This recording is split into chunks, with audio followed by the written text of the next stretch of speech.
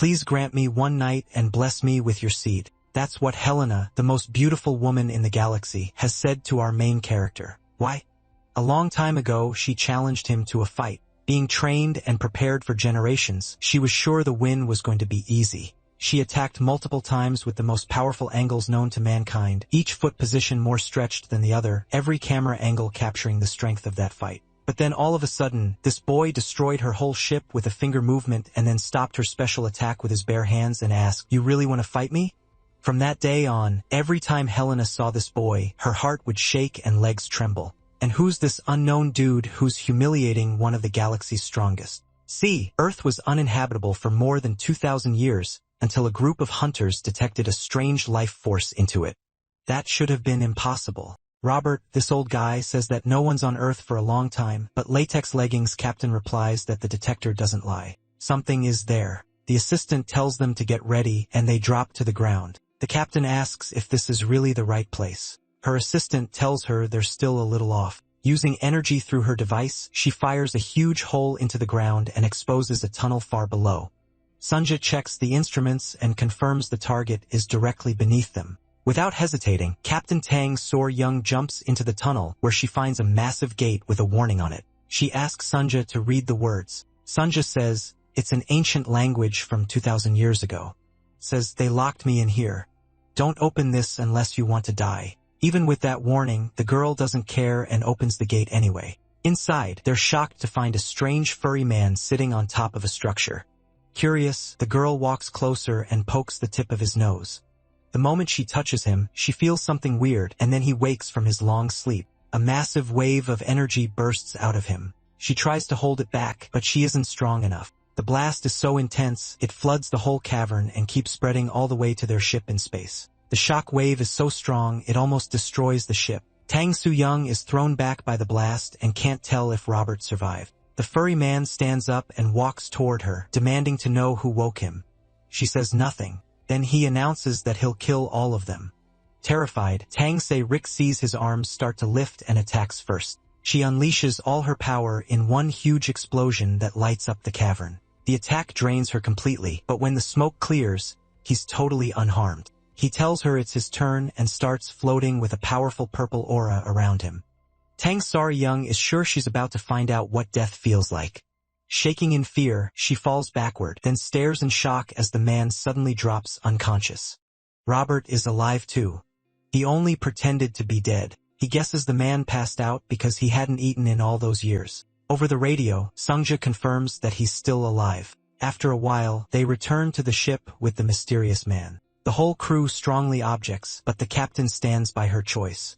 She says a creature like this has to be worth a fortune, maybe more than they can even guess. They start talking about who might buy him and for how much. Then they look back at his unconscious body and wonder what to do once he wakes up. Tang So-ju is sure the celestial silk thread binding him can't be broken.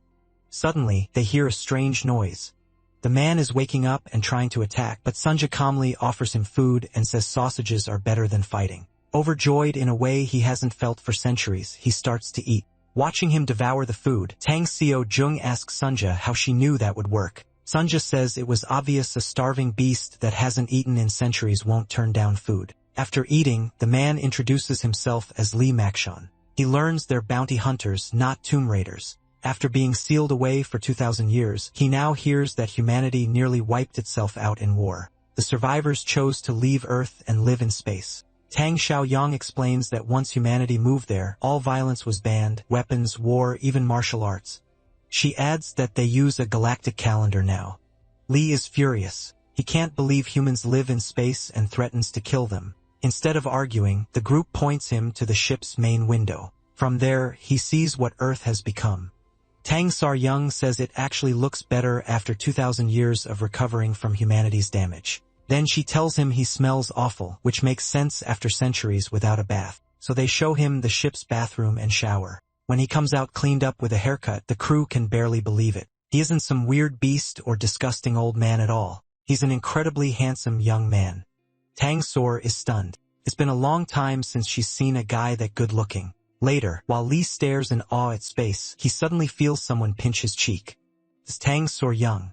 She just wants to make sure the man in front of her is really 2,000 years old, though she reminds him his time in hibernation doesn't count. While she keeps questioning him, Robert and Sunja watch and think the whole thing is pretty strange. Soon, they arrive at a building built into an asteroid in the Pleiades, a space tavern where people come to relax. Inside is an inn called the Wild Crane, packed with people eating and drinking. At one table, Sunja watches in horror, while the new guy stares back at her like it's no big deal. Then the reason becomes clear. He's stuffing 6 hot dogs into his mouth at once with a giant pile still left. Robert quietly asks how one person can eat that much, and Sunja reminds him Lee has been starving for 2,000 years. Robert worries he might try to make up for all that missed food at once, and Sunja says, judging by the way he's eating, that might be exactly what's happening. A moment later, he clears the plates and looks at them like he expects more. At the same time, the Wild Crane's keeper, Wong the 18th, talks with Tang Soo-young and asks if she's really looking for a broker. She says yes and adds that it has to be someone rich and strong because what she wants to sell is insanely valuable. He jokes that it must be something huge to make the usually relaxed Blazing Devil act so worked up. Tang Soo-young asks what a full set of original 2,000-year-old S-rank martial arts books would be worth. That gets Wong's full attention. He keeps smoking as he thinks it over. Later, after she leaves, one of the guards asks if her story could be real, saying originals like that should be worth a fortune. Wong keeps smoking and says the books are worth 0 credits. The guard asks again, shocked because he's sure they'd be priceless. Wong repeats himself, 0. If books like that were real, even one could buy a planet and more. So he figures a mid-level bounty hunter like the Blazing Devil must be lying. He tells the guard to stop dreaming and throw them out. Meanwhile, Tang Soo-young comes back to the table and asks where Sunja went. Robert says she went to get more supplies, then asks how the talk with the innkeeper went. Tang Soo-young lights up and says it went well. Wong promised to contact them if he finds someone. Then something else grabs her attention. Lee is stretched out on a bench with a mountain of empty plates in front of him. She asks Robert if he really ate all that, hoping she's seeing things. Robert says they're lucky he finally stopped. Tang Soo-young grabs her head in regret and says, if not for the money, she'd have handled this very differently. Right then, the tavern door slams open. Everyone turns to look. A group of dangerous-looking men walks in. Tang Soo-young immediately reacts, recognizing them as members of the Heavenly Demon Sect. Their leader scans the room through a futuristic lens, and Tang Soo-young identifies him as Sanjong Wak, leader of the Red Wolf Squad. Robert nods and says the Red Wolf Squad are the sex inspectors. Since they specialize in tracking, Tang Soo-young figures they must be hunting someone. She quietly warns him not to make eye contact. Lee overhears that and asks if they just said demon sect, making Tang Soo-young turn to him in surprise. With hot dog crumbs still on his mouth, he asks if they mean the Heavenly Demon Sect, and from the sound of it, he knows exactly who they are. The captain asks how he even knows the Heavenly Demon Sect after sleeping for thousands of years. Then it hits her. The sect must have already existed back in his time. He looks shocked and asks why nobody is running from the Heavenly Demon Sect. If those people are really from the Demon Sect, everyone should be panicking. Sarah Young asks why they would run. She says the Heavenly Demon Sect has problems. Sure, but it still sees itself as the top orthodox sect in the universe, and honestly, it has the power to back that up. That only confuses him more. He can't believe Demon Sect and Orthodox are being used together. Then a thought hits him. Maybe that strange dream of his really has come true. While checking the room, Sanjong Myuk notices someone suspicious and pauses. A nearby couple turns thinking he's staring at them, but they aren't his target. He's focused on a man sitting alone with his head down on the table. Sanjong Myuk walks over and orders the man to raise his head so he can inspect him. The system scans his face and shows 52.7 C of internal energy. It also lists his martial arts and flags him as wanted for level 2 robbery and assault. Sanjin Wak tells him it's his lucky day. They aren't here for him. Still, he orders the man to report to the Martial Alliance at once and turn himself in, warning that he'll suffer if he refuses. Then Sanjin Wak suddenly stops mid-sentence, eyes widening as he senses something strange. A hand has landed on his head. He goes blank for a second, stunned that someone dared to get that close, let alone touch him. It's our martial arts master casually patting his head like a cat. He says the young man looks admirable, then adds that his impossible dream really seems to have come true. Everyone in the tavern freezes. No one has ever seen somebody act this boldly around a member of the demon sect. Even the card players stop, knowing this can only end badly. The martial arts master keeps praising them, calling them youngsters, and saying they really made his dream come true. He even pulls Sang-jin's head into a hug, saying they must have suffered a lot to build the heavenly demon sect into what it is now. The man Sang-jong-muk had been threatening can only stare completely lost. Still trapped in the hug, Sang-jong-muk asks if this weird newcomer is some kind of foolish child. Robert quickly steps in and says their friend isn't exactly unstable. He just has absolutely no social sense. Sang-jong-muk calls him a brat and says it's his lucky day too. He tries to pull those hands off his head and warns that if he'd sensed even a little martial power from him, he would have torn him apart. Yong Joksang grabs at the hands, but removing them is harder than he expected. He struggles harder, shocked that even with more power, the kid's grip won't budge. Robert notices the Red Wolf leader grunting and asks Tang So Young if something's wrong. She admits she isn't sure. Sang-wak puts more force into it and uses his martial technique, but the hands still won't come off. Now he's openly cursing, so he activates his internal energy drive, pushing a technique called Blood Wolf Art to the max. Sang Jong-woo's eye turns completely white as he shifts into another state. He bursts out with a huge wave of power, forcing the new guy back and yells at him to quit playing around. The energy floods through the hole in and blasts several tables away. The people watching recoil in fear, realizing things are about to explode. No one looks away. They all want to see what happens next. Even his own subordinates are staring from behind with their mouths hanging open. The martial arts master calmly steps back toward his friends, leaving a short gap between himself and Sang Jong-muk. Sang Jong-muk starts to settle down, then notices two things at once. His opponent is totally unharmed, and the inn is a wreck because of him. Tang Soo-young tells Robert the Red Wolf leader may not be in top condition lately, which would explain why he couldn't remove the newcomer's hands. Meanwhile, our guy just stares at Sang Jong-muk. The squad leader scans him and demands to know who he is.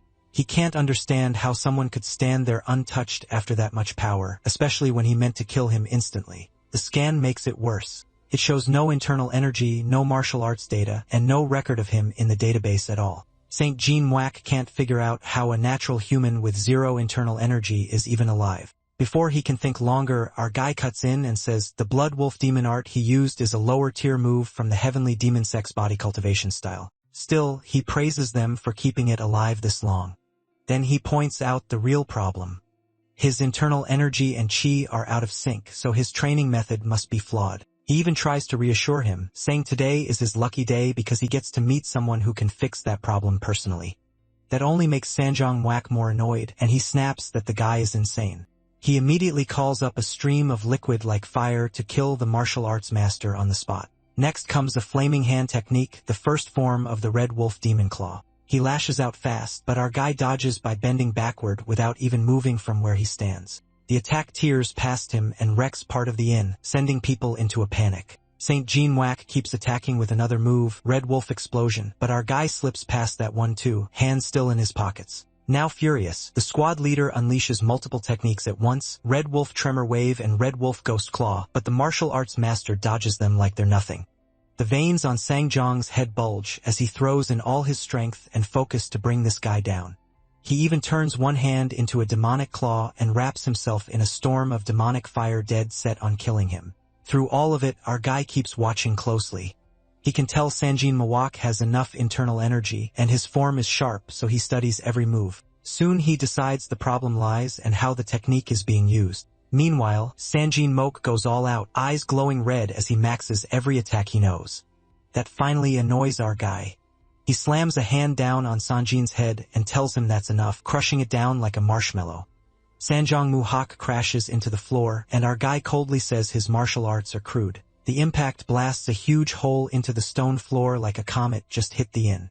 The rest of the squad can only stare at their leader with stone in his mouth, horrified. The people in the tavern are even more stunned, wide-eyed at how suddenly everything turned. Tang Soo-young and Robert are just as shocked. This is their first time seeing members of the mighty heavenly demon sect get beaten like this. Sanjin Wak stays planted in the crater, his head buried in the space he made on impact. Our guy stands over him with his hands still in his pockets and says he learned those skills like a parrot. Real martial arts aren't about copying moves. They're about changing them and making them your own. After correcting him, he tells Sanjin Wak to get up and attack again if he understands. Sanjin Wak doesn't move, and the martial arts master angrily tells him to stand up. The rest of the Red Wolf squad just stare, speechless, trying to process what they just saw. Then they snap and demand to know how he dared attack their platoon leader. Calling him a brat, they rush in to kill him. They charge with weapons drawn and martial arts activated, while the MC just stands there with his hands in his pockets. A little later, the story jumps to the 32nd district of the Heavenly Demon Sect. Every sect member who was in the tavern is now injured, still lying inside with handprints pressed into their skulls. The district commander watches it all on a screen, completely stunned. A robot scans the unconscious Sanjamyuk and lifts his eyelids to check if he's alive. Blood runs from his nose and mouth, and he's missing a few teeth. Sanjamyuk and the others are carried away on stretchers while more SEC members seal off the area so nobody crosses into the scene. Commander Jong Rektat keeps watching and can only say one thing. This is unbelievable. A district elder, Jo Chun Rock, says they were lucky. The men only suffered heavy bruises, and none of them are in danger of dying. Zhong can't believe that. To him, they look so badly wrecked, they should all need surgery. What bothers him most is that an unknown stranger did this. Looking at the newcomer's photo, he seems harmless, but they have no idea he's carrying 2,000 years of skill and strength. Zhong asks again if one random outsider really reduced the Red Wolf platoon to this state. Then he asks whether this man truly has no record in the Martial Alliance database. Zhong confirms the stranger doesn't, though his companions do. Zhong explains that the others belong to a bounty hunter group called the Cess Devil. They usually deal with small B-class criminals or weaker. He adds that their leader is Sar Young, the Blazing Devil. Meanwhile, aboard the Cess Devil aircraft, the newcomer sits at the table with a napkin tucked in and utensils ready, clearly waiting for food. Across from him, Sa Young and Robert just stare, unsure what to ask first. Back in the Heavenly Demon District, Jo Kook wants more on Sa Young. Jo says she's a famous bounty hunter who moves between the orthodox and unorthodox sides. He also reports that her group left the Wild Crane Inn, but they can still be tracked. Jo asks if they should send people after them. Joken says no. He'll deal with it himself. Jo can only stare, confused by what that means. After that, he bows and leaves, letting the commander think. Joken then presses a button and decides to contact an ally. The system starts connecting the call on the large screen. He waits quietly for someone to answer. Soon, a priest-like man appears, Kim Sung-bom, leader of the Greenwood group, smiling at him. Kim greets him warmly, says it's been a while, and asks if Joken has a request. Joken only frowns and stays silent for a moment. Elsewhere, Seum Ryong stands by the aircraft window looking out and trying to clear her mind. Back in the 32nd district, Jo and seems to have explained the situation, and Kim asks if he wants Greenwood to take care of it. At the same time, the S-Devil aircraft keeps speeding through space. Inside, Lee starts getting annoyed that the food still hasn't arrived. Same Ryong and Robert remain seated across from him, watching in silence. They keep staring while Sun Ju grills the hot dogs, and somehow nobody says a thing. Robert finally leans toward the captain and quietly asks if she's really as scared as he is. Irritated, Ryong asks what he's even talking about. He reminds her they both saw what happened. Sang Jun-mook and the Red Wolf platoon were all a rank martial artists, and Lee dropped them with one strike of his hand. That single move also smashed through Sang Jin's men, sending them flying and knocking teeth everywhere. Robert still remembers them getting blasted away like insects, with one of them crashing into a pillar. Segra Young stays quiet, then says she could have beaten them too if she got serious since they were the bottom tier of a rank. Robert admits he couldn't do much. Even risking his life, he thinks he would have only managed to scratch them. He points out that the protagonist swatted them aside like flies without any effort. Tired of hearing it, Segra Young walks over to the protagonist. She slams her hands on the table, and he looks up at her like he's wondering what she wants now. In a softer voice, she says they need to talk. He just keeps staring. The silence drags on until he finally answers, saying he'll talk after he eats. Sire Rung sits down across from him, folds her arms, and says they talk first. Then bluntly, she asks his name. Robert quickly tells her to use honorifics, but she ignores him, asks if Lee is deaf, and demands his name again. Just then, Sun Jiao arrives with a big plate of freshly grilled hot dogs, and MC's focus shifts instantly. The captain stops him right there. He's not eating until they're done, and she wants his name now. He only stares back without answering. Trying to calm things down, Robert whispers that even people say not to bother a dog while it's eating, so maybe they should let him eat first. Ryong isn't convinced. At last, he answers. His name is Lee Meg-jin. Ryong asks who he is and what he used to do, trying to understand how he pulled all that off. The protagonist just keeps looking at her, still holding his knife and fork. She waits for an answer, and the two end up locked in a silent stare.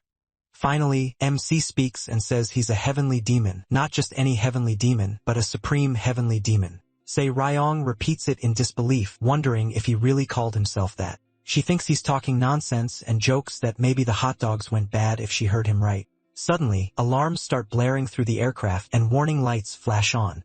Everyone goes on alert while a nearby ship reports that the target has been found. Sun Jia rushes to the system and says someone close by has locked onto them. Si Ryong gets up to check and groans that the heavenly demon sect must be coming after them for what Li did to the Red Wolf platoon. She realizes they're in serious trouble, but Sun Jia checks again and says it isn't the heavenly demon sect. A huge ship marked with a skull appears, and Sun Jia identifies the attackers as Greenwood. Outside, Greenwood aircraft close in and surround the September of Devil ship. Inside one of those ships, Kim is informed that the S-Devil craft has been confirmed as the paid target. Kim, leader of Greenwood's Galaxy division and known as the Black Tiger of the Crescent Moon, watches in silence. A military captain asks if they should fire the EMP capture round. Instead, Kim asks if they've confirmed these people are bounty hunters. The captain says yes. They mostly work on the edge of the galaxy, and their leader is the Blazing Devil, Sire Yung. Kim finds that suspicious. Why would the heavenly demon sect care about such a small group? He thinks back to his talk with Yang, who offered him this job. Kim had gladly accepted the bounty and asked what counted his mission success and what to do after capturing the targets. But Yang told him not to capture them at all. He wanted them erased completely. That shocked Kim, and he asked if Yang meant killing the targets. Back in the present, Kim says the whole thing feels wrong and suspects something else is going on. The heavenly demon sect is better at killing than Greenwood, so if they hired outsiders, there has to be a reason. The captain hears that and grows just as uneasy. After thinking it over, Kim says there may be a trap waiting for them inside the Seth Devil ship. Inside that ship, Sir Young looks out and sees the fleet closing in around them. She says Greenwood are just bandits here to rob them, but Robert doesn't buy that. He points out that no one would send a fleet this big just to rob people as broke as them. There'd be almost no profit. Sir Young winces at being called poor, though she admits he has a point. Still, she brushes it off, calls Greenwood filthy thieves, and says she'll beat them and throw them out if they try anything. Robert just watches her make bold claims while Lee admires the ships around them. Sun Jia finally cuts in and says this is far more serious. These ships are part of Greenwood's Galaxy division, and it looks like a whole division came to capture them. That shocks Sir Yong, and she asks if their leader Kim came too. Meanwhile, he keeps watching the scans and casually comments on how cool it all looks. Sir Young thinks of the Black Tiger Kim Song Bom, and admits even she can't beat him easily.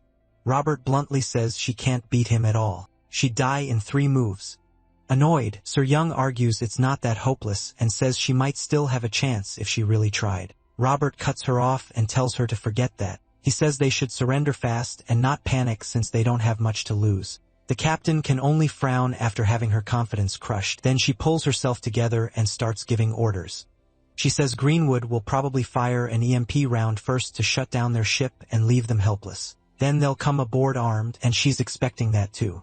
She finishes by saying they can search the ship and if they want, take any extra supplies the crew doesn't need. Robert asks how that's any different from surrendering, and she snaps at him to do as he's told. Then she walks over to Lee, who's still staring up in awe, and warns him not to panic when the EMP hits since the ship will shake a bit. Tang Suyang adds that the EMP isn't meant to destroy anything. Space laws don't allow them to use real ship weapons, and she smugly says the protagonist clearly didn't know that. She tells him not to interfere. They'll leave after taking what they want. The only problem is if someone starts a fight and things get out of hand. Tang Suyang then asks Sun Jia if they have a lock and tells everyone to brace for the EMP shot. But Sun Jia suddenly shouts that it isn't an EMP round. It's a photon cannon, and the system starts blasting a danger warning. That makes Tang Suyang spin around in shock. Sun Jia says it's a ship-killing photon cannon, so the enemy isn't trying to capture them.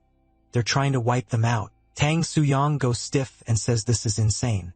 Meanwhile, back on the Greenwood ship, the captain warns Kim that this breaks space law and could bring trouble later. He says it would be smarter to capture the targets first, then quietly get rid of them, but the division leader refuses. He says he has a bad feeling and wants the ship blown apart now. If it causes problems, they'll pin it on the client, the heavenly demon sect. Kim orders the cannons fired as soon as they're ready. Inside the Zelf Devil ship, Tang Sir Young asks if they can warp away, but Sunja says no. They're boxed in on every side. She then asks about the shields, and Sunja admits they won't work because parts of the ship were sold to cover living costs. The captain freezes in horror, no longer knowing what to do. A moment ago she had a plan. Now they're about to be blown to pieces. On the Greenwood ship, the captain reports that the photon cannon is fully charged. Kim gives the order to fire. The cannon launches at the S-Devil crew, who can only wait as the blast rushes toward them.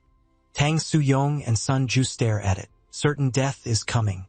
Robert screams at the top of his lungs, while Lee just keeps watching, still not fully getting what's happening.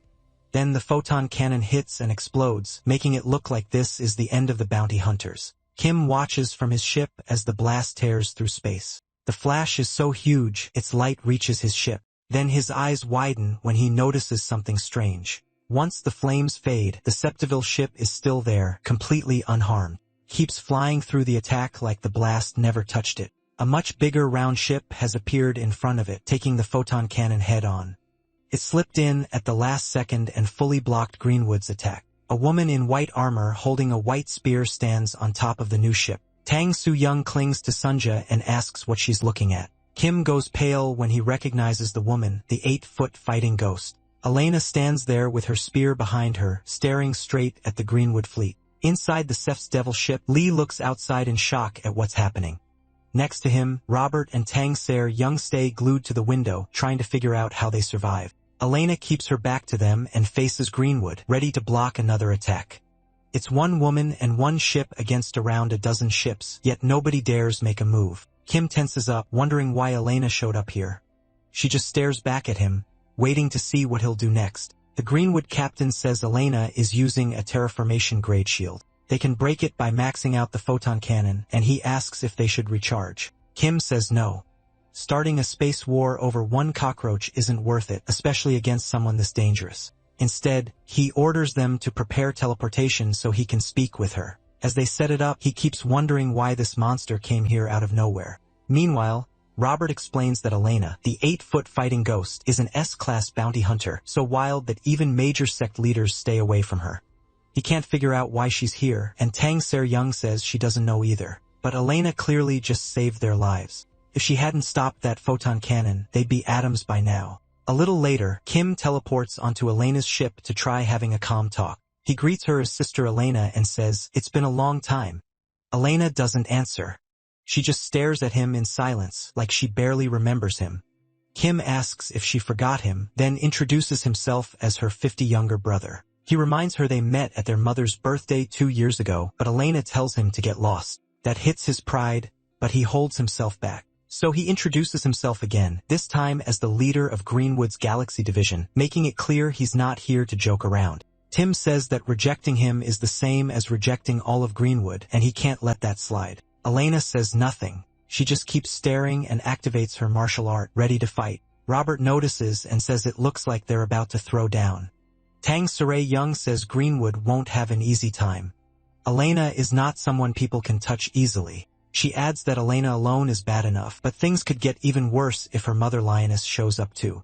Still watching closely, Robert asks what she means by mother lioness. Realizing things are going south, Kim jokes that Elena hasn't changed. She still uses her fists to talk. He lifts his hands and says he surrenders, trying to calm things down. He tells her to relax because he doesn't want to fight, but Elena stays in her battle stance. Kim thinks this job isn't worth taking losses over. He so suggests settling it peacefully and asks why she stepped in. The Black Tiger asks if the several bounty hunters are her targets and says Greenwood will back off if their goals overlap. Elena turns away and walks toward the several ship, telling Kim to get lost one more time. Kim frowns knowing there's no point talking to her and keeps wondering why she came for something so pointless. Meanwhile, the Asevil crew keeps watching the whole thing from their window. Elena approaches and opens a comm line ordering them to hand over what they have or die. Her voice booms through the ship speakers and everyone hears it. Tang Soo Young looks confused and wonders what is happening now. Robert starts panicking, asking why Elena wants to rob them too when they don't own anything valuable. He even asked the captain if she hid something expensive on the ship without telling them, then answers himself in his own panic. He keeps saying there's nothing here worth an S-rank bounty hunter's attention. Then Lee's eyes suddenly widen. Robert and Tang Young instantly look at MC because he's the only thing on this ship that might matter to someone like Elena. He keeps staring out the window. Tang Young asks if he knows Elena, then even jokes that maybe they had a messy romance before he ran off. Lee tells them Elena isn't here for him. That only confuses Tang Young more. The protagonist turns and says Elena is probably here because of the child behind them. They spin around, but no one is there, leaving them completely confused. The captain asks what he's talking about when there's nobody there. MC tells the child to come out and says there's nothing to be scared of. For a moment, nothing changes. Then a young girl slowly starts appearing out of thin air, with her head showing up first. The bounty hunters are stunned and turn to stare at her. A moment later, she fully appears inside the ship. Tang Young is shocked to see this random girl, and Robert totally freaks out. The girl only looks at them and stays silent. Tang Young grabs Lee and demands to know who this little girl is and where she came from. He says she followed them from the inn. He sensed her presence even without seeing a body, but let her stay. He adds that she hid her breathing really well, an impressive trick. Then the girl remains silent. Sunja says it isn't a stealth technique at all. The girl is using a stealth ring to hide herself. Explains that the ring is expensive quantum tech. The captain doesn't care how pricey it is. She marches up to the girl and demands to know who she is, why she snuck aboard, and what she wants. The girl nervously introduces herself as Zhong Huarun, but the captain cuts her off and says she didn't ask for a name. Instead, she asks if the people outside are hunting her, if she's their target. Nearly in tears, Huarun says they're probably after her. Outside, Elena keeps waiting for an answer. Huarun says that as long as she's alive, they won't stop coming for her. Robert suddenly freaks out when he hears the girl's name is Hua Suin, catching the captain off guard. Still stunned, she asks if he knows her. He goes full fangirl and says of course he does. Hua Shrin is the main singer of a group called the Pernosian. Sarah Jung gives him a blank look and asks who the Pernosians even are. Clearly, they aren't as famous as Robert thinks. Robert insists they're the hottest rookie idol duo in the galaxy. He brings up their song Dynamite Dadato, then reminds her it's the group he always plays, the one she dances to. He rushes to look her up online, confirms it's really her, and blurts out that she's even prettier in real life. Then he keeps reading her profile like a total weirdo. She's from Mount Hua, 166 centimeters tall, 47 kilos, blood type AB and EFSP, and allergic to cats. Elena finally loses patience and warns them over comms that this is their last chance. They have 10 minutes to hand over whoever they're hiding. She makes it even clearer, give the girl up or everyone dies. That snaps them back to reality. They stop messing around and remember Elena has them cornered. Holding back tears, Robert asks Miss Wiseman Ryan why all these people are after her. Sarah Jung stays quiet for a moment, realizing what kind of choice they have to make. Then she tells Robert it doesn't matter. They have no choice but to hand the girl over. She makes it clear to Wazarin that she boarded their ship without permission and has nothing to do with them. Even so, the captain reluctantly says she has to leave before she gets them all dragged into this. Robert immediately protests, clearly not okay with giving her up. Sarah Jung turns away and says the decision is final. She's the captain. Warin says nothing. She just stares, knowing they're about to send her back to the people chasing her. After they place Warin in the release chute, Robert tells the captain, this feels wrong, especially since she's the main singer of Pernodian. Sarah Jung says they can't protect her. Greenwood alone is bad enough, and Elena is on a whole different level. She explains that even if they resist, Warin's fate probably won't change. They'll just die with her. With obvious reluctance, Sarah Jung presses the red button. As the door starts opening, she admits to Robert that this hurts her too, but there's no other option. Warin waits in silence while the system announces that the lock has been released and the gate is opening. She steels herself for whatever comes next, then a hand suddenly lands on her shoulder. Startled, she turns and sees Lee beside her, wearing that same strange look he gets when things turn insane. He reminds her that he told her not to worry. She can only stare, shocked that he came with her while Elena is waiting outside. Looking through the glass, Sarah Jung sees the protagonist standing with Hua Shuin and panics, wondering when he got in there. Robert is just as shocked. Sarah Jung rushes to shut the gate, baffled by how reckless Lee is. Robert stops her and says they should wait. MC is strong enough that he might even beat Elena. Sarah Jung calls him crazy. They're in space and he doesn't even have a shield, so he shouldn't be able to breathe. As the gate opens, it looks like space itself will kill him before Elena can. The captain orders Sunja to close the gate right away. Sunja looks surprised and says it's already too late. Stunned, Se-ryung moves to the window. There, she sees Lee and Warin already outside, drifting through space. Horror spreads across her face. She knew the protagonist was reckless, but she still can't believe he actually went out there. Outside, MC and Hwa-rin move toward Elena's ship. Hwa-rin grips herself tight, bracing for what waits ahead, while he keeps one hand on her shoulder.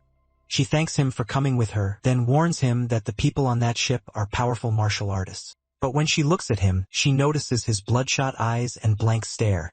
Lee can't breathe. He starts choking, trying to hold on with what little air he has left. Alarmed, Warin asks what's wrong, then realizes the truth and begs him not to say he came out here without a shield. The protagonist starts coughing and flailing, trying to get back to the ship. It doesn't work. Warin stares in shock as she realizes her would-be savior is about to die. He keeps struggling to return, but gets nowhere, and Warin has no idea how to help. From her ship, Elena watches the two of them in silence. Someone yells at Lee that it's 300 degrees outside and the pressure will destroy his organs in seconds, asking why he went out there with no shield at all. At this point, it's obvious MC knows absolutely nothing about surviving in space. He keeps coughing, turning purple as he waves his arms wildly, still trying to get back. His body swells, his eyes redden, and he looks seconds away from bursting.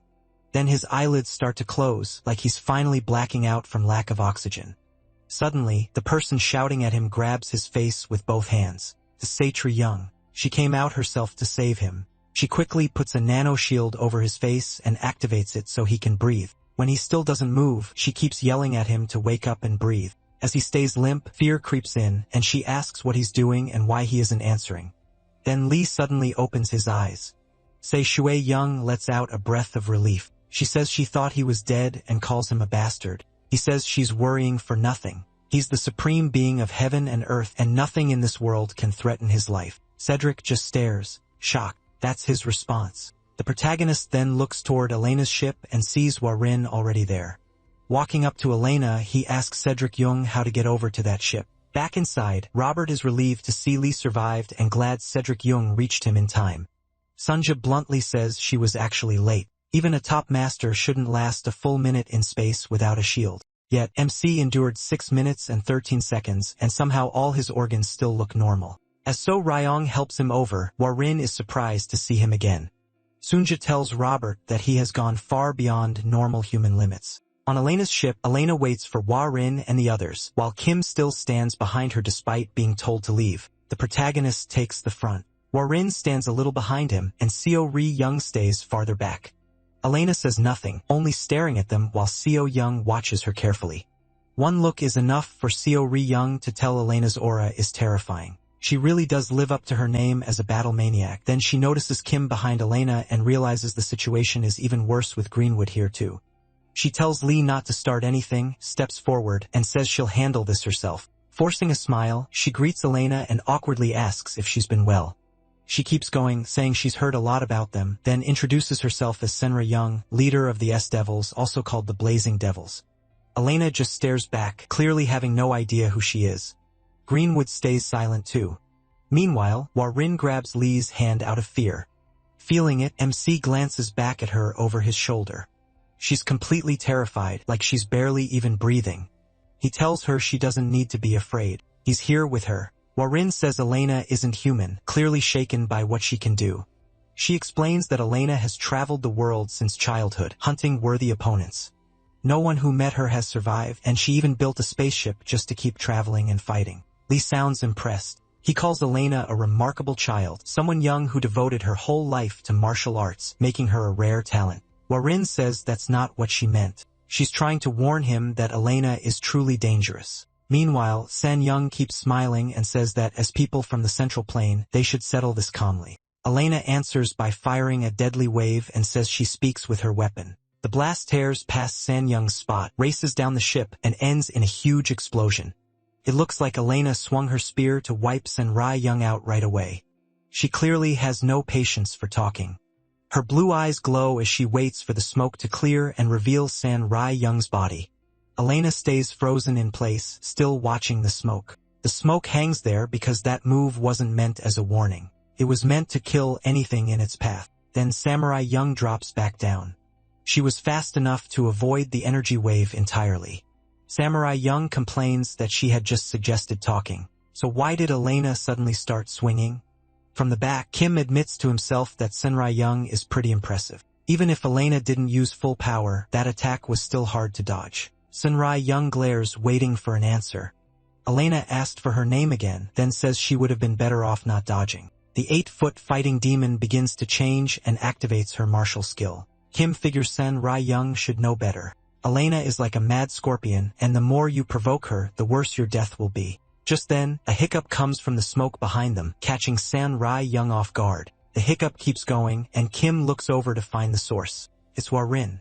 The smoke is making her choke, so Lee pats her back to help.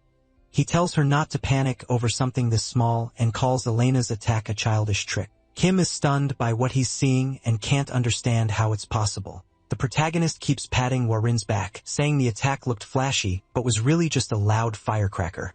He tells her not to be scared by empty noise.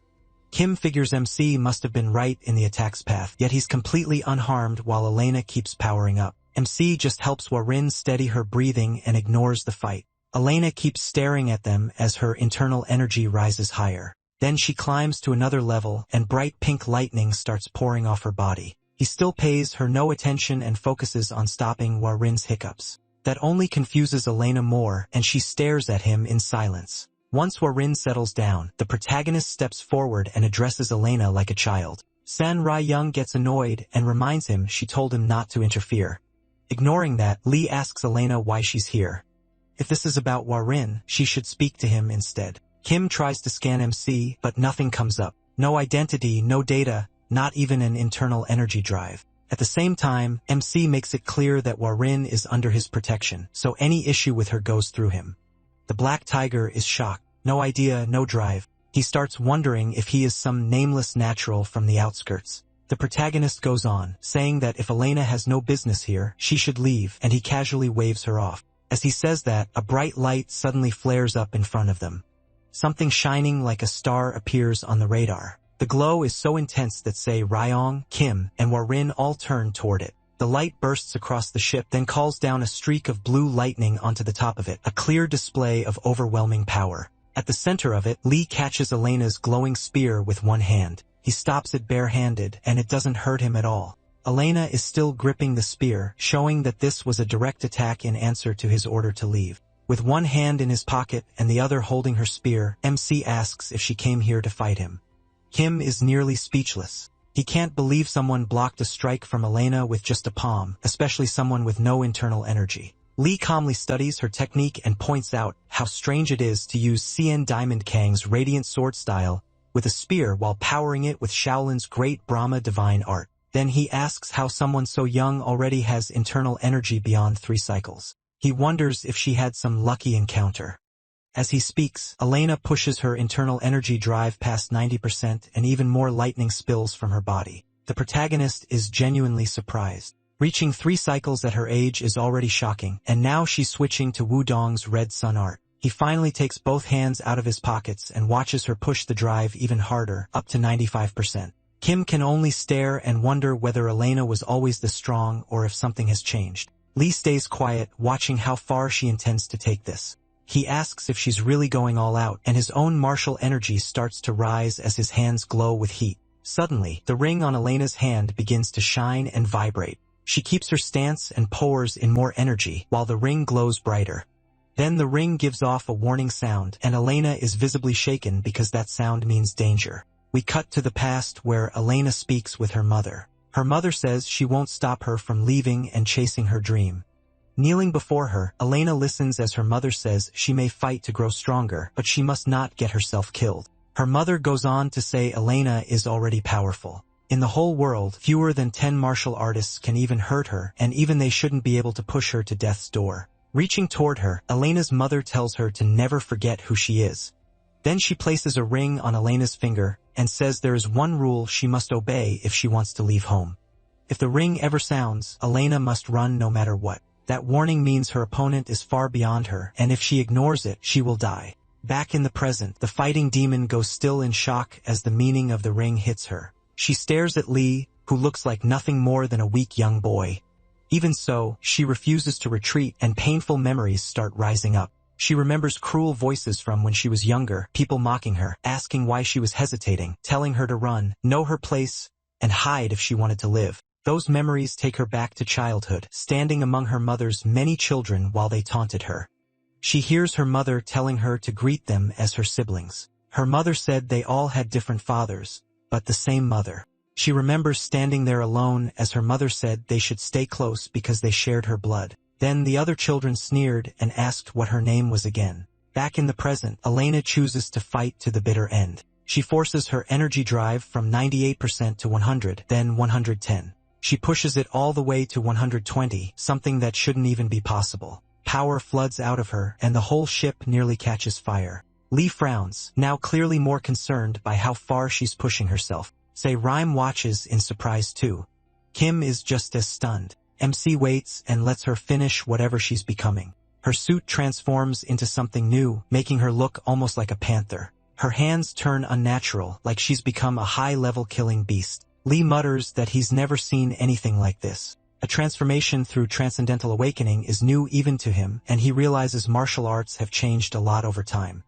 While he's thinking, Elena launches straight at him. He feels martial arts may have advanced a little too much, but he still doesn't move. He stands there with his hands in his pockets until Elena closes the gap and swings. He slips past the strike with ease and notes that the move is the chaotic storm sword of the AIM sect. She follows with a fiery spiral attack, and he dodges again, identifying it as Kunlun's sun and moon twin wheels. Elena grows furious and raises her output to 125. She unleashes several attacks at once, but Lee still avoids them all while naming each one the sun-piercing spear and the falling sun blade from Xian Diamond Kong sect. Elena pushes even higher, reaching 140, and sends a twisting fire tornado at the protagonist. He simply leans back and avoids it, calmly recognizing the moves as the beggar's sex dog beating stick in drunken 8 immortal steps. Still crouched, MC frowns. He's shocked that she also mixed in the esoteric sex 4,000 red needles, not slowing down at all. Elena jumps to 170. She charges with twin iron claws and explosive force in both hands while he keeps retreating and dodging, staying on defense. Finally, he yells that enough is enough and swings a hand forward. A heavy blast of fire pours out and shoots straight at Elena as she leaps in. The hit triggers a huge explosion that swallows the whole ship, making it seem like no one could survive. As thick smoke fills the area, Lee waits to see what happened to Elena. Then something moves inside the smoke and catches his attention. Even Kim is shaken by what appears like he's never seen anything this strange before. Yang Hua-rin and Seo Zhang stare in the same disbelief. It's Elena, but now she has around 8 arms, each holding a weapon, floating in the air with 8 glowing swords. She looks almost like a god of war. A second later, she flies at Lee, trying to strike him from every angle. Now she's at 190 and still not stopping. She brings down a blazing overhead attack, but the protagonist only watches her. Elena keeps coming, fully armored now, looking less and less human. MC looks up at her and frowns, wishing she would stop before going too far, but she does the opposite and rushes in even faster. He admits her talent is incredible, yet she's already crossed the line. As she charges, Lee realizes her awakening is dragging out all her wounds and desires. She's being swallowed by herself. Watching her close in, he can tell she's carrying far too many inner demons. Power suddenly bursts into his hand. He thinks that if she pushes any farther, he'll have to kill her to stop her. Behind him, Hua-rin watches Elena rush in. A strange heavenly sword forms in the protagonist's hand, and he reminds himself he promised to protect Hua-rin, Su Ryong, and Kim are stunned when they realize Lee is holding a heart sword. Elena doesn't care and keeps charging, bent on killing him. It feels like only one of them will walk away. Just before she reaches him, MC swings in anger and tells her to stop. The burst of power is enormous, so bright it nearly blinds everyone watching. Even Robert can barely see through the light. From where he is, he watches an explosion erupt over Elena's ship. The heart sword's impact is so destructive that it tears the ship into several pieces. The whole ship explodes in space before the Greenwood fleet, shining from afar like a star. From the main Greenwood ship, the captain stares in horror at the place where his boss was. The blast was so violent, there seemed to be no way Kim could have survived. Then he hears a cough nearby. Kim had teleported back at the last second, just before the ship blew apart. Bloody in panic, Tim calls out Lord Cheju's name and says he's not dead. Cheju moves in to help him stand. Leaning against a wall, Kim looks out at the shattered remains of the ship. He says if he teleported even 0.1 seconds later, he would have been ripped apart. Flames still spread through space as wreckage drifts around. Standing on a large broken piece of Elena's ship, Sikryong asks Lee if he's crazy. They could have been killed. She snaps that people stranded at sea don't burn their own ship just because they're mad and says he should have held back. Blood at his mouth, he struggles to answer and says restraint wasn't an option. Seeing the blood, Cedric Rummy rushes over and asks if he's hurt. Lee keeps looking upward and says Elena's power was stronger than he expected. Cedric Rummy follows his gaze and realizes what he's staring at. Elena's naked body and broken weapon are drifting through space among the wreckage. The captain asks if she's dead since she's floating there without moving. Still watching Elena, the protagonist says she's not dead yet. Then a strange woman appears and takes Elena's unconscious body. MC realizes the sword strike didn't kill the 8-foot ghost because this woman protected her with greater power than he expected. The woman looks at Elena with pity and covers her body. She keeps staring at Elena in silence, full of sorrow. Then light from a huge ship above them shines down, and the woman carries the 8-foot fighting ghost away. Tang So-young recognizes her at once as the West Heaven Sword Matron, and Kim realizes she's his mother, the same one who gave Elena the ring she ignored. The West Heaven Sword Matron takes Elena into her ship without saying a word to anyone. Lee only stares after her in surprise, still holding the heart sword. Inside the West Heaven Sword Matron's ship is a pool of green liquid. Elena's unconscious body floats inside it, and the liquid seems meant to heal her injuries. Her mother stands in front of the container, waiting for Elena to wake up. The worry on her face is clear as she keeps watching Elena inside the tube. Soon, Kim, Tang, Seo-young, Young Hwa-rin, and Lee appear behind her, apparently called in for a talk. Kim bows to his mother at once. At the same time, Tang So-young holds Hwa-rin's hand, trying to calm her fear. Kim says he didn't know she was coming and asks her to punish him for failing in loyalty and filial duty. She cuts him off at once, saying this is not a place for him to step into. Her tone makes it clear little children like him shouldn't speak. She tells him to act like he isn't there, and Kim silently endures it from his mother. Then she approaches Lee, gives a respectful greeting, and introduces herself as the West Heaven Sword Matron.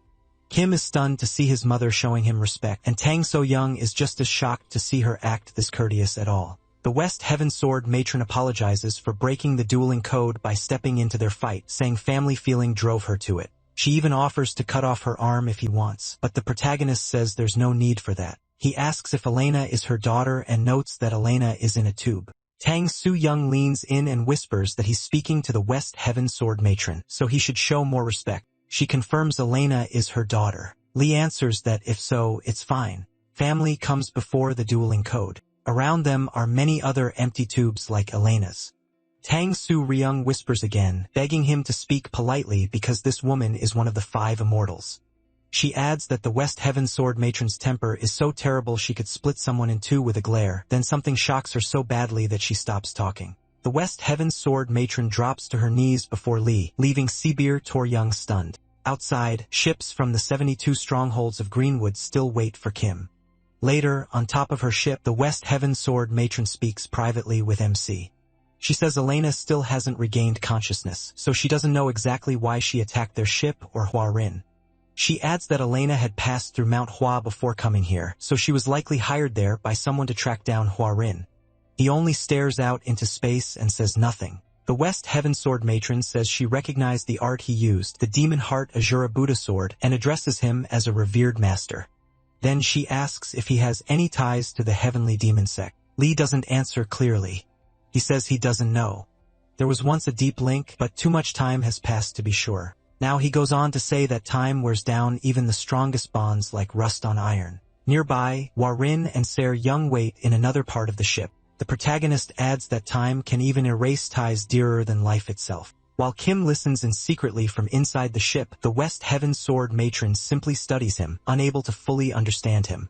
To herself, she admits he truly is extraordinary. His chi and martial arts are flawless with no sign of being forced or fake. She can't understand it. Reaching that level should have only been possible in the golden age of martial arts. Kim keeps staring off into the distance, ignoring her, and she wonders if this young-looking man is using some kind of age-reversing art. Breaking the silence, she respectfully asks Lee if she may make a request. MC reads right through her and asks if she wants a real duel. She's stunned he caught her intent so easily. He says her manners are polite, but every word carries killing intent, like a blade being sharpened more and more. The West Heaven Sword matron praises his hearing for catching even her quiet mutters. He says he never turns down a challenge, but if they fight, one of them will die, and the survivor won't walk away whole. Something too strong can't bend, so it breaks. The West Heaven Sword matron begins raising her inner energy and accepts that outcome, still hoping for a chance to fight. Suhui notices the matron's energy rising and starts to worry that trouble is about to start. While she continues, Lee asks if there's any real reason for them to fight. That question catches the West Heaven Sword matron off guard. The protagonist finally looks at her and says they can fight later if there's a reason. For now, he'd rather keep seeing more of the world. His words interest her enough that she stops gathering power. In the end, she fully lets go of the transformation and accepts his offer. Not long after, the West Heaven Sword matron's ship and the Greenwood fleet remain spread through the area. A moment later, the Cess Devils leave, showing their talk is over. Later, Kim speaks with his mother and tells her the kill order came from the Heavenly Demon Sect to keep a secret from getting out. Still kneeling, Kim firmly repeats that the Heavenly Demon Sect was behind it. She says she can't understand why the Heavenly Demon Sect would want everyone on the S-Devil ship dead or what secret mattered that much. She points out that Lee clearly used the sect's highest martial arts, so wanting him dead makes no sense. It also doesn't fit that they'd hire Greenwood to handle it. Kim says there's recent news that the Heavenly Demon's Red Wolf Squad was wiped out by an unknown force, and these people may be connected. His mother tells him not to think too hard about it. She says no amount of guessing will solve this, and that hits Kim hard. Instead, she orders him to track their movements carefully and report back. That alone should be enough for him. Kim proudly says Greenwood is unmatched at tracking, and reminds her he's part of Greenwood's command. His mother only looks at him. Kim stays on his knees waiting for her answer. At last, she says she'll trust him with the tracking, but he must not interfere with their affairs. She adds that she doesn't want her child getting hurt, and Black Tiger's eyes go wide at the sudden motherly concern. He glances back and quietly says, "Mother," and it's clear the West Tiger line is huge since she has so many children. Before leaving, she asks him one last thing. He quickly turns eager to hear it, then she asks for his name, leaving Kim frozen in shock. Back on the S-Devil ship, Kuya hides behind Lee, while Sawi yells at her, demanding to know what kind of trouble she's dragged them into now. Sawi is furious. She asks what Kuya did to get tangled up with Greenwood, the giant fighter Elena, and worst of all, the Heaven Sword matron. Did she flip the whole world over before coming here? Outside, everything is finally calm. No ships closing in, and no martial artists trying to kill each other. Wah looks down and sincerely apologizes for all the trouble. She admits she doesn't even know why everyone's after her. She explains that after finishing her tour, she went back home to Mount Hua and everything had changed. As they sit to talk, Sanja piles up hot dogs for Lee. Hua says that the moment she returned, people from her own hometown tried to kill her, so she ran all the way here. Meanwhile, MC stuffs down 7 hot dogs at once and grabs 4 more with his other hand, completely ignoring the talk. So Hua says none of this makes sense to her, then turns to Sanja for help. Sanja looks just as lost and says she can't make sense of it either. Hua falls silent, unsure how else to explain it, while he keeps eating so wildly that bits of meat fly everywhere. Then a piece of meat accidentally lands in Hua's mouth. As she tries to spit it out, Robert slams both hands on the table and demands to know if she just said Mount Hua. He shoves Suhui aside and asks if she means the planet Mount Hua, his hometown too.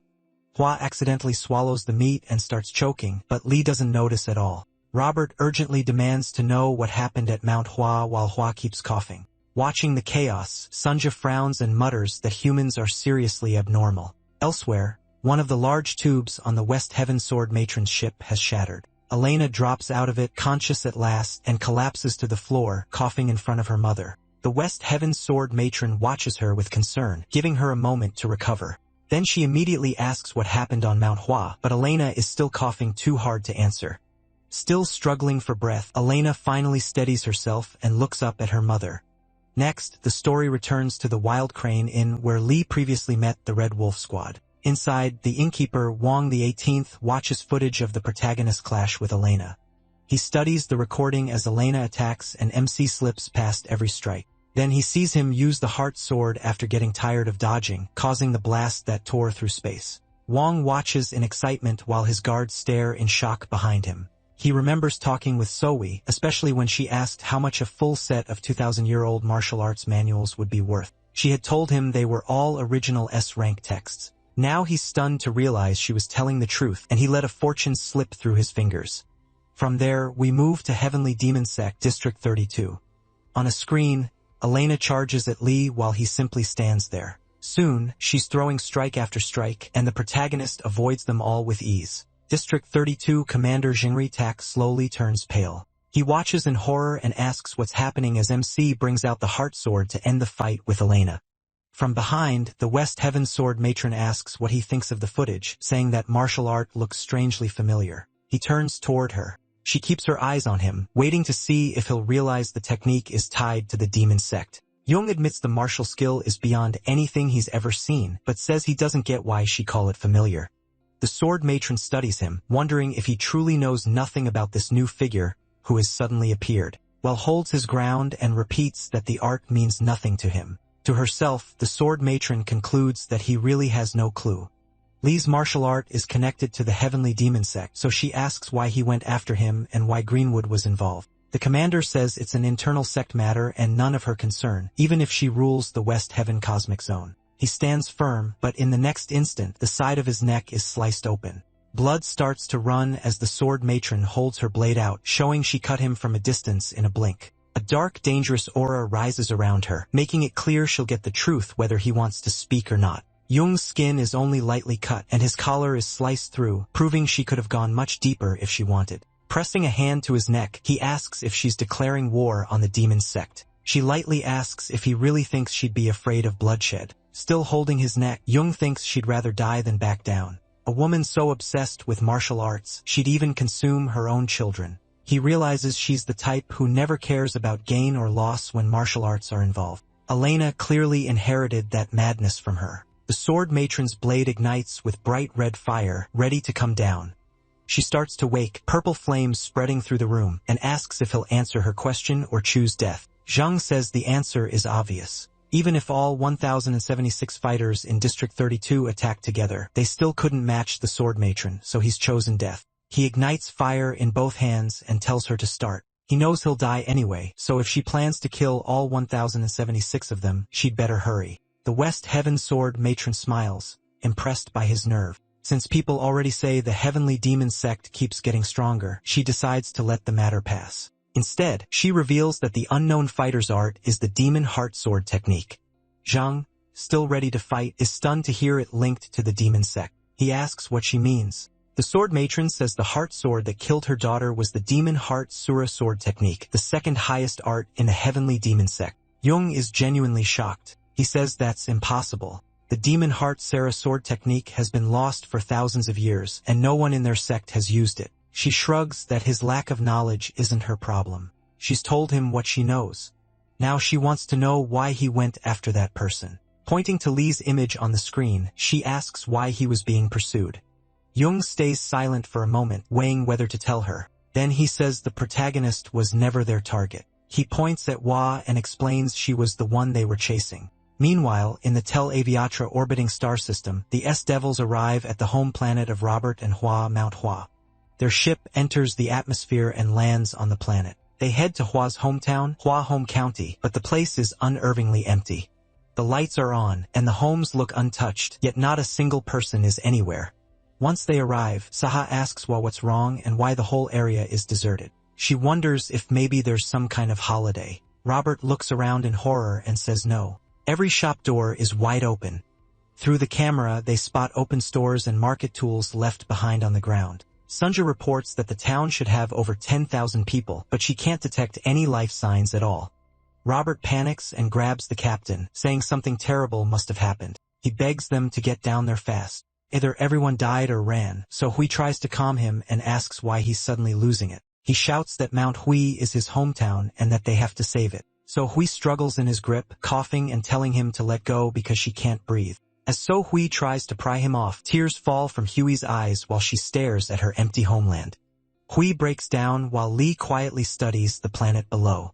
He asks her what happened and tells her to speak if she knows why the place is abandoned. She hesitates, clearly knowing more than she's saying. Before she can answer, Sunja announces that she found a life signal and everyone turns to her at once. The signal is coming from Jiha Pavilion inside Mount Hwa's main headquarters. Robert stops struggling when he hears that name and says Jiha Pavilion is where the leader of the Mount Hwa sect lives. Sunja confirms it but warns them the signal is strong and seems to belong to only one person. Hwa says nothing, but it seems like she already knows who it is. Later, they reach Jahan Pavilion. By night, the place feels eerie with smoke hanging around it. They stop at the entrance, tense about what might be inside, when Suhui hears a loud noise behind her. There's Robert in a combat suit and she asks what he's doing.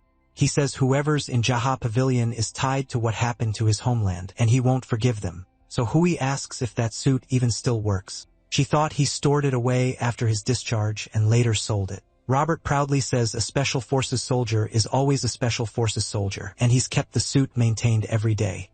As they near a tunnel by the pavilion, the captain contacts Sunja. She asks if the signal is still there just to make sure they're not chasing nothing. Sunja says the life signal is getting stronger, but warns them it doesn't seem human. Sahui takes that in and suggests sending a recon drone first to identify it before they go inside. Robert blurts out when he hears the target may not be human. Before she can finish, Robert charges into the tunnel, yelling that he'll kill whatever is in there and demanding the monster come out because special forces are here. Sun Hui and Lee can only stare. Sun Hui mutters that he's acting strangely just because this is his hometown. Since Robert already made enough noise to alert the target, she gives up on the drone idea and tells everyone to stay sharp. Just as they move in, a wave of fire bursts from the tunnel and rushes at them. So Hui sees the flash and freezes in shock. The blaze tears through the tunnel and burns everything in its path. She can only hope they're not facing a dragon. The flames shoot far past the tunnel and reach the houses in front of the pavilion. Then the fire pulls back into the tunnel and the area goes still again. So Hui is left speechless. Hwa is just as stunned that they survived such a massive blast. The reason is awkward. They've both been pressed tightly together to avoid the fire. Lee had lifted both of them with his legs and raised a shield to block the flames. Not even noticing the awkward position, MC keeps looking into the tunnel, trying to figure out where the fire came from. Sahawi snaps out of it and asks where that sudden blast came from. He tells them to move, then drops Sahawi onto Hala. She lands hard on her back and groans in pain.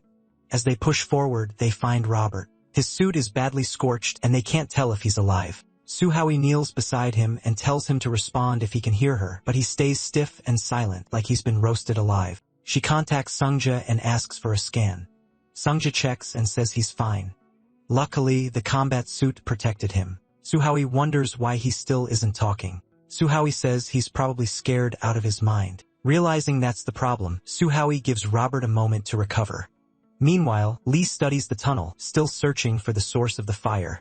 Then he notices a streak of pink lightning overhead. Looking closer, he spots something scattered near the end of the tunnel. They're small pink flower petals, and they're creating those flashing streaks. One lands in Lee's hair and crumbles right away, which confuses him.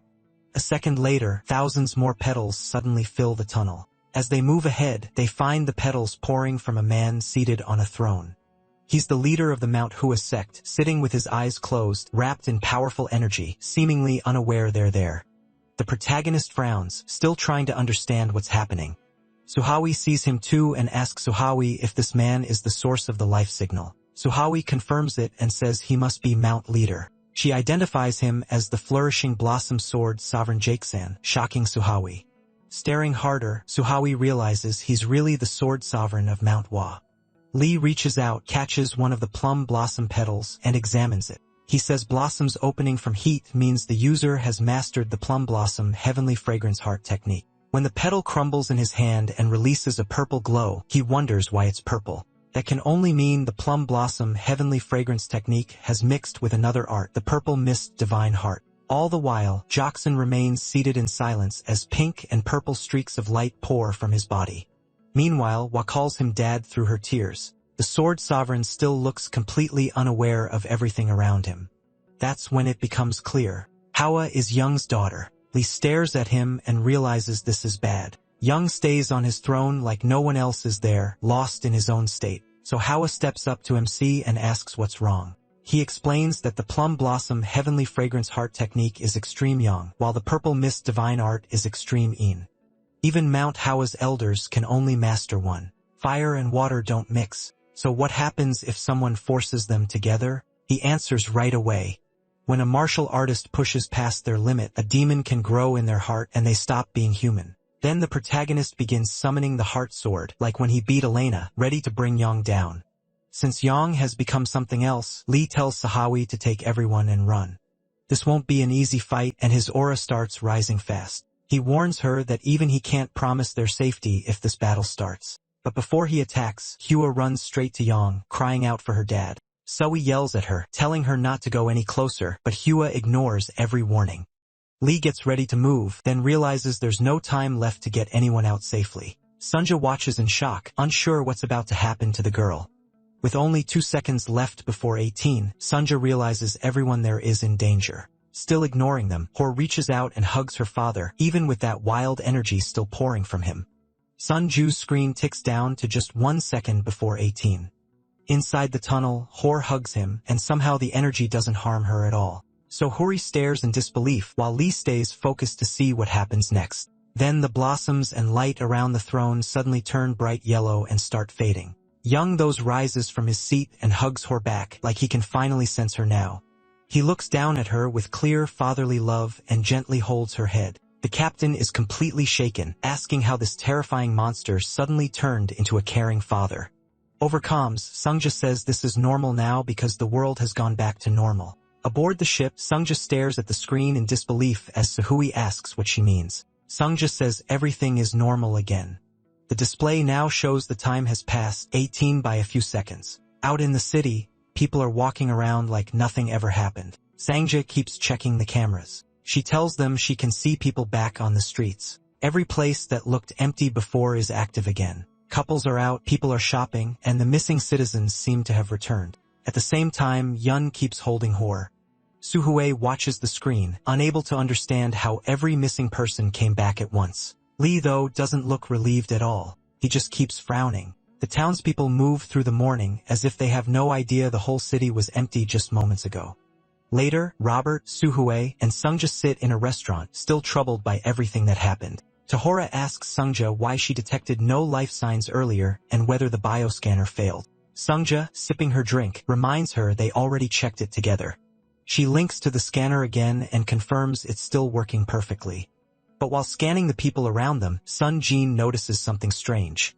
Everyone's internal energy is drained. Adults and children alike show no internal energy at all. Robert says that might not matter if they seem fine, but Sohor still can't shake the uneasy feeling. He tries to brush it off. They thought these people were dead, and now they know they're alive. Then he decides he's hungry and wants to order. Robert calls over a server, and Sohori points out how he was panicking earlier, but now acts like nothing's wrong. As the waitress heads their way, Robert tells the others she's finally coming. When she gets close, he starts ordering a double serving of noodles and a large special dong pork, then suddenly cuts himself off. She walks right past him without reacting at all. Robert freezes, hands still raised, wondering if her service is awful or if she just didn't hear him. He turns and sees her helping other tables, then asks why she ignored him. When she comes back their way, he brightens and loudly tries to place his order again. She passes him a second time without a word, like he isn't even there. Robert goes stiff again, then blurts out in confusion, asking why she keeps ignoring him. Sung Jae explains it's not that the woman didn't hear him. It's more like the people here can't see them at all. No one in the restaurant has looked at them once. Even up close, people move past them like they're background objects. In other words, these people aren't aware of them at all, as if they don't exist. So Ho gets a very bad feeling, but says she doesn't want to jump to conclusions yet. Elsewhere, Yang has already moved on and is calmly having his morning tea. He pours tea into small cups and settles in like it's any normal day. He drinks in peace even with guests right in front of him. Hoi tells Lee her father would never normally drink alone while others are present. Nervously, she calls out to him, but he still can't see or hear them. She says he's been like this ever since she returned from her trip, while Yang quietly keeps sipping tea. Ho tells Lee the strange part is that her father still handles all his usual duties. He inspects things, eats, and tends the garden at the exact same times every day, like clockwork. MC walks up to him, unsettled, and waves a hand in front of Yang's face. There's no response, and Hui says it's useless. She warns that interrupting his routine can cause trouble, but he doesn't wait and snatches the teacup from Yang's hand. Hui panics, shouting that this was a terrible idea and telling the protagonist to move. Caught off guard by her reaction, MC almost misses Yang swinging a sword straight at his neck. Before the slash can land, Lee bends back and narrowly dodges it. The blade sweeps past him, and Yang instantly turns the sword down to pin him where he is. He rolls away in time, avoiding a string of fast follow-up strikes. Yang moves with blinding speed, but Lee keeps up. The attacks come so fast it looks like several swords are cutting at once, leaving the protagonist no choice but to keep dodging. Then Yang gathers force in his palm and tries to unleash it at point-blank range. MC gets serious and rushes in, saying that's enough. He can't let that attack fire off. He slams his palm into Yang's to stop the technique before it fully erupts. Even so, the clash sends out a huge shockwave that tears through the room and nearly hits Hugh. Watching in fear, she screams for Lee to stop. The blast throws Yang back into the smoke, but he holds his ground. Yang rises again with killing intent, lightning flashing around his body, all because his tea was interrupted. The protagonist notices the same sign as before, extreme Yang and Yin acting together. Hui yells that the only way to stop him is to give the teacup back, while Lee keeps his eyes on Yang. He says that when someone tries to pass an impossible limit, the body shouldn't be able to handle it. They should fall to inner demons, burst apart, and die. As Yang's power keeps growing and he walks forward, MC can't understand it. This level should be impossible. Yang should already be dead. Yang keeps advancing, wrapped in fire along with purple and pink light. Then a giant plum blossom appears again, its pink petals stained with purple, floating in front of Yang as he moves ahead. He stares at Yang and feels something is deeply wrong.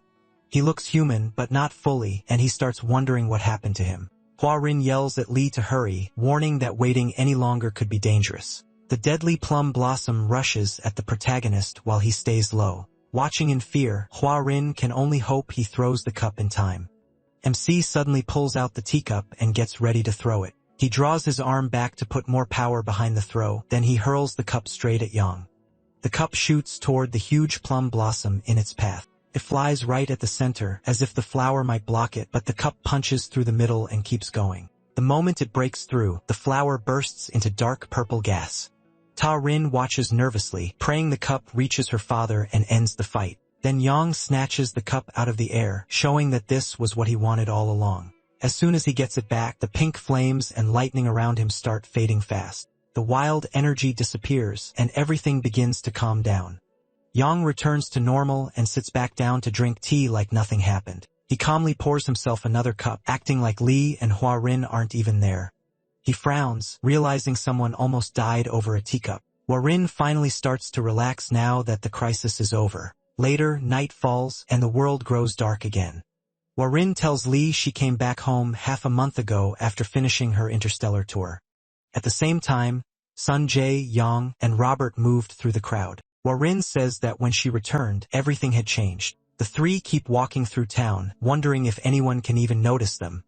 Hu Rin explains that the townspeople act like wind-up dolls, repeating the exact same words and actions over and over. Robert reaches out and stops one of the men in the street. Hua Rin says things get even stranger when someone interrupts the townspeople. The man Robert stops freezes in place without even turning around. Robert tries asking him what's happening on the planet, but the man stays focused on his iPhone and gives no response.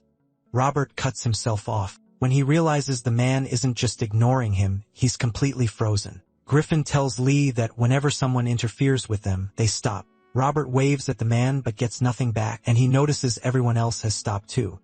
Riffron says that's when the next strange thing happens. All those people start fading away.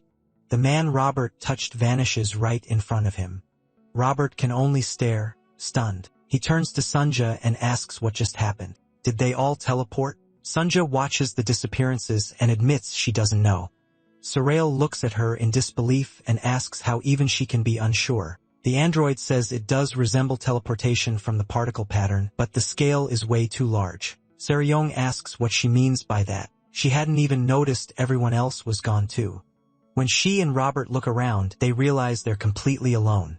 She asks Sunja where everyone went. Still scanning the area, Sunja says every life sign on the planet has disappeared. The captain is shocked and asks her to say that again. Warin tells Lee that after the people vanish, something even worse appears. She points outside and says strange creatures show up once the streets empty out. Out in town, Seo Dae-young, Robert, and Sunja begin noticing something strange ahead. a whole army of robots starts marching toward them.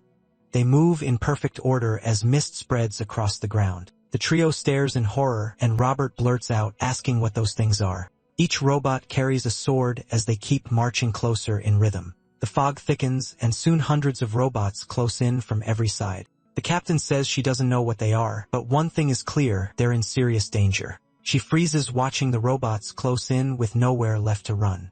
Still staring at them, she asks Sunja if they're androids. She also wonders why they look unfinished with only an iron rod where their abdomen should be. Sunja scans them and says they're not androids, they're construction droids. She explains these are early labor models made for simple work like planetary development with weak AI and limited thinking. Lets out a small breath saying she panicked for nothing if they're only construction droids. She reminds them that under the 3 laws of robotics, droids can't harm humans, but Robert isn't convinced. They're carrying swords and he asks why construction droids would need those. Saborian guesses they're using them like tools. She walks up and tells the droids there are people here, ordering them to move aside and find another route. Instead, one droid charges at her and tries to slash her face. Before she can react, it swings again, aiming to cut her in half, but she fires an energy blast at it. Luckily, the blast pushes her back just enough to dodge the strike. She glares at the droid and demands to know what it's doing, wondering if it's broken. Her answer comes fast. Several more droids leap at her with swords drawn. They move like ninjas, swarming in to slice her apart. To stop them, Se-ri-young unleashes a huge energy blast with her martial arts. From the Jahan Pavilion, Hua-rin and Lee notice the massive explosion tearing through the city. Hua-rin tells the protagonist those are the things she meant. They always appear after the people vanish. Back in town, Cedric keeps blasting the robots. Sunja clings to her waist and Robert runs for his life. Hua-rin explains the robots attack any living thing they find. Meanwhile, the trio jumps onto a roof, but the robots keep chasing them. Robots swarm the rooftops in the streets below, leaving them with nowhere to escape. Hua-rin says the same thing happened to her when she came home from her tour. She glances toward where her father usually drinks tea and realizes he's gone. The spot was empty, and she tells Lee she would have died if her father hadn't stepped in. Yang returns to his seat and resumes meditating. Hua-rin says the robots never come near her father for some reason. Yang settles back onto his throne and rests his arm on it. Then pink fire begins to rise around the place again, just like when they first arrived. He closes his eyes, the pink flames surround him once more. As his meditation deepens, the light flares and plum blossoms appear again. Ho-rin adds that when everyone else disappears, only her father remains. But in that unreachable state, looking at Yong, Lee says he's trying to hold on. She turns to him and asks what that means.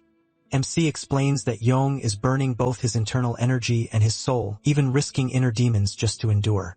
That's probably the only reason he hasn't been destroyed. He places a hand on Hua-rin's head and says Yong is clearly protecting something at all costs. Hershey stares at her father with pity, wondering what he's suffering through. Lee says the Sword Sovereign's resolve is truly admirable. Then he suddenly heads out and tells Hua-rin to follow. He's gonna put an end to this. Startled, she asks where they're going, and without looking back, the protagonist says he wants to see the face of the scum behind all this. Meanwhile, Se-ri-young, Sonia, and Robert run into a dead end with no choice left but to face the robots. Surrounded on all sides, they desperately try to think of a way out before they're killed. The droids stare at them with glowing red eyes, and it's obvious they didn't come to play. Se-ri-young starts stammering, asking why they're attacking humans. She turns to Sonia and asks if that should even be possible. Hiding behind her, Sonia says it shouldn't be. Android systems aren't supposed to break the 3 laws of robotics. She says attacking humans isn't even an available option for them, but that's clearly what they're doing. The captain asks why they're acting like this and whether they're malfunctioning or just don't recognize them as human. Using his special forces background, Robert figures these things aren't normal androids. If robots can't hurt humans, then they must be the combat models he once heard about. The robots suddenly rush them from all sides trying to skewer them, and the group braces for the hit. Sandra Yang draws her sword and tells Sonia to stay low, hold tight, and avoid the blades. Then several light beams blast the charging robots out of the air. The shots hit hard enough to tear some apart and knock the swords from others. A huge blast follows overhead as many of the robots explode. Sergio Yang and Sonia freeze in shock, wondering who just stepped in. It's Robert. Back in his combat suit, he opens fire and says these things aren't droids. He explains that they're called Iron Zhangshi, basically reanimated corpses. Even after being exposed, the Iron Zhangshi regroup and prepare to attack again. Far away, Count Rachel Archimonde watches the whole battle on a screen, and Aid identifies the people on it: Blazing Devil Tang, Sudra Yang, and beside her, PL0316KBT intelligent android Sonia. She adds that the third one is Robert Carlyle, former First Sergeant of the Northern Galaxy Combat Unit's Special Tactical Division. The one giving the report appears to be an Iron Jiangshi too, and she says the S-Devils are bounty hunters who mostly work around the galaxy's outer regions. In her view, they aren't a serious threat and could be wiped out in 10 seconds. Rachel stops at one detail. Did she say Robert came from the Northern Galaxy Combat Unit? Watching Robert tear through the Iron Jiangshi, he asks if he was also in the Special Tactical Division. The Iron Jiangshi asks whether she should give the order to kill them. Richa studies the scream with his half-metal face and thinks it over. Back at the scene, Lee arrives where the others were fighting the Iron Jingshi. Seeing broken machine parts on the ground, he asks what happened. The battle is already over, so MC wonders how it ended so fast when they were fighting just moments ago. Robert answers right away, bragging that he went all out this time. He says he'd been waiting for a day like this, which is exactly why he never got rid of his suit. To prove it, he shows the suit off a little, proud that it still works perfectly. He boasts that he kept everything maintained for this exact moment, and Lee stares at him before asking, a little sarcastically, what he would have done otherwise. Robert says things would have gone badly if he had listened to someone and sold his gear secondhand. Cedric Young just folds her arms, tired of hearing him talk. He explains they only tried to sell it because they were broke and needed money for food. While Robert keeps bragging that they'd be done for without him, he picks up one of the metal hands and studies it. Sunja cuts in and tells Robert to calm down. They didn't beat the Jiangshi. They pulled back on their own, and if they had kept attacking, the group would have died. Holding up the metal hand, Lee wonders what it is and guesses it might be part of armor. Se-Yong tells him it's not armor, it's a droid, or more simply a robot. The protagonist repeats it wrong and calls it a drobot, then tells her to explain it in words he can understand. In his world, robots don't exist. Too tired to deal with it. So Ri-Yong says he still wouldn't get it even if she explained. So she asks Sun Ja to keep it simple. Sun Ja says a robot is basically a machine that can think and act like a person. MC is stunned. He says the world may have changed, but there's no way a piece of metal can act human. Then something happens that completely throws Lee off. To make her point, Sun Ji takes off her own head and holds it out to him. He completely loses it. He screams, jumps behind Wei Fren, nearly knocks her over, and demands to know what Sun Ji even is. Tang Se Ryong asks Sun Jia if she never told him she was an android, and Sun Jia says they've been too busy. At the same time, one of the destroyed Jiangshis still has an active intelligence unit, its eyes open, locking onto the group while no one notices. It records Lee hiding behind Huarin, then the Jiangxi reporting to Count Rachel Archimonde links into the live feed. She tells him the protagonist doesn't exist in their database. In the hidden base, they review the footage, and she adds that MC doesn't appear to have an internal energy drive, which means he may be a pure natural. Rachel gets up to leave and says that judging by his foolish behavior, he's not worth worrying about. The one they should watch, he says, is Robert. If Robert came from the Special Tactical Division, then he must be an elite soldier. Rachel goes further. If he made First Sergeant, he's likely top class. A man like that wouldn't end up here by accident, so he orders them to stay alert and investigate him fully. Elsewhere in space, a bright light appears in the distance. It isn't a star at all, but a transport ship moving through space. Its destination is the 32nd District of the Heavenly Demon Sect. There, District Commander Shang and Elder Zhou wait to greet an important guest. Soon, the transport arrives and its doors open.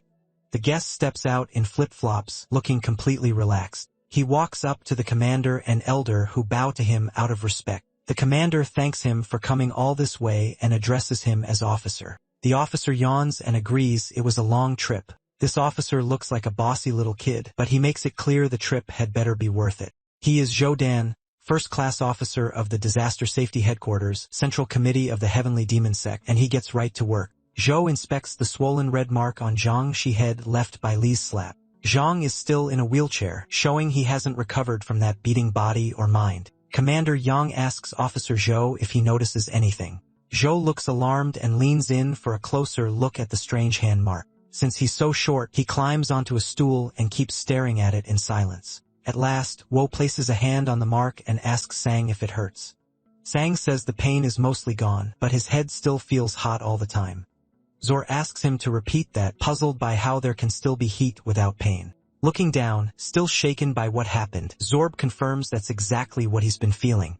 Then Zorb suddenly cries out in pain. Zorb presses the spot again and uses the same move Lee used, making Zorb groan loudly. His scream echoes through the whole medical room. Over the protagonist's large handprint, Zorb's much smaller hand leaves another mark, though Zane can't protest against his superior. When Zorb pulls his hand away, smoke rises from the spot just like before. He strokes his chin and keeps thinking. The commander thinks he understands and says the two marks seem different. The first is swollen, but the second is sunken, so maybe they aren't the same technique. Without even looking at him, Chua says they are the same. The first mark also came from the 9-in palm. The commander is shocked because that confirms the sword matron's claim that this unknown man is tied to the heavenly demon sect. He tries to explain that 9-in palm is just a basic martial art taught to beginners, while this new version looks far more advanced. As they talk, Elder Zhou goes to prepare food for their guest. The commander adds that he himself mastered 9-in palm when he was only 7. While the elder sets the table, Zhang points out that the 9-in palm mark still looks different from the original wound. The officer agrees. He says the core of 9-in palm is cold energy, but this attack left heat behind, so, of course, the scar looks different. He explains that whoever did this reached a level where he could completely suppress the technique's natural coldness and leave only the heat from the strike. According to Zhou, that was actually an act of mercy. The attacker held back so the enemy wouldn't suffer worse damage. The commander is stunned and asks if it's really possible to reverse a martial art's basic nature, like making fire from ice. Zhou says it should be possible in theory. Then, as he waits for the food to cool, hunger wins out. He tells the commander they can pause the talk and eat first, even offering him black bean noodles. Commander Zhang frowns, amazed that Zhou can think about food right now, but finally agrees that an empty stomach won't help them think. Meanwhile, back on the S-Devil ship, Robert explains that the things they fought are called Iron Jiangshi. Sunja drops off another huge pile of hot dogs, and Tang gapes at how fast Lee is eating. She starts eating too and asks Robert what iron giants she really are. He says it was a rumor from back when he was still serving. From what he heard, they were making a new combat android meant to kill humans. Tang calls that nonsense robot minds are built around the 3 laws, so they shouldn't be able to hurt people. At the same time, MC still can't accept that Sunja isn't human, so he tugs at her cheeks to check. She only gives him an annoyed look. Robert says they got around the 3 laws by swapping out the AI circuits with dead human brains, and that completely shocks Tang. That's why the project was called Iron Jiangxi. Still poking at Sunja's face, Lee asks again if she's really not human. Sunja asks if he wants her to take her head off again, and even offers to remove her arms and legs so he can be sure. He hurriedly says that's not necessary. Stunned, he mutters that this world has gotten way too strange.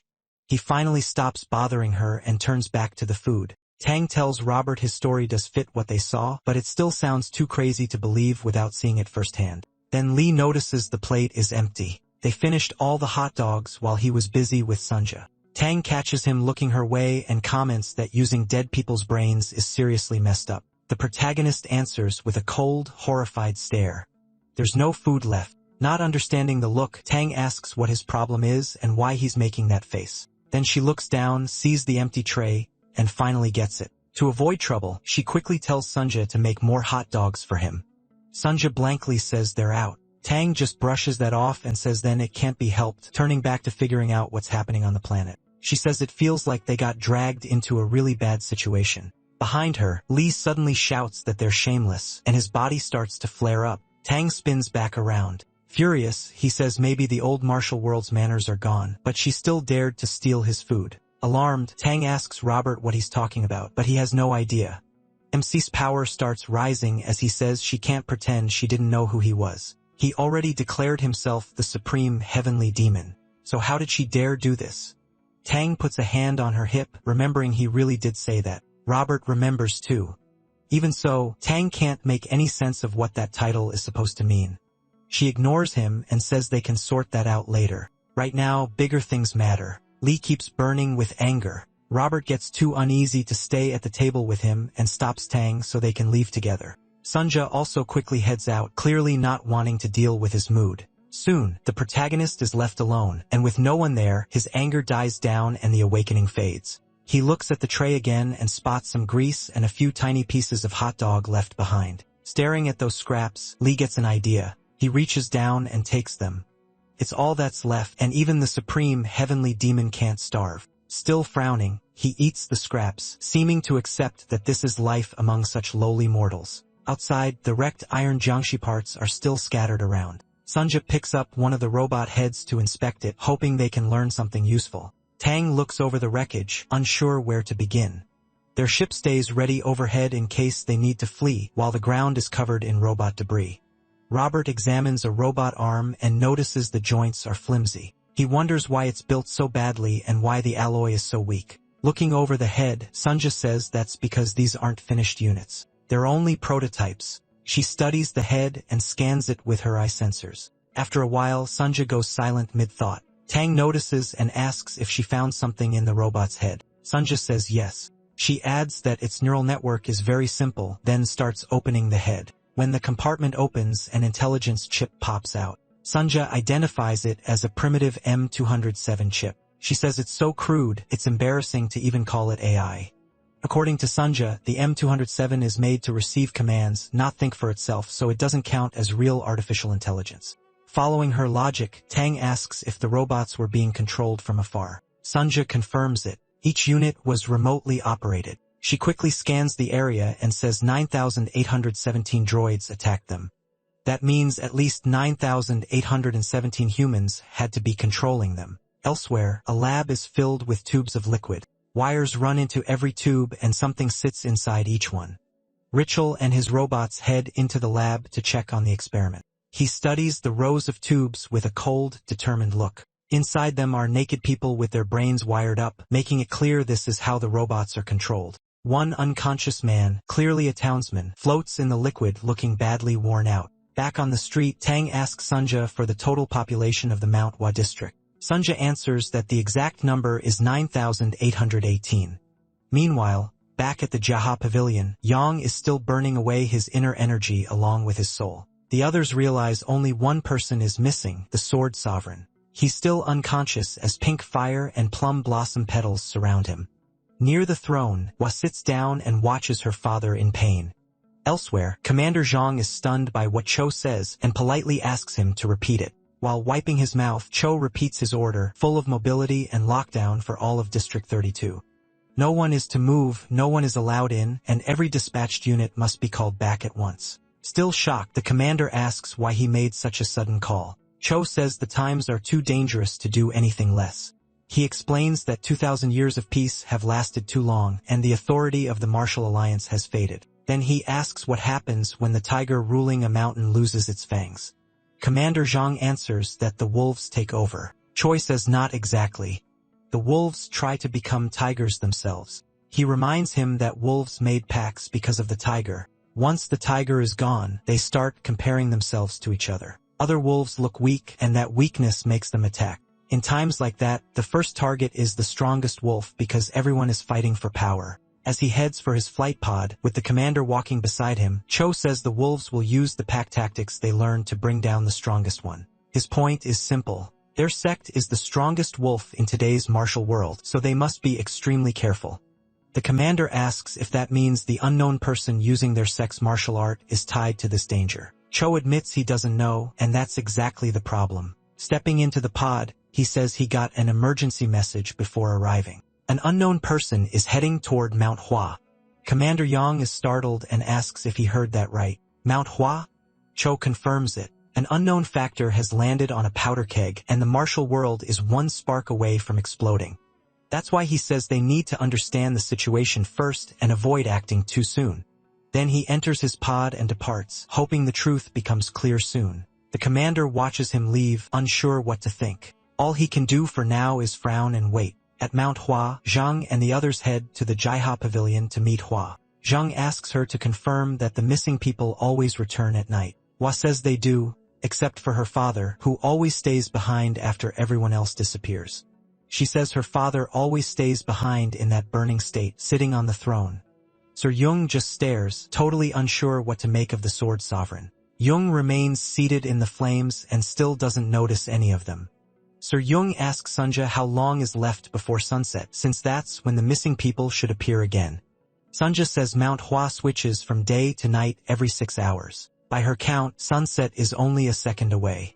Then in the very next moment, something happens that shocks the captain. Right on cue, the sword sovereign stands up, pulls Warin into a hug, and cradles her head just like before.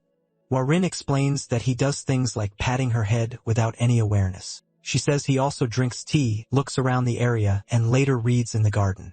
Those are the exact same things he was doing before she left for her birthday tour last year, so this has been repeating for a long time. For some reason, the cycle starts again every sunrise. Still looking down, Warin adds that everyone else repeats the same routine every day too. Over the comms, Robert warns the captain that something's off. None of the people are appearing. From a rooftop, he reports that the streets are still empty. Sir Young gets uneasy and asks Sunja if she's picking up anything.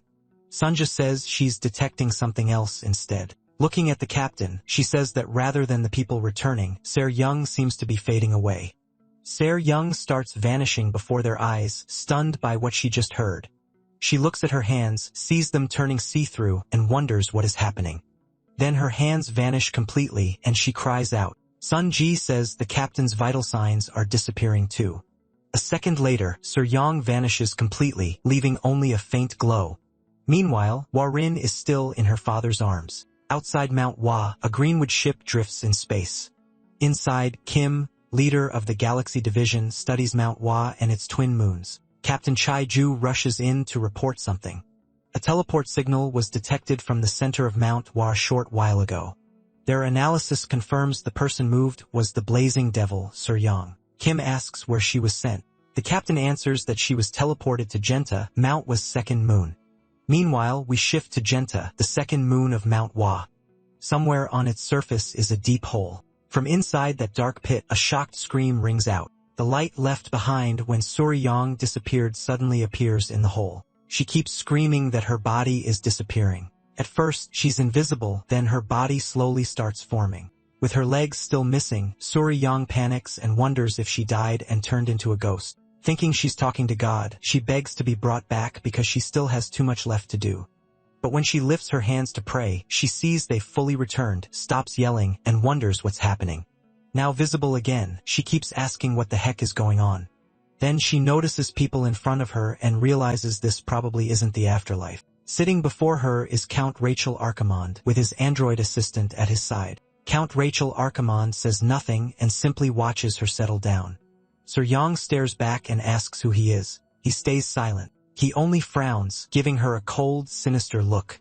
The room stays quiet and neither of them speaks. Back on the Greenwood ship, the captain tells Kim the teleportation looks unusual. There are no signs that the person being moved gave consent. If that's true, then this may have been a forced transfer unilateral teleportation, which is banned by galactic law. He warns that this is serious and suggests reporting it to higher authorities. Without turning around, Kim asks if there's anyone above him.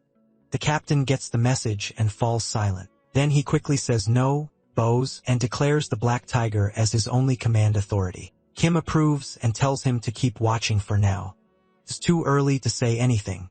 After all, if someone is using technology banned by galactic law on that moon, they may have powerful support behind them. He orders the captain not to interfere carelessly and to investigate first. They need to know whether learning more will help them or hurt them.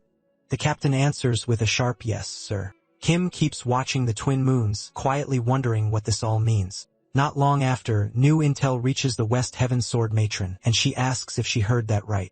Elena has just told her about the man she met at Mount Hua, so she asks her to repeat it. Still kneeling, Elena says the man claimed to be her father. She makes it clear he said he was the one who fathered her. Then she adds that she even lost to him in a duel. That shocks the Sword Matron.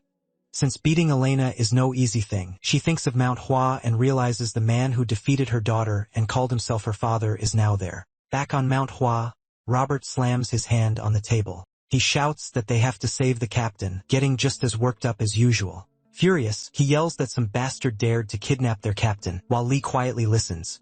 When the swearing keeps going, MC admits he can't understand what Robert is saying and asks Sunja what he's talking about. Sunja says she'd rather not translate because it's mostly cursing, so she keeps working instead.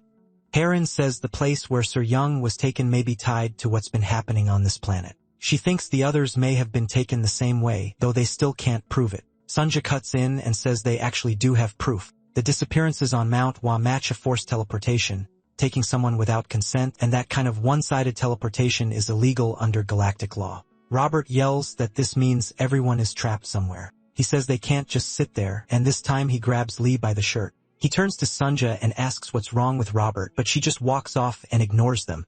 She tells the protagonist that Robert seems to have PTSD from his military days, so stress makes it hard for him to control his anger. Meanwhile, Robert keeps cursing right in MC's face, still gripping his shirt. Lee looks at him and tells him to let go. Sunja says it's useless. Once Robert gets like this, he doesn't listen to anyone. Then he speaks to him in his martial form, and Sunja notices that might actually work. Robert immediately apologizes and lets go of the protagonist. Sunja just stares, thinking Robert could enter an anger management contest. After that, they get back to the real issue. Sunja explains that forced teleportation has a distance limit. A long-range jump isn't possible, so they can rule out another planet. That leaves 3 places, Manhwa itself or one of its 2 moons. Lee steps over to the window, looks at the moons, and asks if she can tell which one the captain is on. Sunja says she scanned Manhwa and found no life signs besides the Sword Sovereign, so the planet itself can be crossed off. That means only the 2 moons are left, Genta and Sakari's. She adds that both moons have life signs, but because they're so close together, it's hard to tell exactly where they're coming from. Lee looks at her and asks if that means they have to make a random choice. Sunja says yes and thinks it over. Then she remembers the captain loves gold. Since Sir Yang is obsessed with it, Sunja picks the golden moon, Sakari's, but she couldn't be more wrong. We head to Manhwa's second moon. Genta, their count, Rachel Archimonde, is still staring at Sir Yang, who was just teleported into his facility, and he still hasn't spoken. Sir Yang asks who he is, but he gives her nothing. Rachel's android scans Sir Yang and finds an externally mounted 1.4 giga internal energy drive. It also detects a 3.3 giga ultra-high-density internal energy drive embedded in her body. The android adds that her only outside weapon is the electronic soft sword at her waist. At last, Count Rachel Archimonde speaks, bringing up her 3.3 giga internal energy drive while sipping sparkling water. He remarks that a backwater bounty hunter is carrying something she can't even use. Sir Jung asks again who he is, then bluntly asks if he's deaf. Somewhere else in the universe, a beam of light falls on a tiny sprout. The little plant is growing in what looks like sand, living off the strong sunlight. An old man crouches beside it, quietly watching it grow and admiring life. Nearby, Officer Cho walks up and calls him master. Cho arrives with a serious face and says there's a problem he needs to discuss. The old man cuts in right away. He already knows about the Manhwa incident and that Cho was sent to handle it. The master tells him not to rush. He says they need to wait until the bud fully blooms. Only then can they know what kind of tree it really is. In other words, they should wait until the forces behind Count Rachel are fully exposed, then strike for real. He reminds Troll that he raised him to understand that much, then asks if he's being impatient or if something else is wrong. Troll stays silent. Sensing more is bothering him, the master asks what's really causing this childish behavior. Troll explains that during his investigation, a mysterious person appeared in the case. According to him, that person used martial arts at the level of reversing the energy flow. He also knows their sect's secret art, the Demon Heart Asura Buddha sword technique.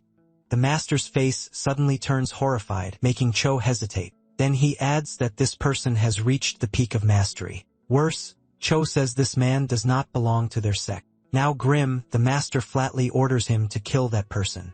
At that moment, the seedling behind them suddenly withers and dies, seemingly from the master's influence. Cho asks him to repeat that because he can hardly believe it. The master turns red with rage and calls the man an anomaly, a monster.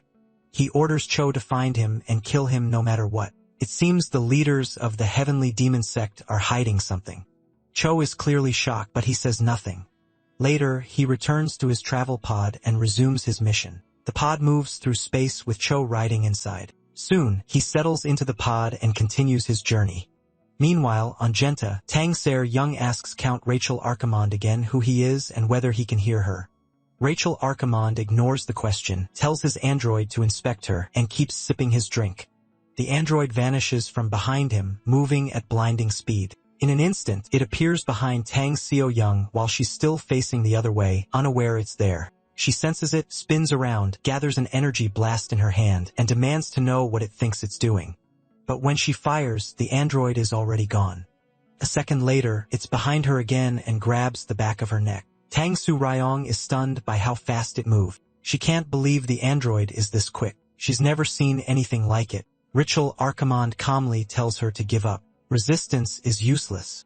He says he'll ask a few questions, and if she answers well, he'll spare her from endless suffering. Fed up, Tang Su Ryong tells him to shut up and shoves the android back. That makes the Count take notice, and he wonders if she can use an adaptive style of martial arts. Tang Su Young grabs the electronic soft sword at her waist and swings to cut the machine down.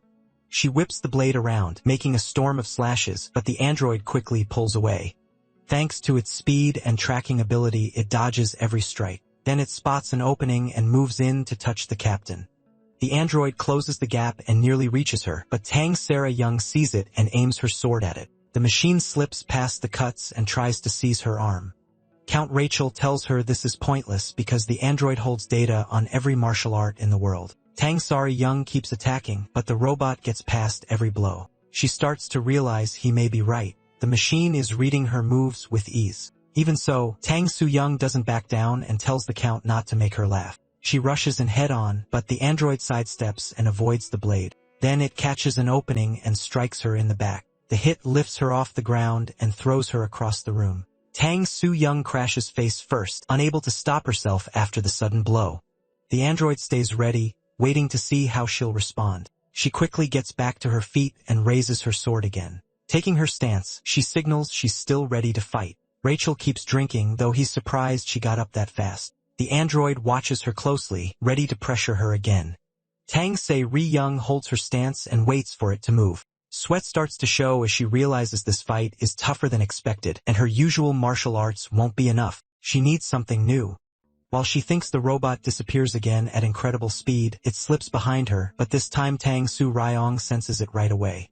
As the android reaches to grab her from behind, she stays perfectly still and acts like she hasn't noticed a thing. The moment it commits, Tang Su Ryong vanishes and turns the trick back on the robot. She jumps high out of its sight, leaving it searching for where she went. Spinning in the air, she lines up her sword for a strike on the way back down. The android quickly finds her and leaps up to meet her. Tang Su uses a move called Bullet, firing the sword straight down like a shot, trying to pin the android to the ground. The soft sword straightens and dives with deadly force. It shoots right at the robot's face, and for a moment, her plan looks like it might work. But the robot blocks with its hands and knocks the blade toward the ground. Everything happens in an instant, and the android keeps rising to catch Tang Saro in midair. It closes in and nearly grabs her as she falls. But because the sword is adaptive, it wraps around the android's arm, showing this was part of Tang Saro Young's plan. The robot heats its arm, aiming to burn through her stomach area, while the captain seems stuck in midair without her weapon. Then the sword coils around the arm and redirects itself upward. The soft blade shoots back up at the android. A second later, it pierces the android's head and destroys it before it can react. The light in its head goes dark. Its intelligence unit is gone. All of this happens in mid-air as both bodies begin falling. Seeing his prized android destroyed, the Count smashes his cup in anger. Then he stares in shock, recognizing the move she used as the Dark Heaven Blood Dragon Dagger of the Sichuan Tang clan. The android drops lifelessly, and Count Rachel Archimon can only stare. Tang Saryong hits the ground right beside it. She quickly rises, clutching her stomach from both the fall and the heat the robot struck her with. Now it's Rachel Archimon asking who she is.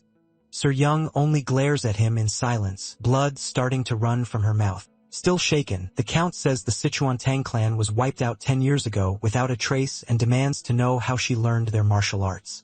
Sir Young still doesn't answer. Instead, she says she'll have to use stronger methods now that it's come to this. She activates the 3.3 Giga energy drive inside her body, the one Rachel Archimon claims she couldn't use, and decides desperate times call for desperate measures. The drive is the Shanwu Divine Art Drive, powered by a Qi Internal Operation System or Qi OS.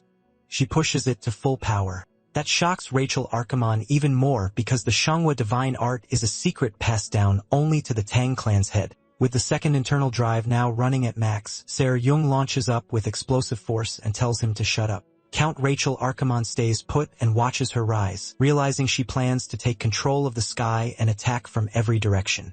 Wrapped in bright green light, Suri Young lifts off the ground. Then an explosion bursts out, releasing thousands of green and white arrows like a giant firecracker.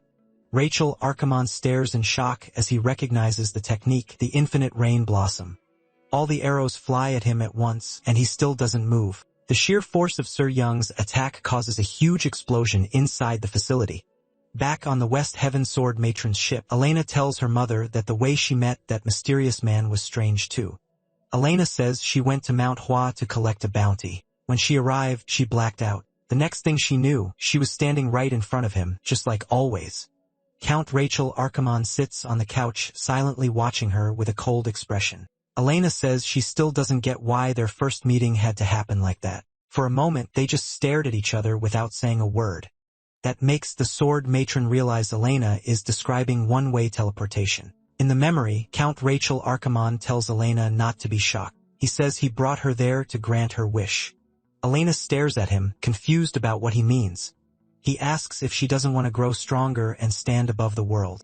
Rachel says that dream is why Elena earned the name 8-foot fighting ghost and even turned her ship into a dueling arena, chasing battle after battle. He says the closer she got, the farther the goal seemed, leaving her in despair and crying alone at night. Then he offers her power, the kind that would let her look down on the world. Elena admits he knew far too much about her. In the flashback, she demands to know who he is and what nonsense he's talking about. What bothered her most was how accurate he was. Rachel rises and says she'll understand better after a fight. Back in the present, Elena says they fought, but there was one problem. Meanwhile, Count Rachel has already crushed Tang Se-young and is holding her by the throat. Elena tells her mother that against him, nothing she tried had worked. In the present, Rachel keeps Tang Se-young lifted by the neck. Her green flames have burned away much of his clothes. Underneath, his whole body looks metallic, just like the androids. Tang Se-young struggles to breathe under his grip and starts bleeding from her mouth, the same way Rachel once held Elena by the throat after beating her. In that memory, he told Elena he would make her strong like him.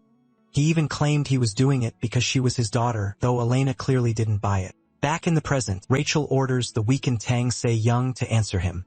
He says if she talks, he'll make her frail body strong. The only price, he adds, is throwing away her useless mind. Hearing all this, the sword matron is genuinely shaken. Elena says Rachel gave her something, then her body suddenly shines with bright blue light, stunning the sword matron. Elena tells her this power came from him. The sword matron stares in shock and realizes the ability is steel fortification. At the same time, Sungja keeps scanning for the captain while the ship gets ready to depart. Robert starts yelling again, asking why they still haven't left, and telling Sungja to move the ship already. She checks the radar again and sees a new signal appear. A red dot shows someone is close and heading straight for them. Because of that, Sungja halts their trip to the Cicerus moon when she spots the approaching ship. A small pod appears in front of them, and it looks like it belongs to the heavenly demon sect. Both crafts stop in the air, and neither side makes the first move. On the S-Devil ship, Robert demands to know what's blocking them and says they should tell it to move before he crushes it. Sungja says they can't do that, and he asks why. She explains that even though it looks tiny, it's a celestial-class battleship far beyond what their ship can handle. Worse, she says, it belongs to the heavenly demon sect. Robert is stunned and wonders what the heavenly demon sect wants with them. A moment later, Officer Cho teleports into their ship, startling both Robert and Sungja. He looks straight toward Lee and ignores everyone else. MC doesn't even notice him. He's too busy trying to cut a single hot dog with a knife and fork. Cho keeps staring at him and quickly realizes he is the same person he saw on the district screen. Robert walks up and politely asks why someone from the heavenly demon sect came aboard their ship. Without even turning, Cho heads for Lee and introduces himself as a first-class officer of the Disaster Safety Headquarters, Central Committee of the Heavenly Demon Sect, then calmly takes a seat. He tells the protagonist to speak freely with him, but the protagonist just keeps eating and says nothing. Robert is baffled that a kid this small could hold such a high rank in the Heavenly Demon Sect. Cho cheerfully says he has an urgent request and came to discuss it with MC. He tells Robert to stay out of it, then continues speaking with Lee. Cho says the one behind this whole incident is Rachel Archimonde. He explains that Rachel used to be a leading scientist who oversaw military weapon development for a defense company tied to the human government. The project was called Steel City, which explains the iron Jiangshi that attacked them on Mount Hua. Cho says Rachel was cast out for his brutal methods, then vanished. Now he adds, Rachel is hiding here and running experiments on an even bigger scale. While Cho explains all this, Lee doesn't even look at him and keeps eating. Cho goes on saying Rachel wasn't merely expelled. He was secretly funded to keep working, likely by factions inside the human military. After finishing the hot dog, he simply asks Sunja for water, ignoring everything else. Cho stares at him, shocked that he gets no reaction after dumping all that information. He can't help wondering who the protagonist really is. Robert cuts in and asks if Cho really means a military faction is behind all this, part of the human government's military. Cho confirms it and warns him to stay out of it because this is beyond civilians. Meanwhile, Sunja hands Lee some water, and he still says nothing. Robert asks about their captain, reminding Cho that she was kidnapped. Cho says there's nothing they can do and that all they can do is pray for her. That sets Robert off. He slams the table, calls it nonsense, and tells Cho to shut up and leave. They're rescuing their captain, and he doesn't care who Cho is or whether he tries to stop them. Lee finally speaks and tells Cho to listen. He says Cho may not be interfering, but they still won't follow his orders. MC says he's been thinking about why Cho would hand them such valuable information in detail. The only reason, he says, is that Cho wants to use them as tools and avoid the burden himself. He sneers that a bald little kid is trying to play him. Cho only asks who he is, calling him Noble One. The protagonist doesn't answer that. Instead, he asks if that was Cho's real reason for coming here. Cho says nothing and stays silent. Lee gets up from the table and says that if not, then they have nothing to do with each other and never will. At last, Cho asked the question hanging in the air, does MC have any link to the heavenly demon sect? He flatly says he has none. Cho says he'll accept that for now, but asks again to be if the protagonist truly has no ties to the sect, then whatever he does next is entirely his own, and the sect will say the same. Without even turning around, Lee says that's fine and tells him to leave, because he's busy. Soon after, Cho returns to his ship and departs. MC watches him go, seeming more interested in the officer than he let on. To himself, thinks it's a relief that the demon sect still has some capable people. As Cho travels on trying to sort things out, he thinks the boy has talent, but he's still too green. Then they get back to the main issue. Robert says it's time to handle this properly and save their captain. Sunja agrees but says the coordinates have changed. Their target is no longer the moon Sicurus. It has shifted to the moon, Genta. It seems Cho had something to do with passing them those new coordinates. The story then moves to Genta, the second moon of the Manhwa planet. Deep in its surface is the massive shaft Ricci carved out for his facility. Inside, Tang Su Ricci lies on the ground. Weak after her defeat, Count Ricci drags her deeper inside toward his private lab. There, a large operating table waits near the entrance, fitted with restraints to lock someone in place. He drags Suri Young in and straps her onto the table. She asks what he's planning, and he glances back at her, asking if she's finally awake. She only answers with a hard glare. Ritual says she woke up faster than expected. He seems impressed, saying there really is something unusual about noble bloodlines, especially a lady of the Sichuan Tang clan. See her Young asks where they are and what he plans to do to her. Ritual tells her not to be afraid. He claims he's going to free her from pain by wiping her memories, even the worst parts of her past. His real plan is much worse. He wants to add her to the people in the tubes and turn her into an iron jiangshi, a mindless servant that only obeys. Hearing that, Sayer Young clenches her hand and tries to gather energy, but nothing comes out. Ritual says it's pointless. He sealed her meridians and shut down her nervous system. As he opens the restraints, he explains that her body won't answer her anymore because he paralyzed her brain and spine. Seo Young struggles harder to move, but it still doesn't work. He coldly tells her to stop wasting her strength, then something unbelievable happens. Sarah Young rises anyway. Even after her central nervous system was blocked, she tells him not to be stupid. People of the Sichuan Tang clan can be killed but never controlled. Then she uses a strange technique. Her eyes turn red and blood starts running from her eyes and mouth. Before Ritual can answer, she plants both hands on his chest and he catches a strange smell. A bright yellow substance pours from her palm. It burns through his steel body and slowly forces its way inside. Ritual realizes too late that it's poison as her hands sink deeper into his chest. She tells him it's called pigeon blood poison. Every Tang clan child is born with a tiny piece of deadly poison in the heart, a final gift meant for the moment they die. As she says it, more blood spills from her eyes. The poison starts wrecking Ritual's body, and he grabs her arm to pull it away. Sayer Young says that's useless. The more her heart burns, the stronger the poison gets, strong enough to melt metal. Just like she said, the hole in Ritual's chest grows wider. Calling him a disgusting monster, she says she has one last thing to tell him. He stares at her in fear, waiting, smiling through a face covered in blood. She asks him to die with her, then a sharp blade flashes between them and slices through Sarah Young's hand. Came from Ritual's android, so it wasn't destroyed after all. Ritual yanks her arm and tries to tear it completely off. Barely alive, Sarah Young looks down and sees the android. She realizes it ruined her chance to kill Ritual. Blood pours from the severed hand and splashes across the room. At that moment, a warning alarm blasts through the facility.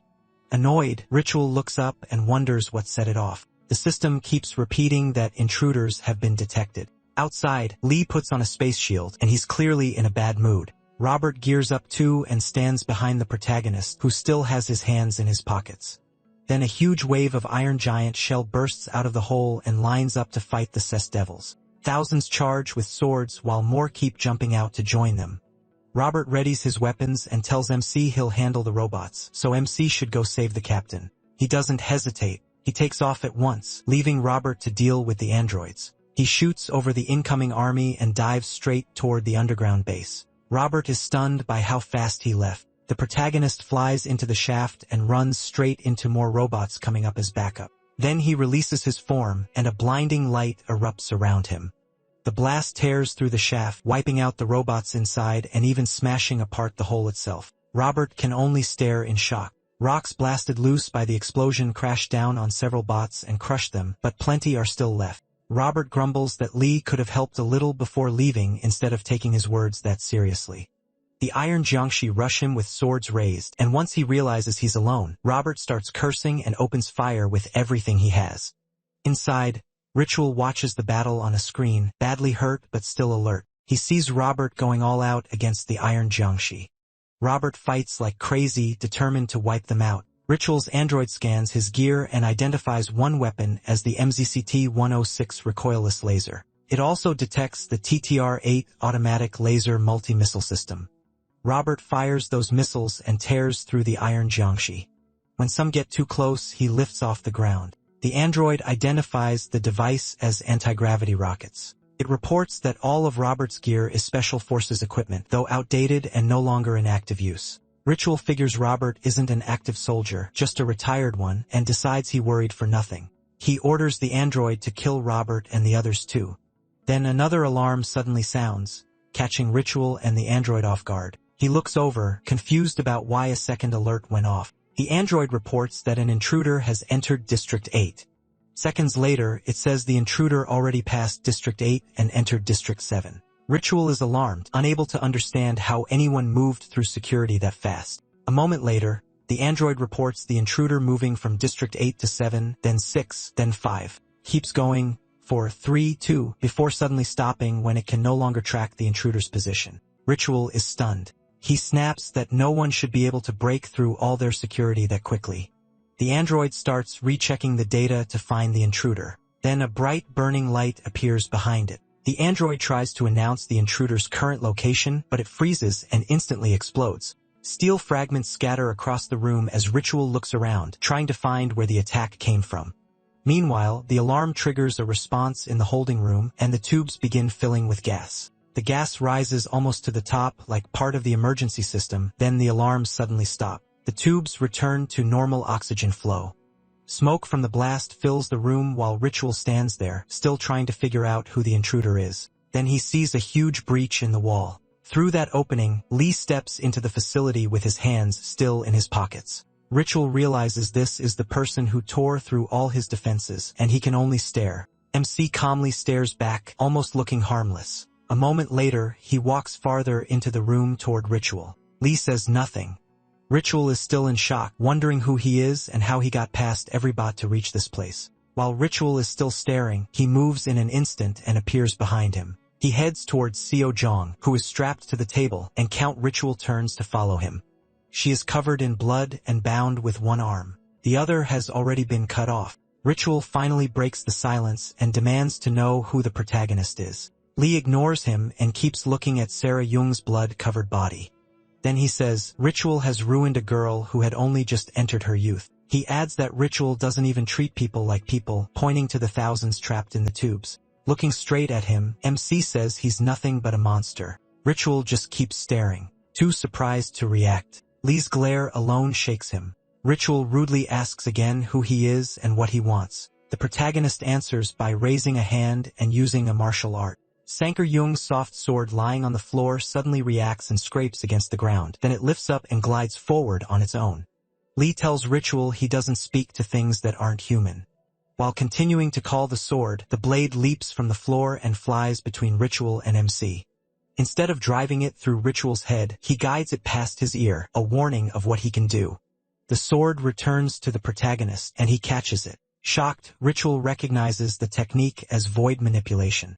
Ritual scans Lee and freezes. There's no internal drive in him, yet he just used void manipulation, a skill only someone at the transcendent level should be able to use. He checks again through the scanner in his eyes, then starts to wonder if MC is using ancient martial arts. Ritual holds his position, but he knows he's in trouble. Of all times, this guy had to show up now. He glances at his damaged body, still messed up from Seo Ruizhang's attack, and regrets getting hurt by her.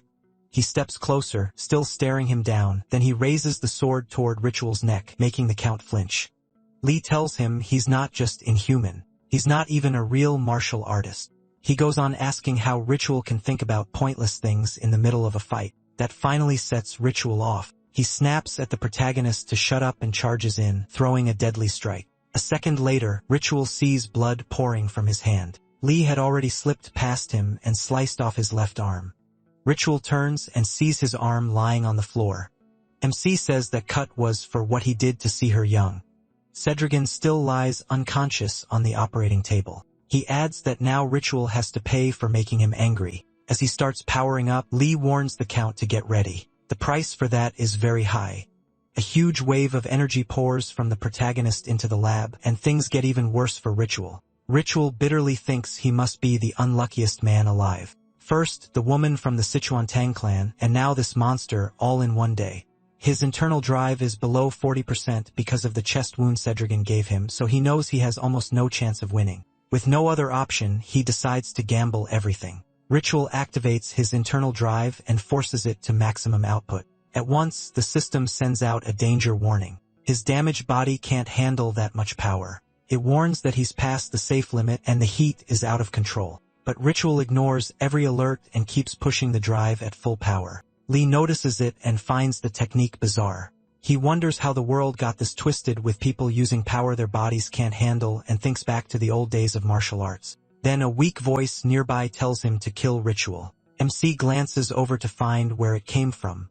It's Cedricence, awake now, but clearly in terrible shape. She warns him that Ritual is about to trigger a self-destruct, so he has to kill him first. Lee looks back at the Count, but he's already too late. Light starts pouring out of every opening in Ritual's body, like he's about to blow apart. He realizes there's no stopping it. Ritual takes his own life, and a blinding light swallows the facility as the explosion begins. Elsewhere, Robert's weapons start giving out. He's burned through all his ammo. His TT-R8 missiles are empty, and the system tells him to reload. His photon cannon runs dry too, and that needs reloading as well. Even his V-10 Laster Claymore starts failing, and the system reports it needs repairs. His fireproof suit is also breaking down and needs replacement parts. Worst of all, hundreds of bots are still surrounding him ready to attack. Robert grumbles that he warned the protagonist about this. If the protagonist had stayed to help earlier, they could have cleaned this up easily. The machines don't care. Once they notice he stopped firing, they slowly move in. Robert yells for them to stop and says everyone should take a short break, calling them scrap metal bastards.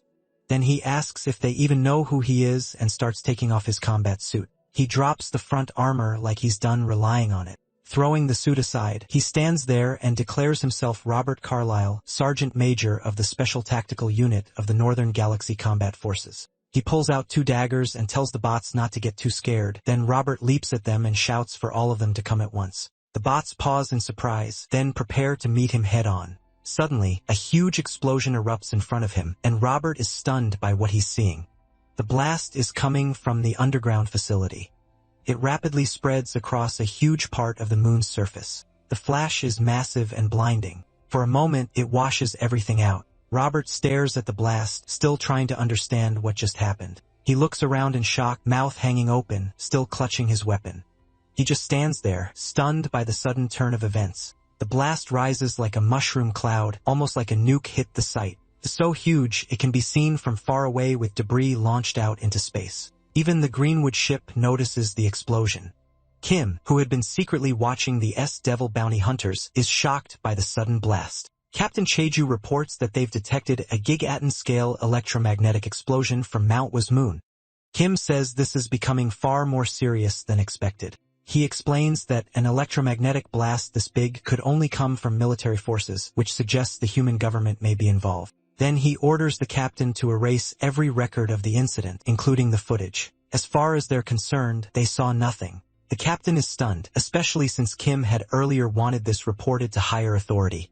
Nearby Officer Cho's celestial battleship also picks up the event. From his ship, he detects the massive explosion on Mount Hwa's moon. Watching the screen, he wonders what happened. Back on the moon, Robert is still standing there completely confused. He finally asks what's going on. There was an explosion, and now every bot has shut down because the base can't command them anymore. Then he remembers why they came here in the first place, to save the captain. Since she was inside the facility, he worries she may not have made it. He takes off running toward the ruins, desperately wondering where she is. But another bright light suddenly appears and makes him stop. He can only hope the facility isn't exploding again.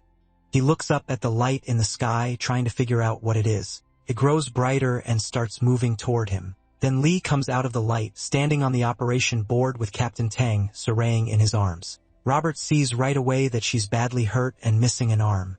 MC looks down at her wounds, clearly heartbroken.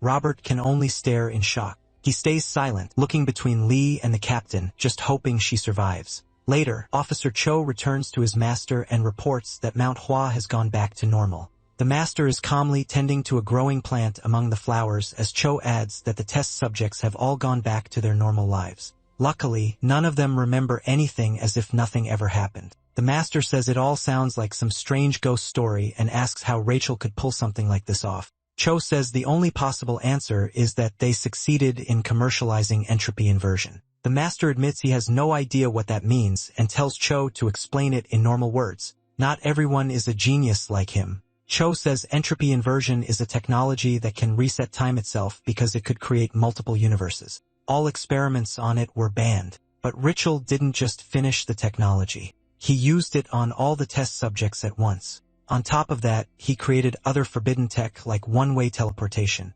Cho calls Rachel a genius greater than himself. The master says that with power like that, the human government's military factions would definitely back him. He calls them greedy and warns that playing with fire can burn them and the whole world. Then the master asks if Rachel is dead. Cho says he isn't completely sure. The master decides that means Rachel is still alive. The master orders him to make sure Rachel is eliminated for good. He also tells Cho to get rid of the one using their sex martial arts, Lee. Cho doesn't argue.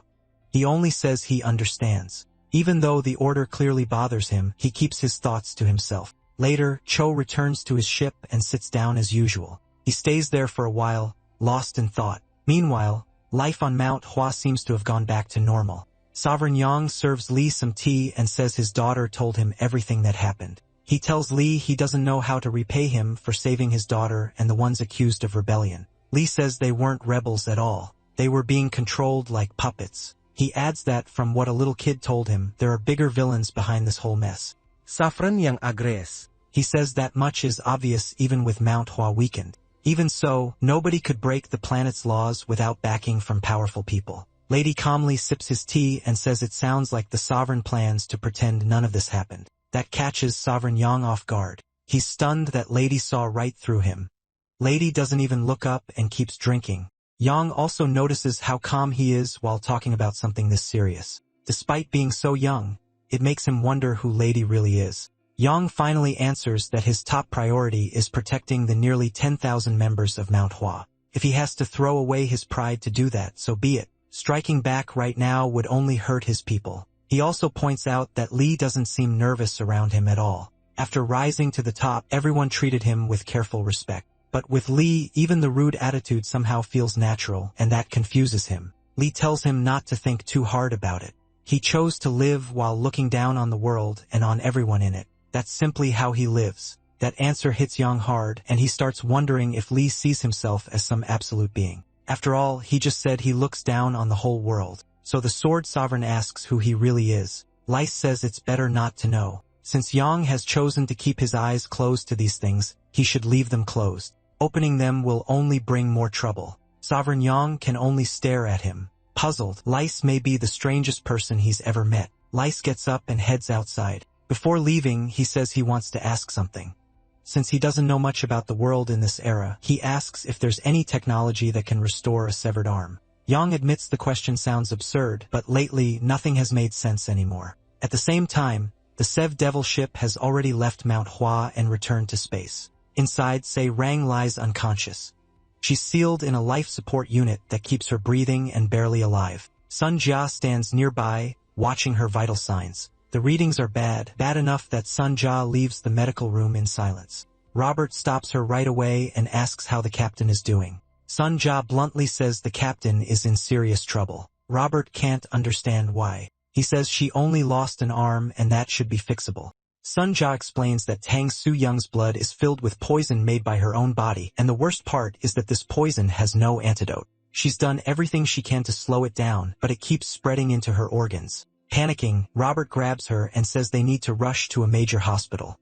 He demands to know why they haven't left yet. Sunja repeats that there is no cure and the nearest big hospitals are far away, in places like Kina and Nebula. She's not sure the captain would survive the trip. Robert lets go and quietly asks what they can do now. Walking away, Sun Jia says they should get ready to say goodbye. She reminds him that the captain always joked that after she died, they should strap a shield to her and send her into space so she could explore forever. She says she'll save up enough money to buy good armor for the send-off. Robert just stands there, crushed by what she means.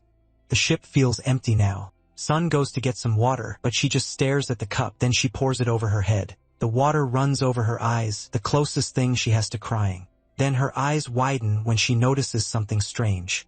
A large ship is outside belonging to the West Heaven Sword Matron. Sun Jia is alarmed. She has no idea why the Sword Matron has come after them again.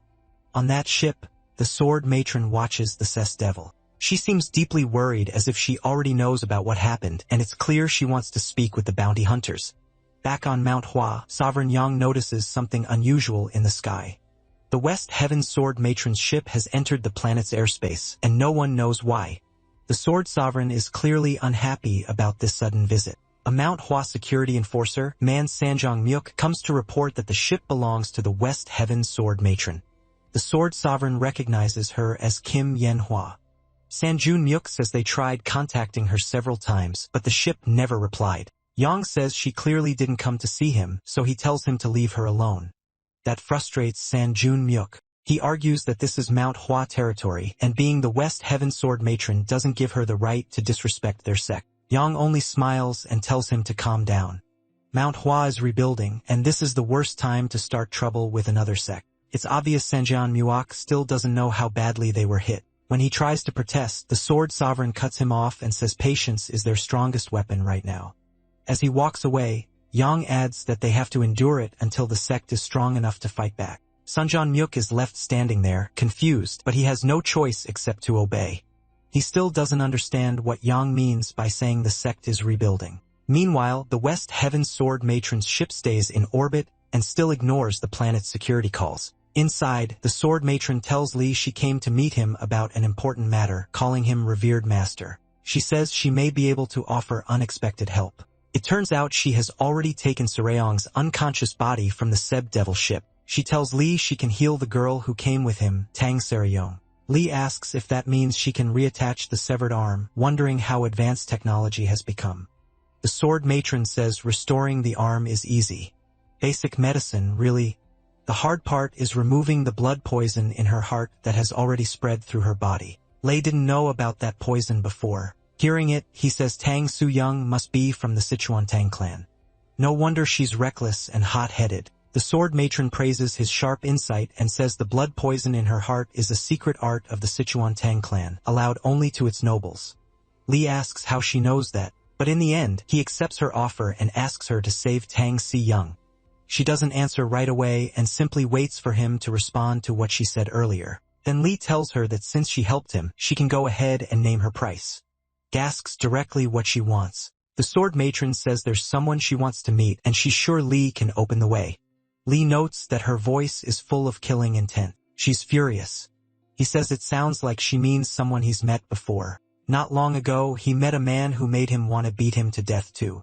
Lee adds that if she means that person, she's too late because he already died. The sword matron solemnly says Rachel is still alive. The real problem is that he's hiding somewhere much deeper. He's apparently concealed in a place called the Galactic Nebula in the Vista Union system on the 108 Zoo R4H moon. That's exactly why she needs Lee's help. Meanwhile, on the 108 Zoo R4H moon, there's a military droid dump owned by the human government's Southern Galactic Corp. A strange woman walks up to a pod standing in the middle of the site. She carries a cloth, ready to cover whoever is inside the pod, and waits patiently.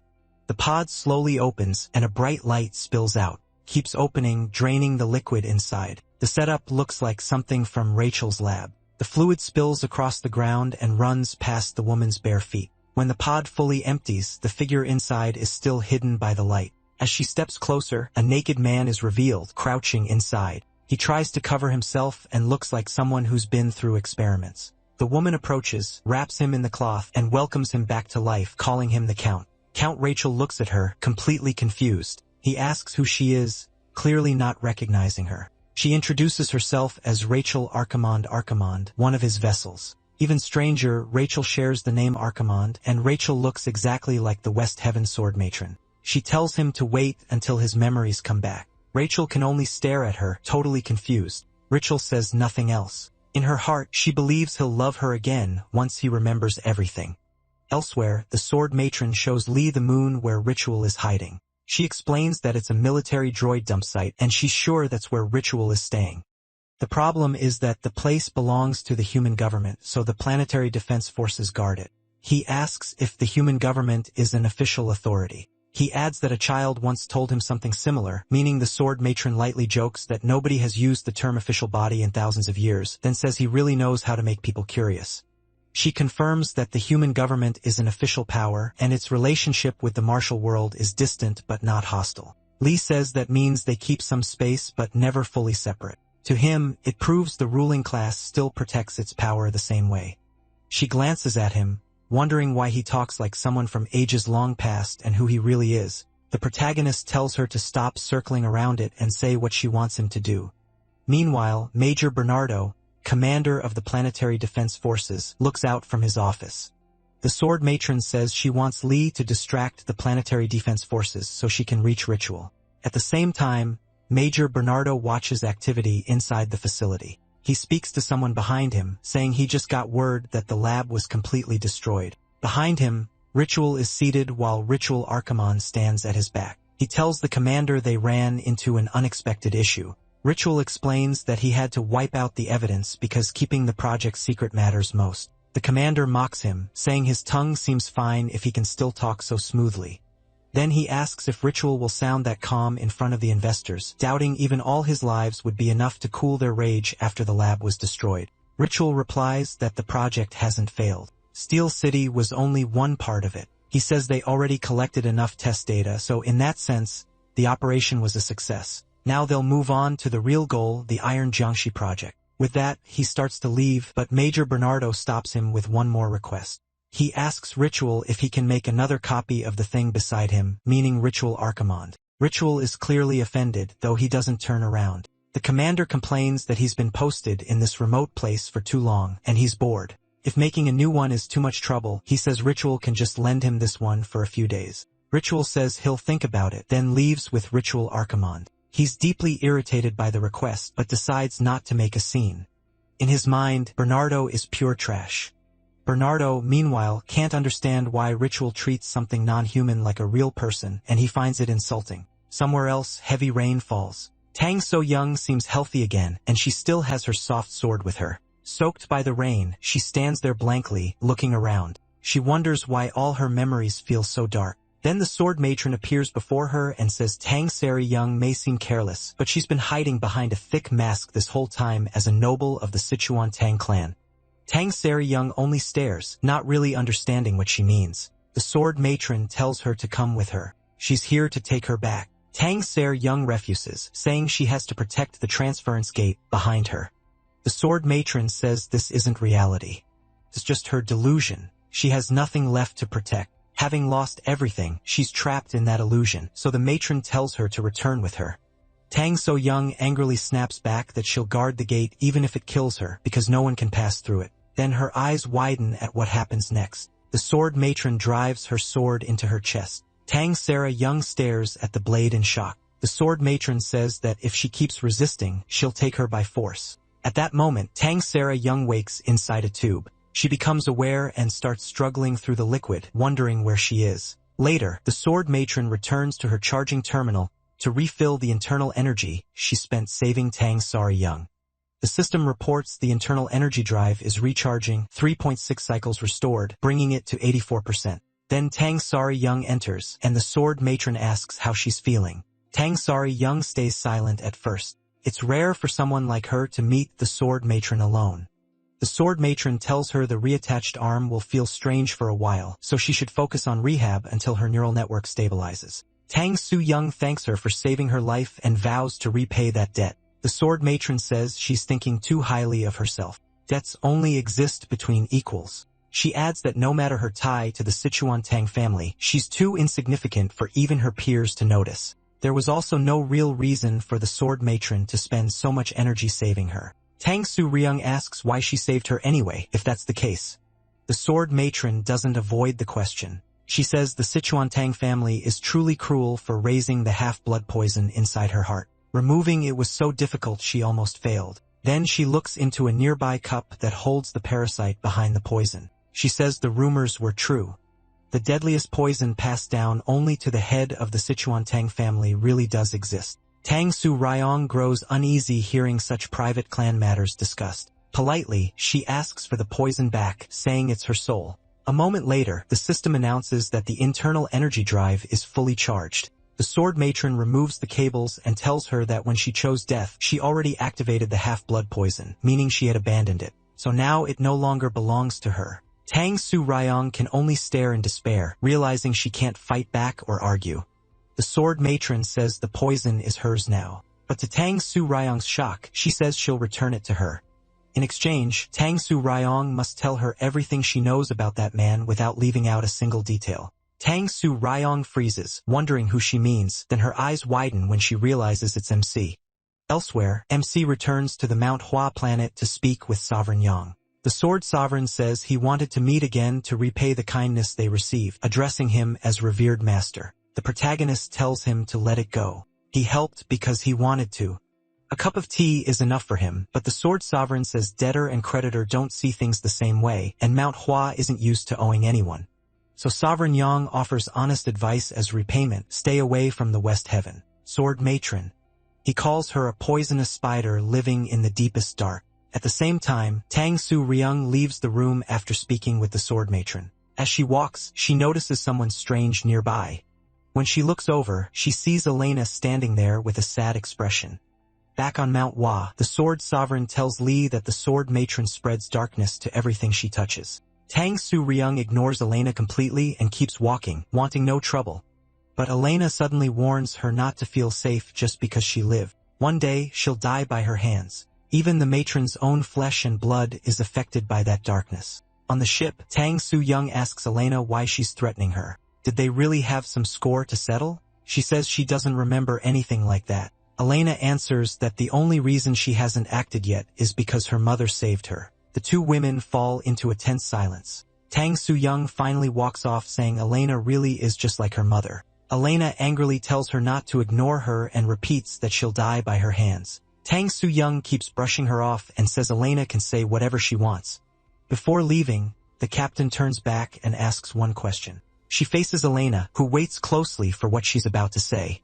Tang Su-young asks why Elena keeps speaking to her so casually and just how old she is. On Mount Hua, Li thanks the Sword Sovereign for the warning, but says he'll deal with it his own way.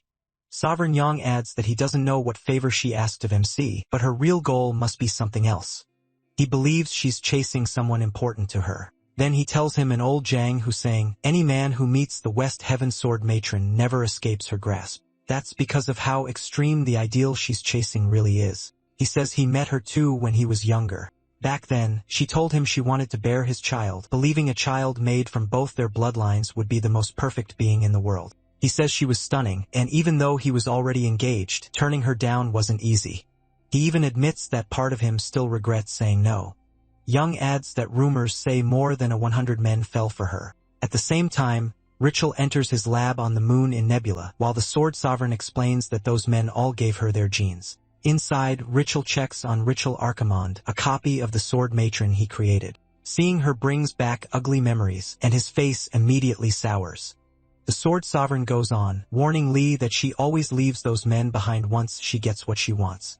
That's why people call her the Black Widow. Like the spider, she uses her mate and then destroys him. The protagonist asks if that means she has a lot of children. The Sovereign says yes. Over 100, maybe one for every sample she took. Shocked, Lee wonders how she could give birth to that many when she still looks so young. Young tells him she doesn't have them the normal way. He explains that she grows them through gene cultivation and test tubes. With that method, she could make 100 at once. MC finds the whole thing strange and says the world has really changed. Then he asks why she wanted so many children when raising even one is hard. Young says she's chasing the absolute one, a perfect being. It's her way of reaching a dream she could never achieve herself, but none of her creations ever satisfied her. That's when humanity caught her interest. The Sovereign warns him one more time not to get too close to her. Lee calls that a real shame and stands after finishing his tea. The Sovereign looks confused and asks what he means by a shame. He walks off saying it would have been nice if she were his type, because sometimes he wishes he had a child of his own. The Sovereign can only stare, not sure how to answer that. Later, Sir Young returns to the ship's bridge and gets mobbed by her crew. Robert throws his arms around her while Sunja grabs her leg. Both of them gush that they knew she'd make it back. Clearly bothered, Sir Young tries to pull Robert off and asks for some space, but he refuses, saying everyone missed her too much.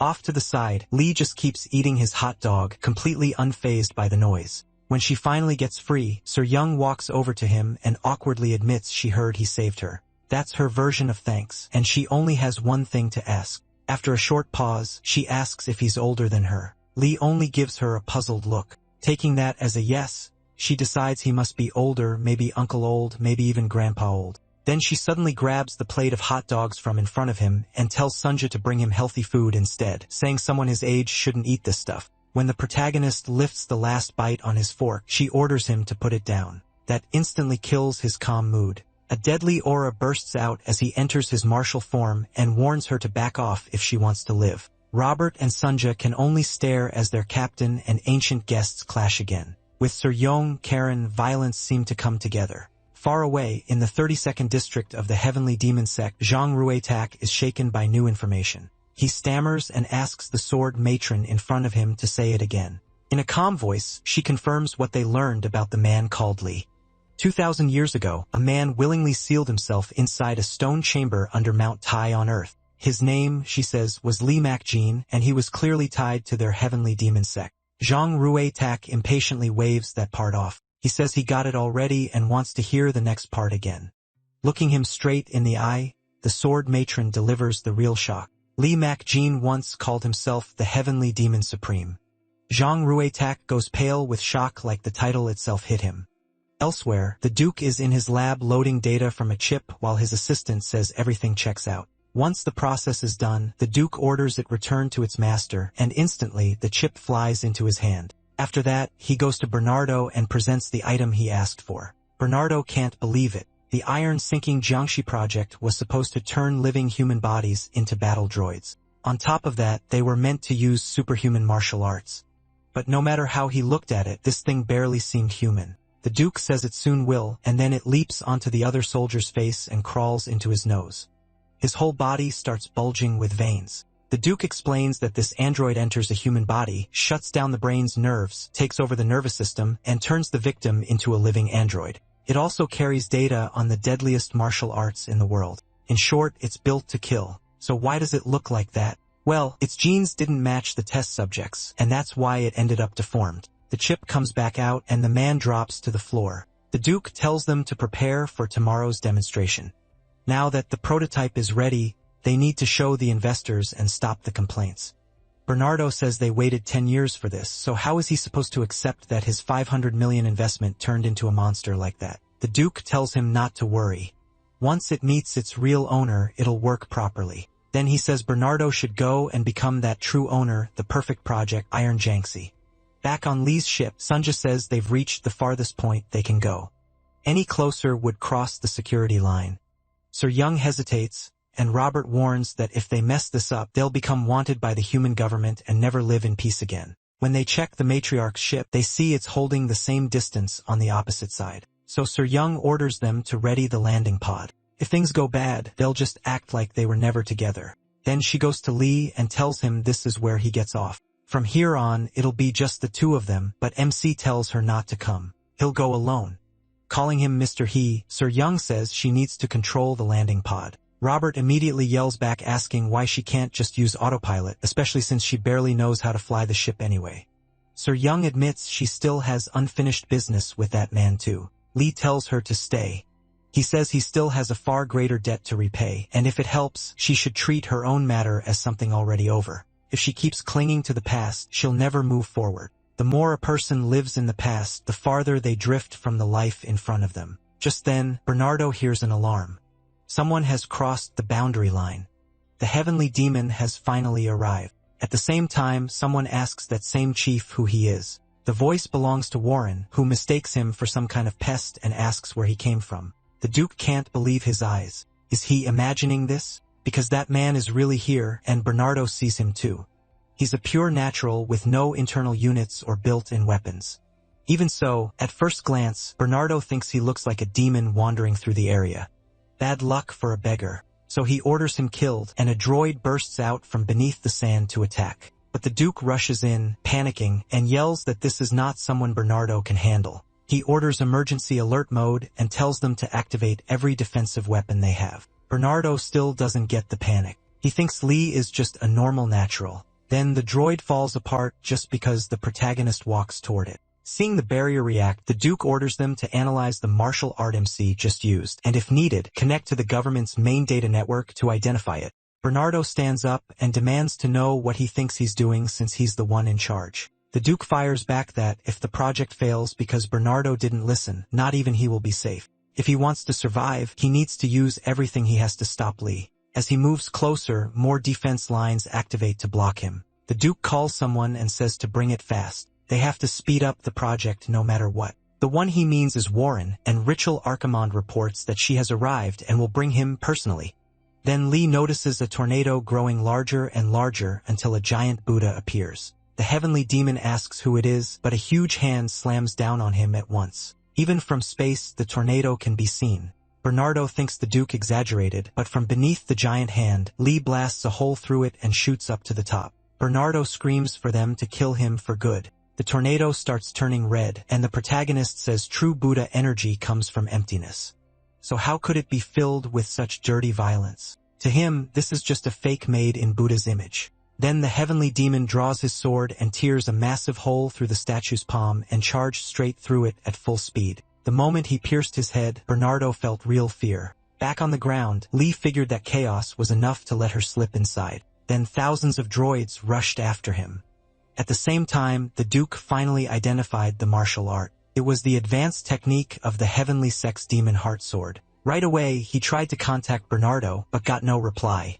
Someone told him not to bother. Communications would be blocked for a while. The Duke knew that voice at once. It was the matriarch. He called her Yonghwa Rin, and she coldly said that if he used her name so casually, they must have known each other once. Looking shaken, he asked if she really didn't remember him. Her expression gave him the answer. He said it was probably because of his face and experiment had taken half of it. Then he brought up that night 25 years ago when she came to his lab in the Galactic Citadel. He remembered it clearly.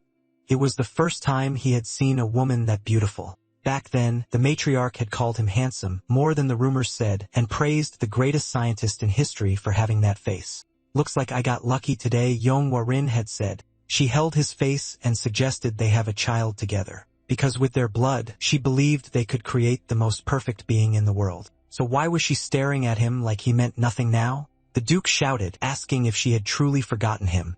Her answer was simple. She doesn't remember failures. Then she drew her sword, annoyed that he'd made her think of him again. Meanwhile, Bernardo was falling apart. He had already lost 73% of the perimeter troops, so he called headquarters for backup. Too late, Lee had already walked right past him. Bernardo demanded to know who he was. MC, it's already carved on your grave, he answered. Then he asked his own question, where was the half-monster man? The Duke couldn't accept being called a failure. He insisted she was wrong, that he could still grant the wish she once wanted, most to create the ultimate perfect being. Even if she failed, he would make it happen no matter what. He wasn't the failure, he said she was, for leaving him. Then he screamed that he had completed it after giving his whole life, heart, and soul to the work. The matriarch answered by running him through. So, yes, she did remember him, and that only made her more annoyed because he talked too much. When Lee arrived, all he found was the Duke's corpse. The cuts were perfectly clean. She had ripped out his heart without the slightest pause. Whatever small bond they once had, she showed no mercy. But then the Duke started speaking to him, saying she didn't understand his worth yet, but soon she would, and she'd see how valuable he really was. Lee told him to let it go. He was already dead, and forgetting was death's greatest kindness, so the sooner he accepted it, the better. The Duke refused. He said he wouldn't die because his creation was proof of his eternal worth. Just then, Warren arrived with Rachel Archimond. Lee was stunned. Why was that girl here? He moved at once to ask her, but a golden light flooded the area. Bernardo's alarm blared again. He wondered what was happening now as the base ordered him to flee in the emergency ship. He hadn't given that command. Then a girl's voice said she had. She called it a favor for old time's sake. If he wanted a soldier's ending, he could stay behind. That would suit him too. Another massive ship had appeared, leaving Tang Seryong and the others stunned. They had never seen anything like it. Sun Ju said it had appeared out of nowhere just seconds ago. Robert said that wasn't even the worst part. If you check the insignia, the ship belonged to the human government. Meanwhile, Lee stepped back watching Warren give off an enormous amount of energy. The Duke laughed, saying he had been right. That was his other self, the one holding his true value, and that power was only the start. The girl was an empty vessel that could absorb anything until she reached the height of her strength. Rachel Archimond told him to stop talking. She needed to treat her right away. The Duke said he was already done, and she knew it because she was also his other self. So he gave her free will and told her to live however she wanted. Then he opened his chest and pulled out a blue heart, saying she could use it on the girl. He told her to go out into the world and live, because with that power, no one would even dare meet her eyes. Rachel Archimond looked at him, but as she reached for the heart, Lee told her to stop. One madman's life was already too much. Whatever the reason behind this, she should ignore it and return the girl to normal. It was a warning he wouldn't repeat it. Rachel Archimond replied that this wasn't madness. He had simply lived desperately and fiercely. But Lee didn't need to worry because his life would end here. From now on, she would live the way she always wanted. She walked up to Warren, hugged her, and said she was giving her freedom too. In return, she asked for just one thing. If they ever met again, Warren should hug her tightly. The moment she did, Rachel's body broke apart and Warren returned to normal before collapsing to the floor. Then they detected a Leviathan-class fighter near the edge of the atmosphere. It belonged to the human government's inspection office. If they had brought a ship like that, it meant only one thing. An orbital bombardment was coming. Robert shouted that they were finished. Tang Saryong asked why the ship wasn't moving. Had they not seen them? Sunja doubted it. They had definitely been spotted. Then the girl from before suddenly appeared behind them. They jumped, asking where she came from. She smiled faintly, recognized Tang Seryong, and called her the last descendant of the Tang family of Sichuan. Tang Seryong was stunned, but the redhead told her not to be afraid. Just act like this never happened, like they had never seen her. She'd even erased the report she got on the way. Since she was just a bureaucrat, she'd leave this mess to someone else. So it was best if they all pretended they had never met. Then she requested a change of plan, calling it Plan 6RT. Tang Saryong asked Sunja what was happening below.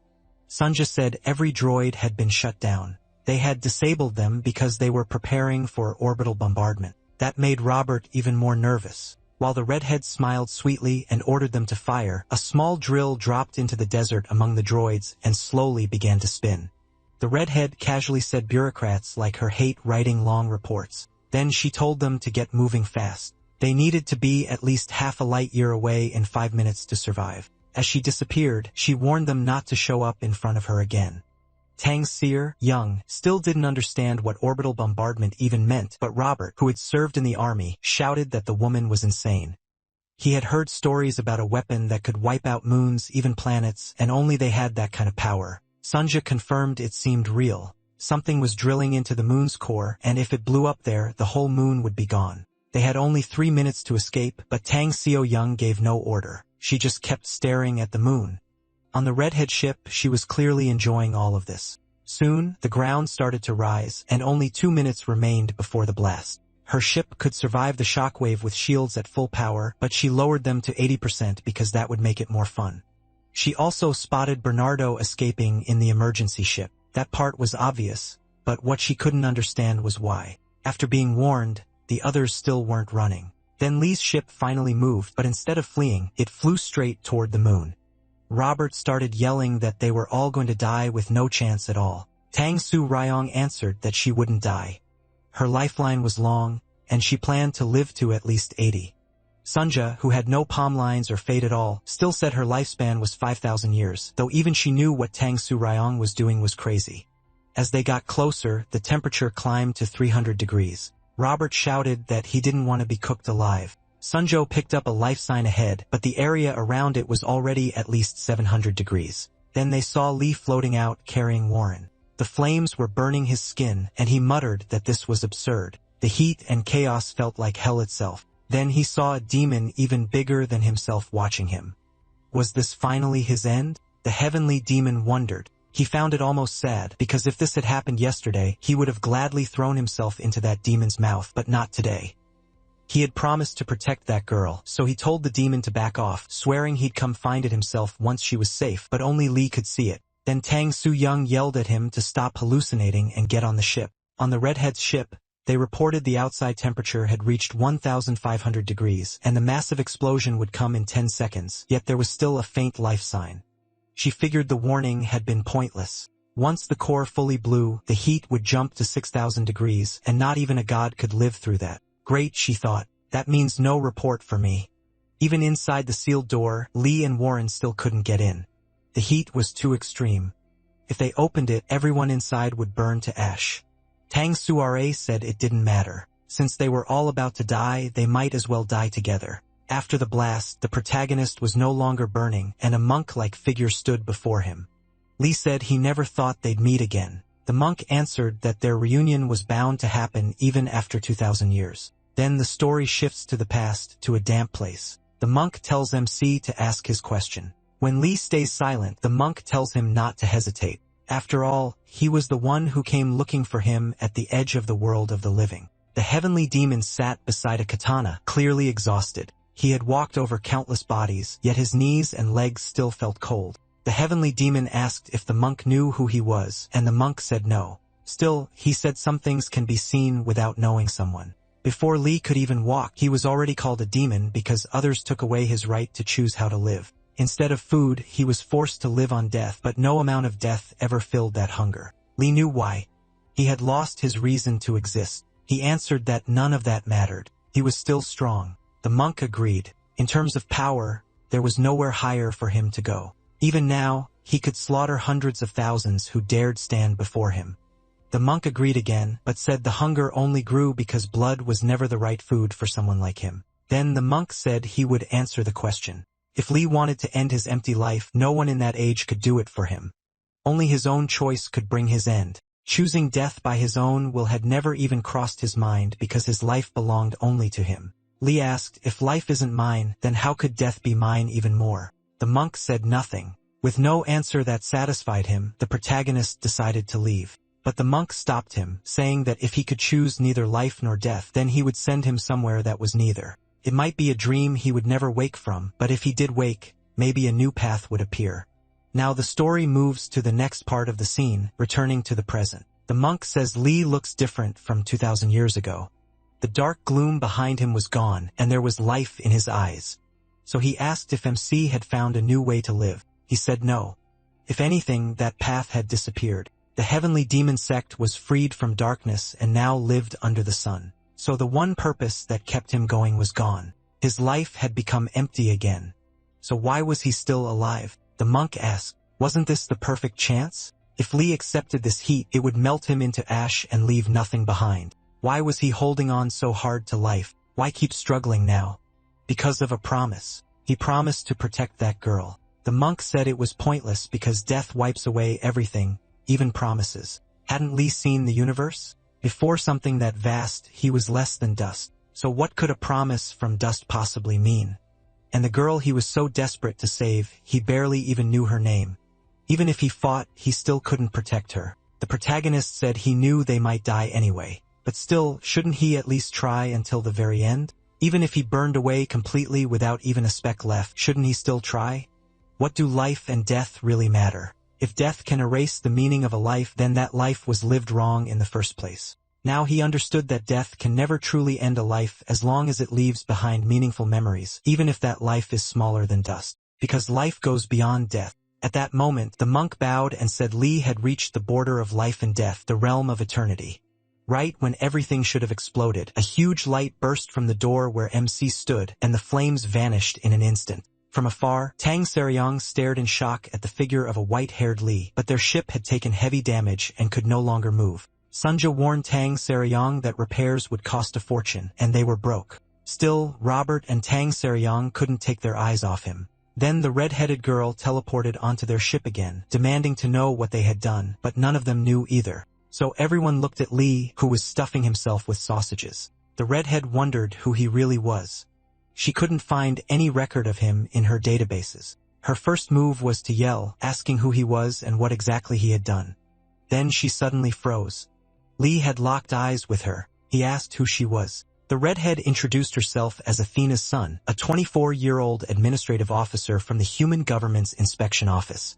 Then without meaning to, she blurted out that she was single, had dated 4 men, dumped 3, got dumped by 1, never even kissed him, and acted cold about physical contact even though she secretly liked it. She had no idea why she was saying any of that. Lee then asked if she was the one behind the explosion. Athena said she only carried out orders to hide the Iron Jang Wuxi project no matter what. They feared the incident could spark a civil war between factions. The protagonist said he didn't care about any of that. Because of her explosion, these kids got hurt, so she had to put everything back the way it was. Could she do that? Athena confidently said yes. Right away, insect-like robots began repairing the ship. Meanwhile, Sunja checked Warren's condition and found no brain damage or physical injuries. She had only fainted and would wake up soon.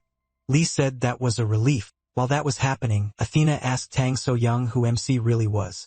Tang So-young said Athena should ask him herself since she didn't know either, then started bringing up the shady things Athena did at night when nobody saw her.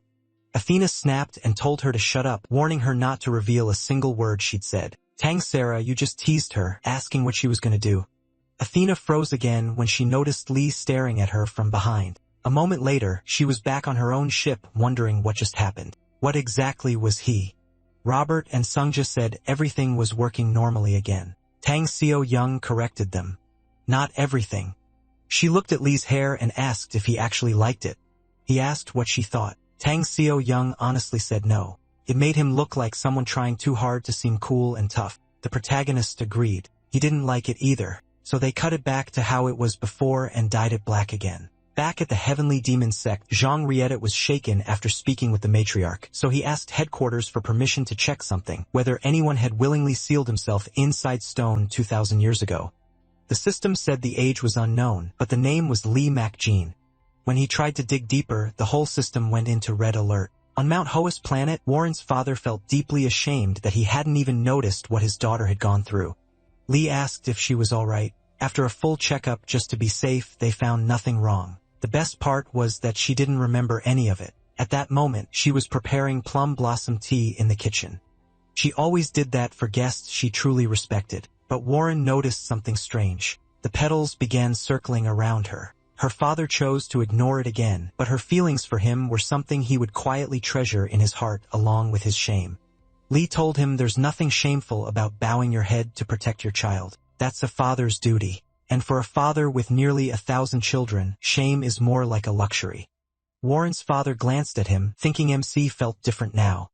The pressure around him had always been overwhelming, but this was on another level. Lee said goodbye and told them he would leave at dawn, asking them to forget about each other. After he left, Warren's father lowered his head. Elsewhere, Tang Seryong was in her room, looking at herself in the mirror and checking the mark that had been put back on her arm. Then Lee arrived, asking if he could come in. Tang Seryong said that was something he should have asked before opening the door. Later, they sat together on top of the ship. Tang Seryong asked why he had gone to her room. Instead, Lee asked what happened to the Tang clan of Sichuan, catching her off guard. She said, in short, they were all destroyed. It ended in total ruin, and everyone died except her. The subject was still too painful, so she didn't want to say more. He asked if she wanted revenge. He called it a pointless path. Still, if she wanted, he would help. Tang So-young asked why he was contradicting himself. Why help with something useless? Because your life matters, Lee said. And to begin a new life, you need to finish that revenge. Tang Seryong said that was hard to accept. She knew he was strong, but they weren't close enough to share something like her revenge. It was better if she handled her own business. The protagonist replied that, at least to him, they were close. In this new life, Tang Seryong was one of the only people he knew. And if that still wasn't enough, he'd even dig up old ties and repay the Tang family that way. Back then, the one man MC chose to remember was Tang Chongwu. Even without accepting it, he kept calling MC his friend. As the Tang clan's young master, he left MC with a debt. Tang So-ryong said that debt was from 2,000 years ago, over 100 generations back. It was too old to pass down, so he should let it go. He told her revenge doesn't care what sword it uses. It uses anything it must, even its own heart. So if he couldn't stop her from being foolish, he'd be that sword. Then the protagonist got up and told her to think it over. Tang So-young said there was one more thing she needed. When Lee asked what, she said, help me make money. In the Andromeda Nebula on planet Tartaruga, Tang So-young brought MC to the Scoundrels Market. It was a place where people sold martial arts and all kinds of odd items. Lee asked why it was so empty. She explained that scoundrels avoid moving in daylight. Even accidental eye contact can start trouble. He asked what happened if that did occur. Here, it often led to fights, and showing weakness meant you wouldn't last long. That's why they come out at night, then they can act like they didn't see each other. So why come during the day, Lee asked. Tang So-young said it was simple. They were looking for someone who could move around in broad daylight. Right then, 3 men dropped in behind them, and the girl riding one of them knew Tang So-young right away. She mocked her for showing up alone, saying she must be tired of living. Tang So-young fired back with a joke about how she still hadn't grown at all. That only made the girl angrier, and she pulled out a red sword. Tang So-young told her to calm down. It had been 7 years, so she could at least say hello. Then she introduced her to Lee as Baek So-wi, same age as her, tiny in size, one sweet, but much nastier after learning she'd never grow more. Even so, they used to be close. Watching the smaller girl try to rip Tang So-young apart, the protagonist doubted they were ever that close. Tang So-young claimed it was all over a small joke. She had only borrowed a secret manual from Suhue's family, the demonic ghost sword, and close friends borrow things, right? Then she admitted she sold it. That's also why people started calling her Demon. That even explained how she got the huge ship. Suhue was furious. Selling it was beyond crazy. Tang A-young told her to settle down. She came to return something far better, worth many times more than the manual, an ancient top-tier martial art treasure. Suhue didn't believe her and demanded to see it right away. Tang Young slipped behind Lee and said, "This is it." Me? MC wondered. Tang Su-young reminded him he'd promised to help her make money. After that, Suhue dragged both of them to her father, saying she didn't bring Tang So-young because she trusted her. She just needed permission to kill her. Tang So-young told Lee not to mind that. Suhue actually liked her. Then she explained this was Triad Headquarters, one of the 4 groups that ruled Tartaruga, and Suhue's father was its leader. He asked what exactly he was supposed to do. Tang So-young said it was easy. He just had to sell himself for a very high price. The sect leader said seeing her again was outrageous. He never wanted to face her in this life, but Triad law came first. Betray the group and steal its treasure, and the punishment was death. So Hui smiled, sure Tang So-young was about to die. Tang So-young argued she didn't steal the manual. She only borrowed it, and now she had come to return it. He answered that even bringing it back wouldn't be enough. A debt grows with interest. Once again, she moved behind Lee and told him not to worry. So Hui snapped at her to stop stalling and accept death already. She'd make it quick and painless. Her father cut in and said he'd hear Tang So-young out one last time. So Hui warned that if he let that girl escape again, she'd be truly disappointed in him. He answered that if Tang So-young couldn't pay the price, then death was certain. Relieved, Tang So-young asked Lee if he had ever known an ancient swordsman called Ghost Sword Demon. Since they were from the same, the protagonist said no. If that man really lived in his time, he was probably third-rate. Tang So-ra Young told him to prove it, and MC asked how. She said any martial art would do, but it had to be one of his weakest, so it would match the price she needed to pay. She hurried him along, wanting the weakest worthwhile technique he had. Lee stepped forward and drew back his fist. Everyone watched, waiting. The move he chose was Supreme Fist Strike, the very first martial art he ever mastered when he was only 1 year old. Tang So-ra Young quickly said that was too weak, and maybe he should show something a little stronger. Lee said it wasn't weak, just simple and straightforward. So she told him to use it like he was really punching someone. He said the room was too small. The sect leader told him to do whatever he needed. In the next instant, a massive hole blasted straight through everything in front of him. The protagonist said he tried to hold back, but it had been so long since he used it that he slipped a little. Stunned, the sect leader asked how any human could live over 2,000 years. Tang So-ra Young said she didn't understand it either, but it was true. She found him sealed in an underground chamber on Earth. The leader started thinking about closed-door cultivation. Tang So-ra Young pointed out that he'd just seen it himself. Lee knew amazing martial arts of many kinds, and best of all, they were ancient. MC was basically a living martial arts library. Since he was close to her, she could ask him to recite techniques for the sect turned into manuals. They'd sell for a fortune, far more than the Ghost Sword Demon manual. That night, the scoundrels gathered around the giant hole he had made, unable to figure out how it got there. Nearby, a man in a green hood was interrupted when Lee asked him when the shop would open. The man looked confused. "You talking to me?" The protagonist said yes. There was no one else around. The hooded man took it as a challenge and asked if MC wanted a fight. He called him kid and told him to relax. There was no reason to be scared of him. Taking that as an insult, the man launched a huge slash at Lee.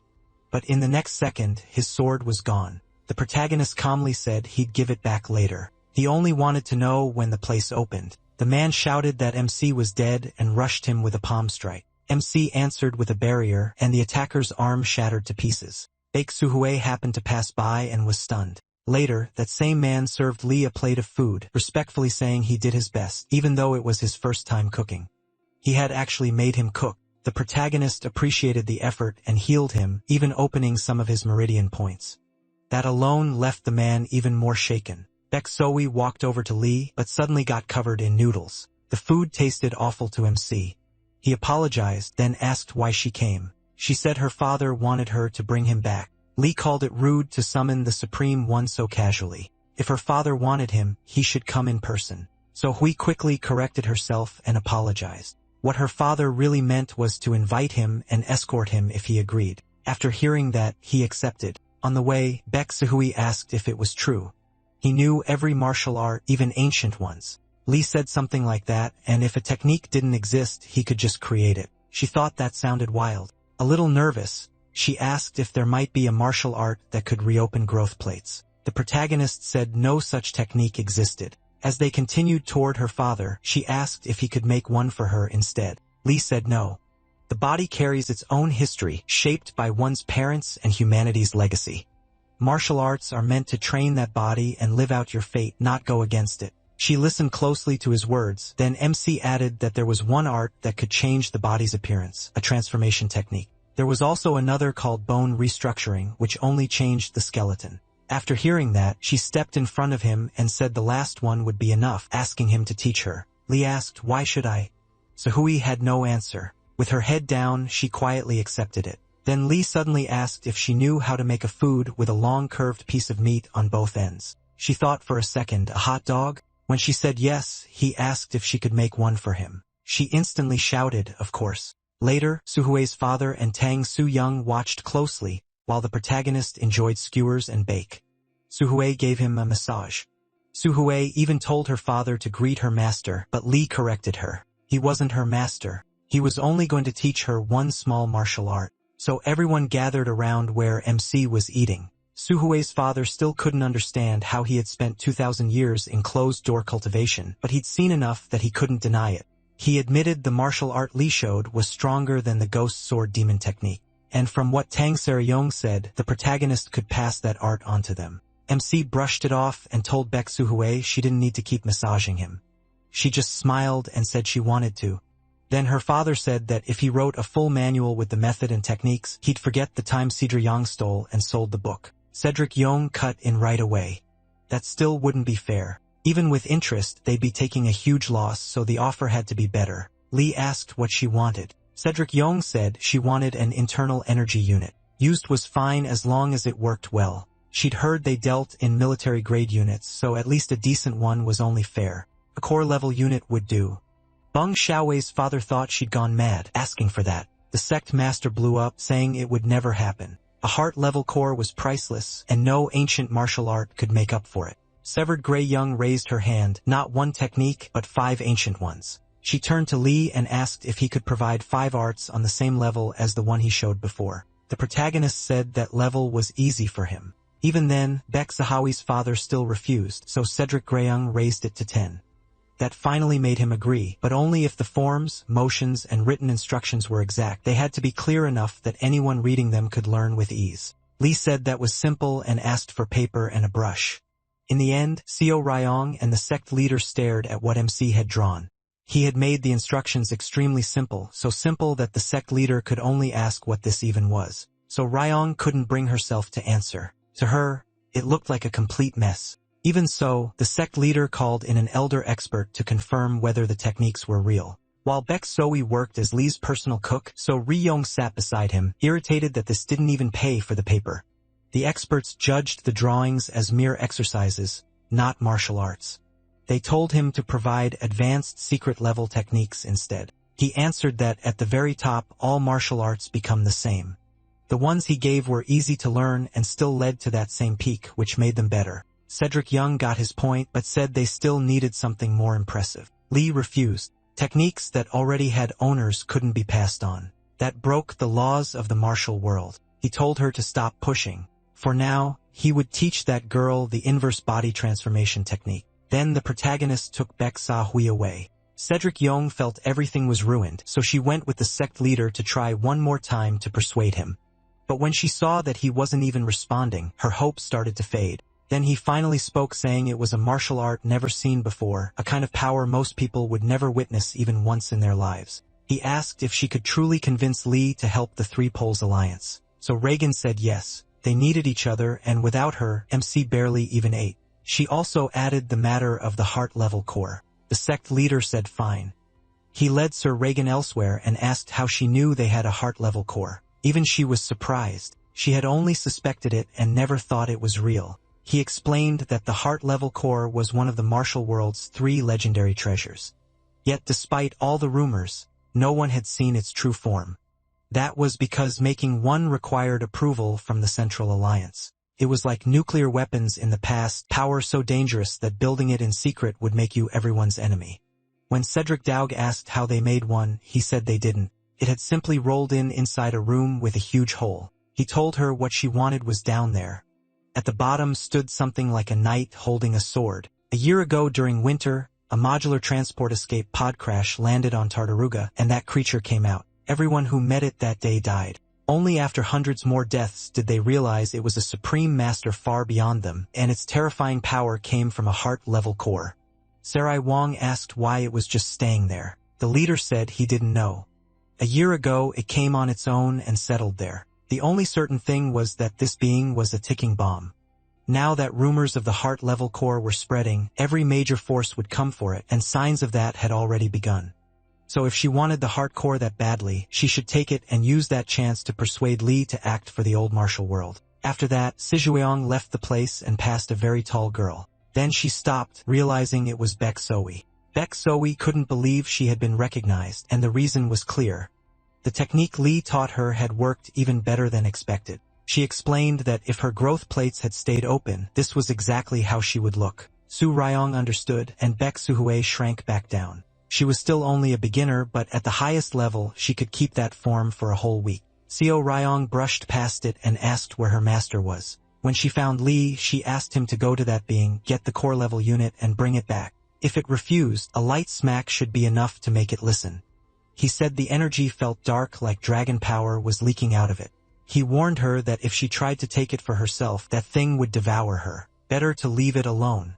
If all she needed was internal energy for training, he could share his own. so Riang hadn't expected that. Later, she told Lee she couldn't accept it. He asked why since it was basically the same result. Annoyed, she said she wanted revenge with her own power. The protagonist pointed out that sounded contradictory. Sungja stepped in and told him not to question her. That was just Sungja's genius brain short-circuit. So Riang started throwing a fit and Lee decided to let it go. At that moment, a man with glasses informed Baek Soe's father that Elena had arrived in the city. The leader already knew. Other factions would use every connection they had to lure top-tier masters here, so the smartest move was to stay out of it and watch. The monk then arrived where 3 men were gathered. One of them was about to drink, but the monk took it first. He mocked them, saying tea offered to an enlightened high monk was a great honor for lowly beings like them. One man attacked without warning, but the blow did nothing. Feeling the strange power coming off him, he realized the monk was an Asura Buddha. The monk then reduced his body to dust. All he said was that he had been warned. The others immediately lowered their heads. The proper way to face a living Buddha. Pressing his palms together, the monk politely asked those kind-hearted souls to guide him to the Black Waters faction. No one answered, so the monk called them trash and asked if they wanted to die. All 3 instantly raised their hands and said they'd show him the way. Just then, someone else reached the giant hole and saw the night overflowing with energy. He slowly moved closer, checking it and sensing just how massive its internal energy was. Then he thrust his sword at top speed and shouted for the core to be handed over, managing to stab into it. Elsewhere, Lee was busy eating sausages.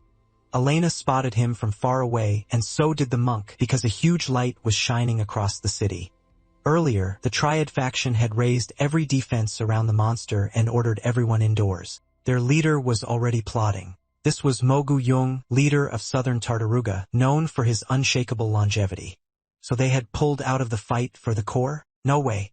He was clearly waiting for the lion and tiger to clash so he could profit from both. And if a lion and tiger were already in play, a bear would surely join too.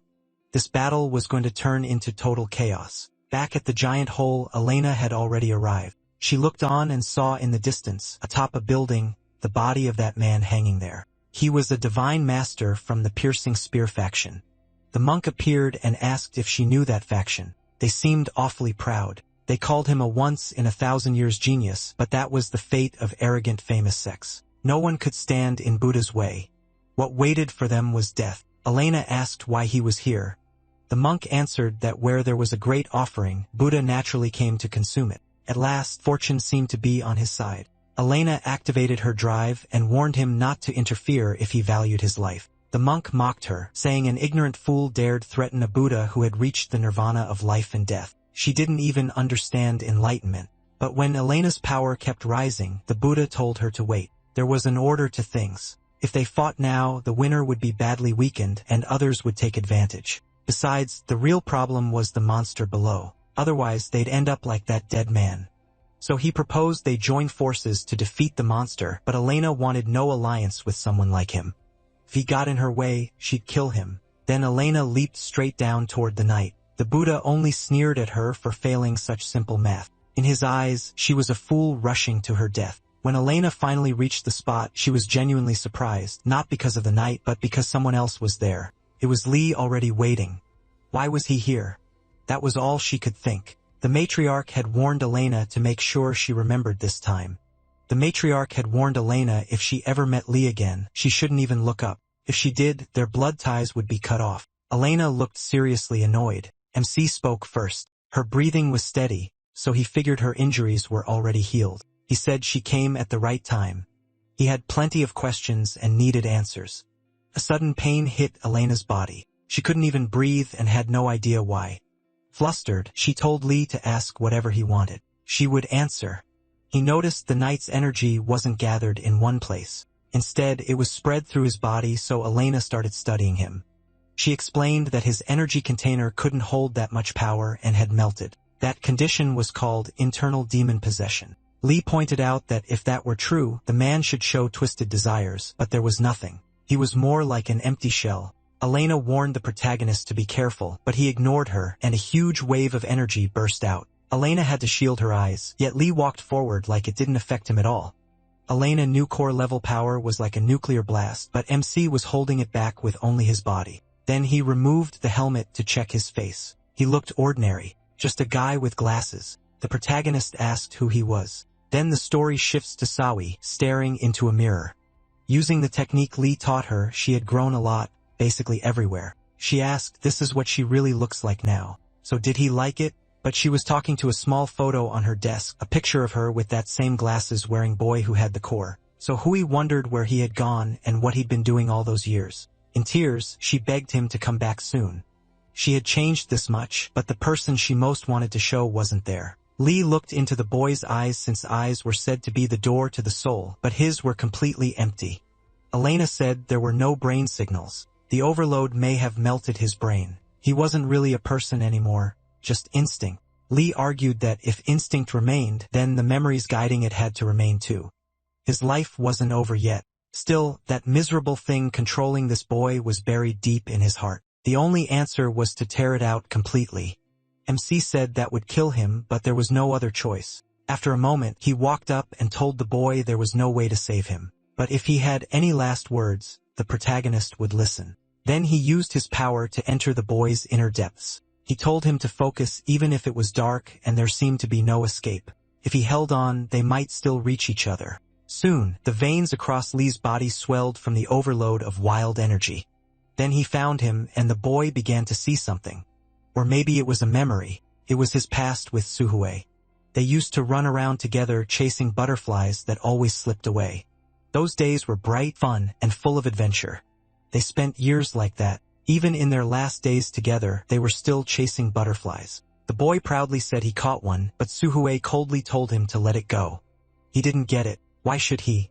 She snapped that she never asked for help and could have done it herself. The boy had no idea why she was so upset. He said if he did something wrong, he'd fix it, but Suhue stayed silent. He gently asked if her feet hurt and whether she wanted him to carry her. That only made Suhue madder. She said she wasn't a kid anymore. She was already in her 20s. Her growth plates had just opened late. He answered that he never saw her as a child. To him, she was always an adult. Still irritated, Suhue yelled at him not to look for her again. They could meet once her growth plates opened. After seeing that pass, the boy could finally look at Lee, and then he laughed when he saw the helmet in MC's hand. It reminded him of a man who had been slaughtered. With his last breath, that man was shocked. The boy was still alive. He was the only survivor. The other knights were dead, but at least the enemy had been wiped out too. That man had been the commander, but he asked not to be called that anymore. The whole order of the Star Knights had been destroyed, so he said he had no right to that name. What he couldn't understand was how the boy came out of such a brutal battle without a scratch, so he asked if the boy had hidden. The boy admitted he had. That shocked him because in the 6 years since joining them, the boy had never once backed down and always fought on the front line like his life meant nothing. So why hold back now? Was it because of this mission? Then he asked if the boy wanted that object. The boy said it mattered a lot to someone precious to him. The commander called him an idiot. Even a core-level unit couldn't handle it. Only a few transcendents could. The boy answered that someone at the commander's level had no use for it anyway. The commander snapped, asking what nonsense he was saying. The boy explained that the unit could rebuild all genes, even the nervous system. Hearing that, the commander declared he would stop him as the 126th successor, Sir Andre Skolt. Andre Skolt, his duty was to deliver the object and kill anyone who got in the way. The commander raised his sword and swung. Then the story returns to the present. Lee had seen the internal demon. He shouted for the boy to stay focused. The demon was taking root in his heart. Right then, a blue light burst from the hole, and the monk from earlier wondered what it was. Then a red light shot out too, chasing after the blue one. That red streak was Lee rushing at full speed to stop it. Felt like a dream. At the same time, Robert, Jiand, and Sungja were sharing ramen. It had been a while since they ate out together like a real family. Jiand said this kind of treat only happened once a year, as he wished Robert a happy birthday. Then those two presences tore past their ship, flipping over their food. The knight landed first in a deserted place. He clearly wasn't in good shape. Lee told him it still wasn't too late. If he fought the demon in his heart, it might not fully eat his soul. If he had to die, then he should at least die as a human. The knight answered by charging at him with his sword, and the blows split the whole area in two. Lee admitted his techniques were powerful, but said they were never really his. Back then, when the boy opened the box, the dying commander begged him to stop and said he wouldn't judge him. He understood there had to be something huge behind a choice like selling his soul to a demon. Over the years, he had even come to think of him as a son. That's why he sincerely told him to drop the object and leave. The second he tried to use it, it would devour his soul, and even if he lived, the whole world would hunt him down for it. The boy knew all that, but still wanted to give it to that person. He said he didn't mind selling his soul. The instant he touched it, its energy flooded into his body. Lee couldn't believe what he was seeing, so that had been his choice. And if so, the protagonist would stop him. Even so, he noticed the chaos and looked outside to see what was happening. In the distance, a massive explosion went off. After the blast, Elena reached them. The boy was making strange noises, like he wasn't aware of anything. Lee asked Elena if she had said it was lodged in his heart. That meant the only way to remove it was to take out his heart. Elena confirmed it. She had even brought a special tool to remove it without contaminating him again, and offered to do it herself if MC wanted. Lee refused. Taking a life was not something to hand off. What was carved into a heart had to be handled personally. That was part of karma too. He told the boy to close his eyes and rest. Instead of just taking his life, he would take on his karma. He said he'd go to hell in the boy's place. Then someone shouted for him to stop. It was Jenda. He arrived calling out the name Gurren. Lee asked if he knew the boy. Jenda said someone else knew him even better. Sawi had come too, and froze when she saw the protagonist's hand in Gurren's chest. Since Lee had already seen their memories, he stepped back. Jenda explained that Gurren was Suhue's childhood friend. They were always together, so much that it made him jealous. Then one day, Gurren suddenly vanished. After that, Suhue changed. She had been cold and distant, but later turned clumsy and smiled a lot. To Jenda, though, that smile looked more like crying. Suhue asked what Gurren had done to himself and why he wouldn't look at her. Had they been apart so long that he didn't know her anymore? The only sounds Gurren made were like a baby trying to speak. Elena said it was pointless. His brain had already melted completely and no memories were left. But then Gurren lifted his arm towards Suhue. She took it as proof that he still remembered her. Just as they were about to touch hands, Jend rushed in to stop her. Lee had warned him that contaminated radioactive energy was pouring from Gurren's body. If Sukui touched him, she would die. Sukui answered that Gurren was still the same. Seeing she didn't care about the danger, Jend let her go and told her to do what she wanted, but not blame him later. Elena told Lee they had to stop them. MC said that sometimes a bond is meant to become everything. As their hands were about to meet, Gurren suddenly closed his fist and told Sukawil to step back. Everyone was stunned when a banner dropped behind her, and it wasn't the only one. More of them dropped, and then a huge flower wrapped around both of them. It was a barrier. Lee cut it open at once, but they were already gone. Only a seal remained, and he knew it right away. It was a Shaolin primal formation used by someone who had reached nirvana. He asked if they knew a Shaolin master close to transcendence. Elena remembered the monk's title, Asura Buddha. At the Blackwater's headquarters, the monk had arrived with Baek Sukui and Gurren. He called himself Amitba, the Buddha who crossed hell to get here. Then he asked why they hadn't waited a little longer. He'd made it through hell, and now he wanted the rest of his payment. A man in white stood up. The monk asked if he was the one paying the debt. Looking at those big pockets, he guessed the money had to be on him. The man stepped forward. He was the emperor of the Eastern Skyfist. The Buddha greeted him, and the emperor asked if they knew each other.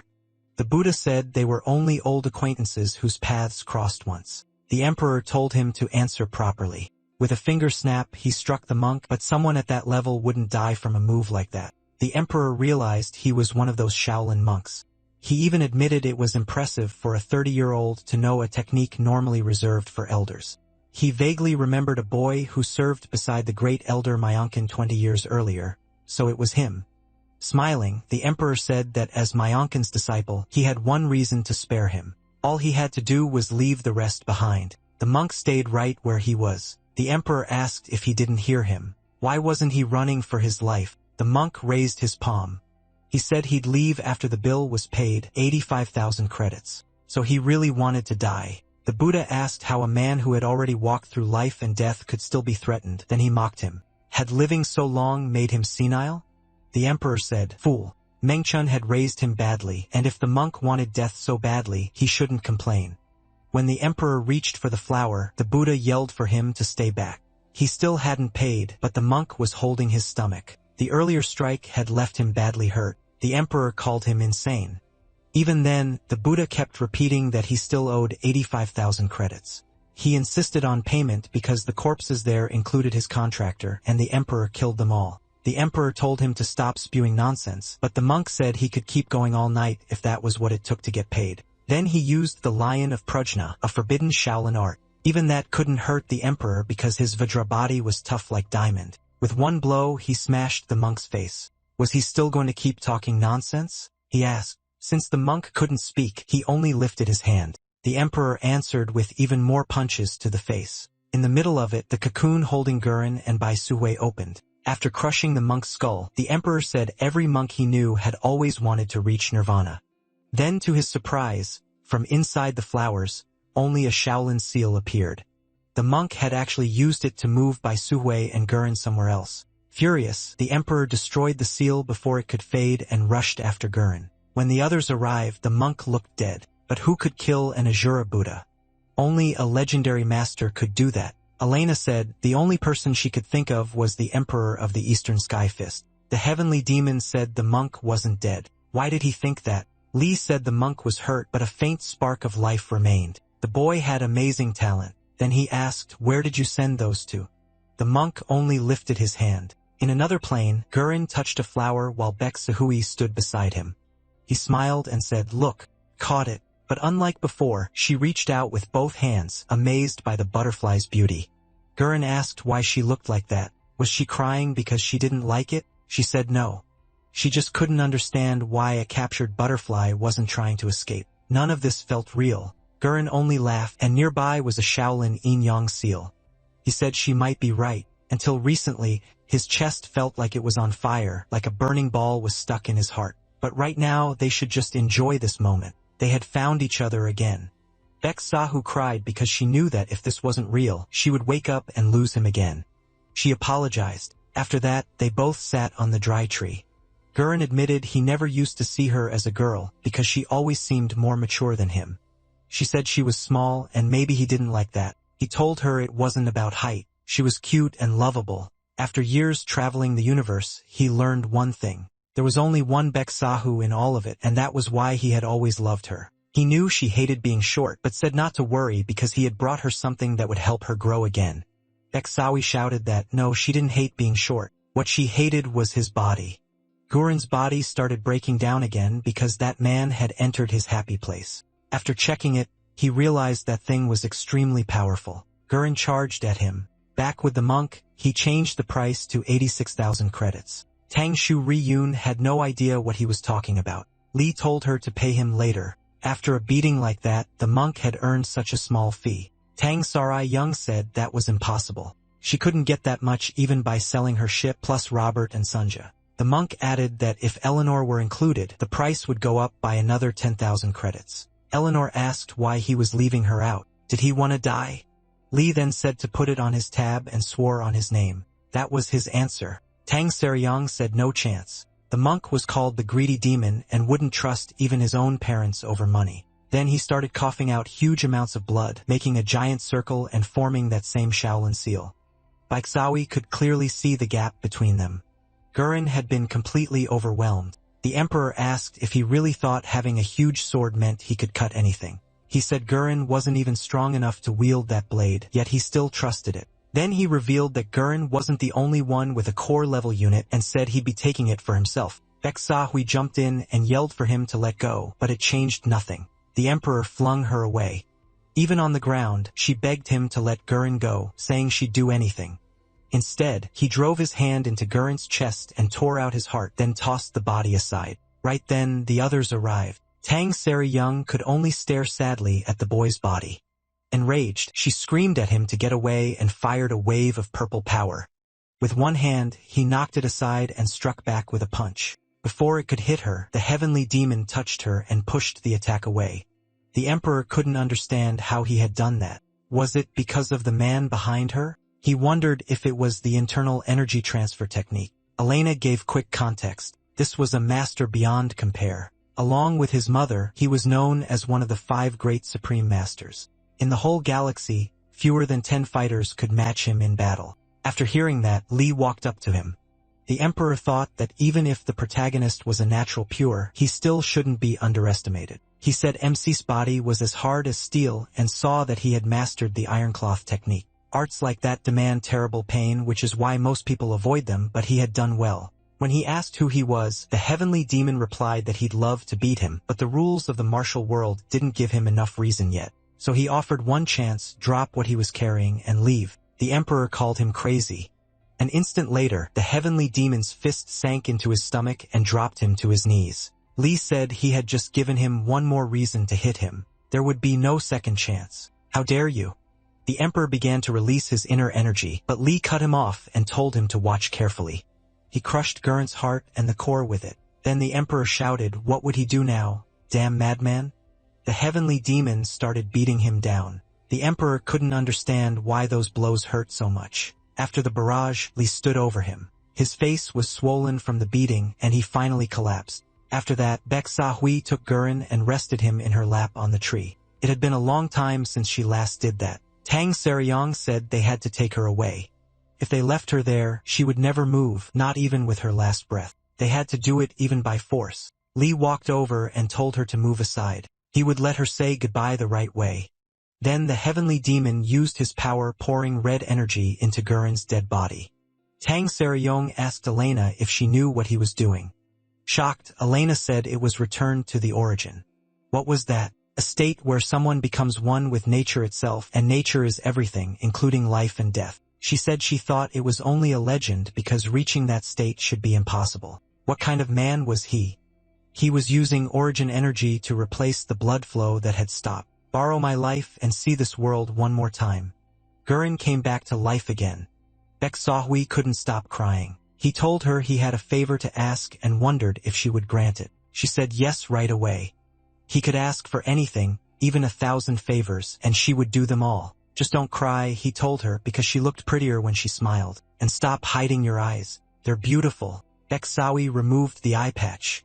Elena wondered if her eye had been hurt, but it wasn't. Baek Sa-hui had only been pretending so she wouldn't look weak. Gurren gently held her face in both hands. Just like I thought, you're beautiful. Then he gave her one last soft kiss. For his final favor, he asked her to forget him. After that, they built him a grave and buried him beneath the dry tree. Later on Sarayang's ship, she told Sunja to get them out of their fast. She didn't want to stay there any longer. At the same time, the heavenly demon looked into a mirror, thinking about Baek Sa-hui's earlier request about the inverted body transformation technique. She wanted him to remove it. He told her she could keep it, but he would never use it again. Not having a power and choosing not to use it are two different things. After that, the group continued their trip. Meanwhile, the matriarch arrived in a ruined place filled with burned bodies. The emperor stood before her. She said nothing had changed. He was still using his own followers as sacrifices just to dump his anger. Those boys probably only wanted to make him proud. He brushed it off, saying they weren't his disciples. He only taught them a little so they'd be useful. Trash like them meant nothing. She answered that she was impressed he had survived such a brutal beating. The emperor warned that if she came to provoke him, she was wasting her time. Anger only made him stronger, but she said he had it wrong. She wasn't there to mock him. She came to warn him, stay away from that man because he belongs to her. If he ignored that warning, he wouldn't survive next time by pure luck. The emperor snapped, asking what she had just said. The matriarch went on, people think the iron cloth technique is unbreakable, but in truth, it gathers all the body's weak points into one hidden spot. So why had the protagonist hit him everywhere except his left forearm? His vital point, maybe the protagonist only wanted to beat him, not kill him. While MC was busy eating a pile of sausages, Tang Su-young, without even looking at him, said that since her energy core was gone, he should at least give her that internal energy once. He said it was already too late. He had drained his origin energy to bring that boy back for a moment. Now it would take at least 3 years to recover. Still, he promised that once it returned, he would share it with her. Tang Su-young shot back. How was that supposed to help now? There were already 85,000 credits in debt, and that money-crazy monk would keep chasing them forever. At that same moment, the monk was with an accountant who asked how much should be transferred since 100,000 credits had already been prepaid to the Black Waters faction. The monk told him to send all of it to the Shaolin Temple. The accountant was shocked. Again, why send everything? Why not keep some to live on? The monk said to send it all. Old and sick people deserve better food. As for himself, he'd just steal whatever he needed. 2,000 years ago, in an underground chamber somewhere in the star system, a man named Lemijan, who practiced the martial arts of our sect, entered seclusion and called himself the Heavenly Demon.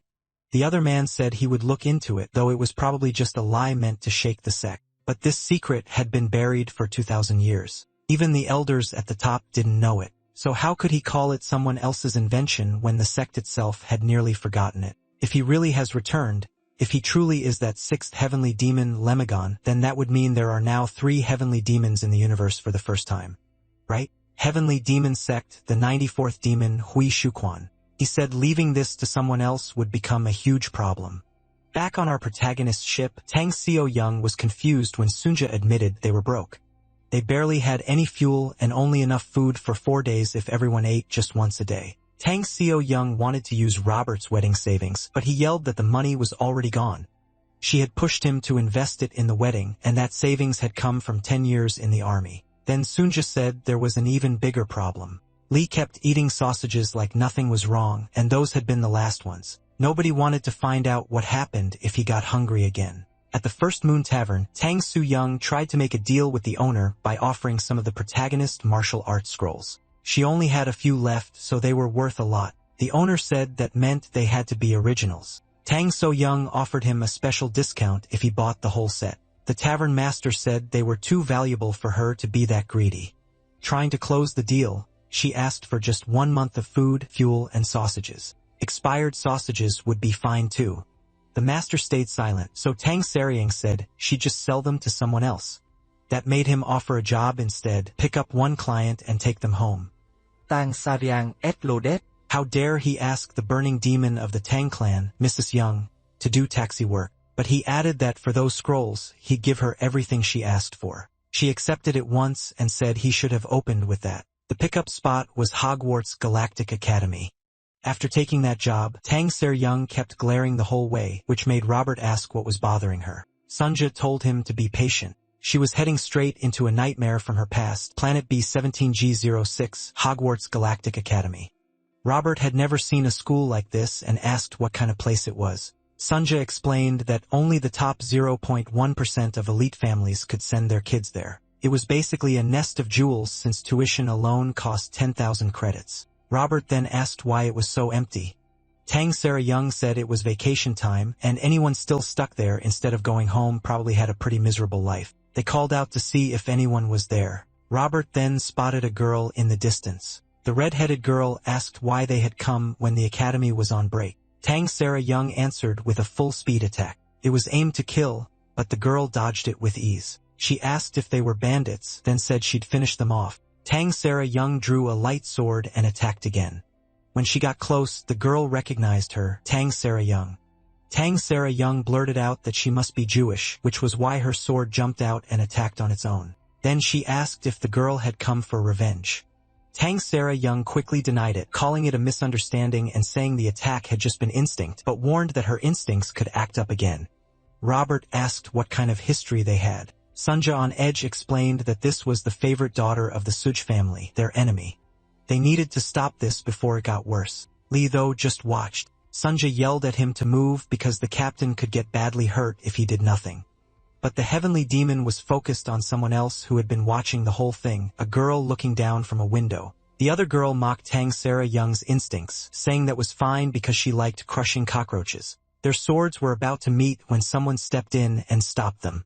Tang Saryang recognized him right away, Namgong Chinchak Payan. Meanwhile, the tavern master said it was true. The heavenly demon sect really did outdo the beggar sect. Just like they had predicted, Tang Saryang came there yesterday, and just as requested, they directed the group to that place. By now, they should have reached Hogwarts Academy. Inside one of the academy rooms, the guy in the beanie said he was the one who had called for the ride, but he never expected Tang Saryang to show up. Tang Saryang said she didn't mind. Her sword had simply moved on its own. He challenged her to let it happen again today. Outside, Robert and Sunja waited. Robert said the guy in the beanie had to be either really strong or ridiculously confident to show up like that and stop Tang Saryang cold. Sunja told him he really was strong. He was the 3rd son of the Namgong Cheon family.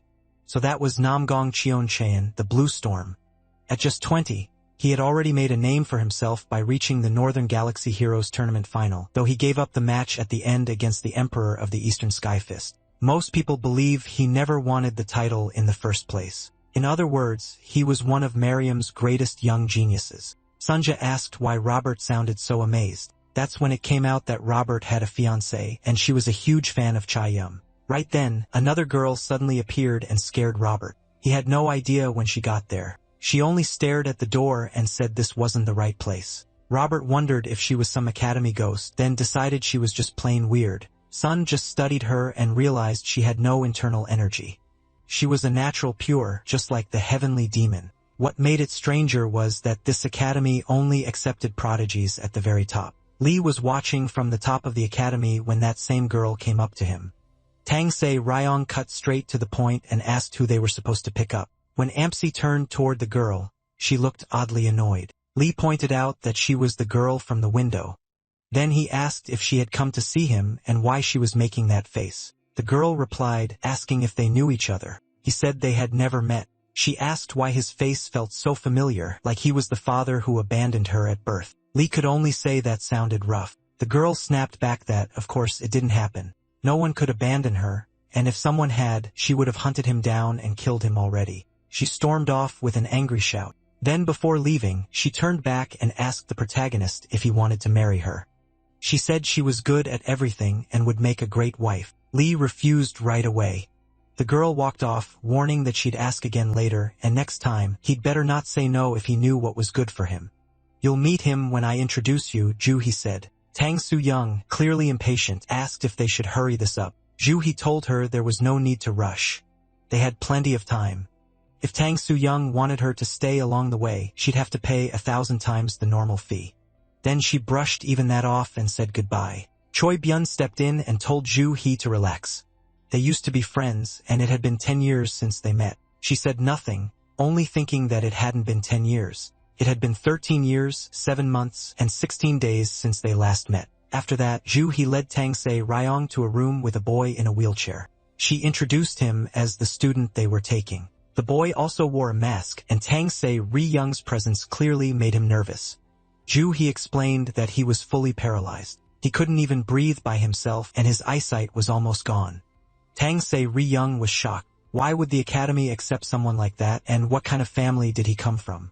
Cho He didn't know much except that he was insanely rich. His donation covered 10 years of the academy's budget. He normally stayed in the dorms during breaks, but this time his family suddenly called him home, so they hired a taxi driver. She warned Tang So-young to handle him gently since he was so weak that even a touch could harm him. Then a voice asked if he had fallen for that woman from earlier. The question came out of nowhere. It was the strange girl from before. She told him there was no point hiding it. His face made it obvious. In his mind, he answered that there was no light left in his eyes. Even so, the girl said she could still see it, faint but there. Then she asked what exactly he liked about that woman. His answer was chilling. He liked seeing her suffer. He imagined she'd scream beautifully when she finally broke. The girl realized he had seen something and pushed him to explain. What he saw was death and a demon. Then he said Ju He looked like her. She cut him off and said she already knew. Ju He repeated the job details. They only had to bring him to the terminal on planet Tanalugan. Then Cha Ryan suddenly brought up bamboo leaf tea, saying Ju He used to like it. Tang Cedric Young flatly said she hated it, and now she hated it even more. Chong seemed surprised. He remembered it differently, then admitted memories can change over time. He also said he'd be going with them. There was no reason for him to stay at the school if there were no students left to watch. Tang Cedric Young immediately asked if Chu He was coming too. Tang Cedric Young told her not to worry. Chu He still had students to take care of. At the same time, Chu He was in the bath, grumbling that this was a huge pain. Why did she have to show up now? She should have stayed dead. Then someone entered. Ju He called out asking who it was, and Su He appeared. Annoyed, Tang Seeger Young said she didn't care if he came along and hoped he'd board her ship too so she could make him disappear. Maybe she'd even accidentally cut his head off. Then came another surprise that girl was boarding the ship too. Explained that the girl wanted to go home as well. Zhou then asked if Tang Cedric Young was happy that he'd come along. Just like she asked from the window, Lee silently watched the group below, especially the girl as their eyes met again. Soon after, the ship lifted off. But the moment they got inside, both Ju and Sohai looked around and asked what kind of dump this was. Sungja explained that it was a first-class guest room. The captain put them there because it was close by and easier to watch. Ju snapped that Sungja was lying. That woman clearly meant to dump them in a warehouse. Sohai, though, said she liked it. If they cleaned it up, it could be nice. Ju asked where she was going. Sohai said she was leaving so Ju could clean in peace. Sungja quickly warned her not to wander around. There was a sword-crazy woman outside. She asked if Sobayash wasn't scared of Tang Cedric Young. Usually she was unstable, but right now she was even worse. If Sobayash saw her, the best move was to avoid her. Sobayash vanished without another word. Sungja could only mutter that this girl might be even scarier. Later, Tang Cedric Young sank into thought. She remembered her school days with Chai Nyan and Ju. Back then, those times had felt truly happy. She told Chai Nyan he hadn't changed at all. She recognized him the moment they met again. So did that mean he had completely forgotten her? He didn't even remember her face as a child. If anyone hadn't changed, she said, it was him, still selfish as ever. With a smile, Chong replied that he had changed because now he had someone important to protect. That was why he came to warn her, give up revenge and move on. If she ever pointed her sword at Jati again, he wouldn't let it pass. It was better for them to remain old friends who only half remembered each other. Tang Cedric Young asked what he'd do if she refused. Chong Sim told her not to push him. In an instant, he was right behind her. She admitted he was right about one thing. She still hated people touching what she thought was hers. Right then, somewhere else, Lee was busy eating sausages while the boy in the wheelchair watched him. Just looking at McGee made the boy tense up in fear again. This time, though, everything around them was pitch black and the celestial demon tossed him a sausage, telling him to eat. Instead of staring at useless things, he said, a kid should eat well. The boy thought that eating just to stay alive was a waste since he was going to die soon anyway. Lee told him that thinking he knew the future was childish. The boy answered that he saw it whether he wanted to or not, so he couldn't help reacting that way. After that, Sama went to Soya and said that even when she used telekinesis, that guy stayed totally calm. He didn't even flinch. All he did was tell her not to play with her food. He also said she should stop worrying so much and just eat. The faster you rush into fear, the more you lose. And like it was nothing, he shut down her telekinesis. Soya asked if he thought that guy was a mutant like her. Sama said he didn't know. It had been too dark to see clearly. Still, hearing his voice strangely calmed him down. For a moment, it felt like maybe he wasn't going to die after all. Soya told him not to cling to that feeling. He already knew death was coming.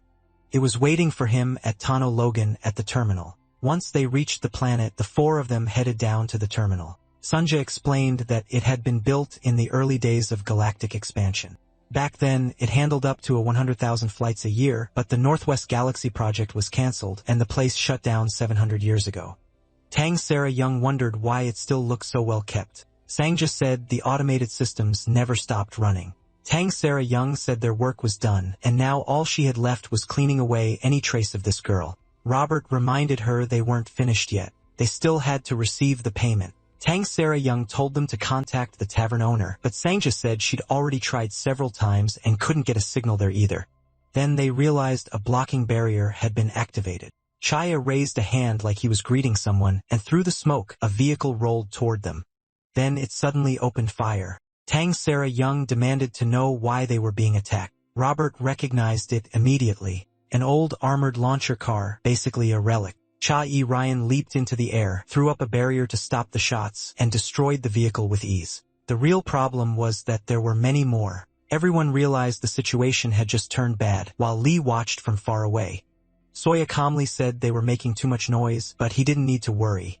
She would keep him safe. The boy answered that he knew because none of this had appeared in his dream. Still, he couldn't understand why they self-destructed. Then, in front of the group, a figure appeared with a robotic arm and an entirely mechanical body. It identified itself as a droid and announced that this was private property of the Sakamoto Stein Group. They had entered without flight approval, so the attack had been only a warning. Chuhi drew her sword. Furious that an outdated droid dared attack humans, Chihidi stopped her and said not to waste your strength yet. He tried talking instead, saying there had to be a mistake. They were asked to bring this boy here. His name was Sama Stein, and the droid could confirm it. When I heard the name, the droid moved towards Sama, then dropped to one knee before him.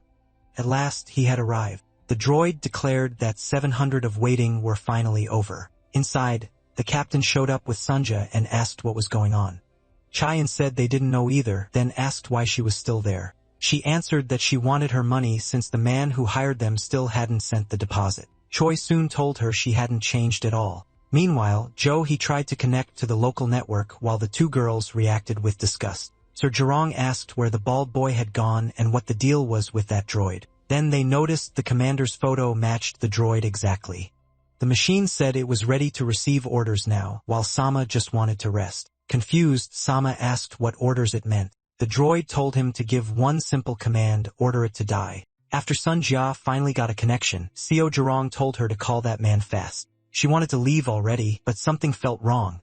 Over the last 700 years, there had been 87 recorded ship landings from outside, yet there wasn't a single record of any ship ever leaving. Sama apologized, saying he couldn't give that order. The droid warned that if he refused, everyone would die. Robert then asked Lee if he felt how strange the place was. He said it felt like Silent Hill. He didn't care about any of that, he just wanted food. Sunja added that when the terminal shut down 700 ago, 16 staff members were left behind. No one ever replaced them or sent new workers. So had they all just grown old and died there? Sunja said most of them had. When asked what most meant, she explained that all but one had death records. The only exception was the operations chief, a man named Gunther, who was still listed as alive. Then came the truth. For 700 years, he had kept himself alive waiting for orders. He cut off his own rotting limbs, ripped out ruined organs that no longer worked, and now only a weak, shriveled brain remained. Begging for release, he said he couldn't endure much longer. The records showed prosthetic legs, arms, stomach and intestine replacements, plus a new heart, liver, lungs, eyes, joints, and blood vessels. Robert summed it up. He had basically replaced his whole body.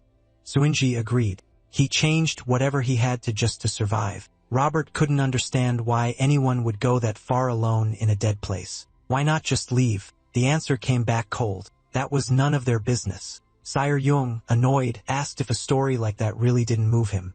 She called it heartless. Then came a cold reply. If this counts as sad, that's almost funny. Chai Shaun started wondering what link there was between that boy and all of this. They explained that Sama's family is basically the richest one in the universe. They control genetic engineering and helped push space AI forward too. Almost everything about them is hidden, except the founder's name, Satoshi. Sama said his family doesn't even treat him like a real person, so he has no right to speak for them. He told the old man they were alike, both abandoned. Even wanting death didn't matter because neither could do it alone. By then, Soja had vanished too.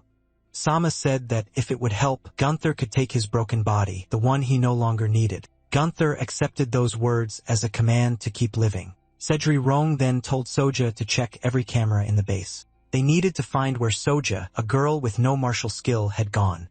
When Soja just stared back instead of searching, Cedric Rong snapped. Sunja asked if she really knew who she was talking to, then got called out for speaking way too casually for an android. That made someone curse Cedric's teaching. Cedric proudly listed Sunja's titles, official co-pilot, doctor, manager, and ship's cook, and said her training was perfect. Ju Hee, annoyed, decided to search on her own. Cedric just gave Sun Jia a little pat for her good work, which only made her madder. Right then, Lee came walking over, and so Jia appeared in front of him with a smile, saying they really were a perfect match. She had been heading to find him anyway. The protagonist had only one question. Did she have sausages? She said no, and he instantly lost interest. Still, Sojo pointed out that the way he moved was strange. It looked like the celestial demon's imperial step, a skill only the demon sex master should know. If he kept moving like that, people might mistake him for the celestial demon. She also noticed his breathing carried the cold feel of frozen jade, like someone using the emerald jade demon art, something only female celestial demons can learn. And on top of that, reaching the ghost demon god level of total concealment at his age was alarming. Others might judge him even harder than they judged her, so she warned him to be careful. Then she bluntly asked who the hell he really was. Lee answered by asking the same thing back. Elsewhere, He searched through the base for Soja, but instead found human remains scattered around. Then the android appeared right behind her. She demanded to know if he had done all this. Now that he had an order to live, he said, he wanted her life to extend his own. He attacked at once using the same technique Cedric showed when she first met Lee. Either Zhu he was badly weakened or the android was far stronger than expected because her attack barely affected him. He said she was full of life and told her to hand it over. Zhu he answered by cursing the metal freak and cutting his body clean in half. But then she realized his body used different internal energy conductors, so he had killed everyone there to steal their internal energy units. He denied it in his own way. He had only borrowed their lives, and now he would borrow hers too. Zhu he charged again, and Sama began seeing the fight through his eyes, begging someone to help her. The call reached Soja, who sighed that this was annoying and said they'd finish their talk later. Lee heard it too, calling her a good girl since helping a friend was noble. Then he asked what the problem was and why he had been called. Sama said the master was in danger. MC couldn't believe he was called over just because of that woman. Sama begged for help, saying she was already badly hurt, but it was already too late. Zhu he made it back to Cedric Ong and Chai Yun before collapsing. Chai Yun checked her condition and vital points, but Sun Jaku quickly saw the real problem. Her whole body had internal damage, and her internal energy unit had been ripped out by force. Meanwhile, the android returned to his room and changed into a new uniform. Zhu he was in terrible pain, and they had almost no way to help her. When Chai Yun asked what was happening, Sun Jai explained that Zhu he was short-circuiting. Losing the unit had damaged both her electronic and natural neural networks. If they didn't reconnect to drive fast, even her brain would fail. She would die. Chai Yun told them to do whatever they could. He would go get her core, leaving Zhu he with Sunja and Seo Rong. The problem was, what could they even do? Sunja said there was a way, but the one person who could help had already left. A different internal energy unit could hold her stable for a while, but that boy left without thinking about it. Now they had less than 5 minutes before she went brain dead. Seeing Zhu he suffer like that, Sarong immediately told Sunja to make the connection. She would share her own drive, but Sunja pointed out that Sarong was offering her old external unit. Sarong told her to just do it. Sun Jia said she couldn't. That unit was too weak, and Zhu he had an Alpha Prime grade unit. Sarong clicked her tongue, fed up. Without hesitating, she ripped out her own Alpha grade unit and asked if that would work. Even Sun Jiao was shocked by that. When asked why she'd save an enemy, so Rong said simple. Zhu he had to stay alive until she killed herself. At the same time, Soja appeared where the android was. She said he didn't need to get tense. She was only there to stop him because her only friend asked her to. They had promised to grant each other one favor, so she had no choice. He answered that stopping him meant killing him. Could she do that? Sunja said the part was easy because he'd already been dead for a long time. The android said she should feel lucky she had no internal energy source. In the next instant, he was right in front of her asking how she could move like that without an internal energy unit. So Jo told him if he proved he was alive, then she'd kill him. Parents, marriage, kids, how boring. As far as she was concerned, he was dead. She had completely seen through him, but the android snapped back that she shouldn't mock his body.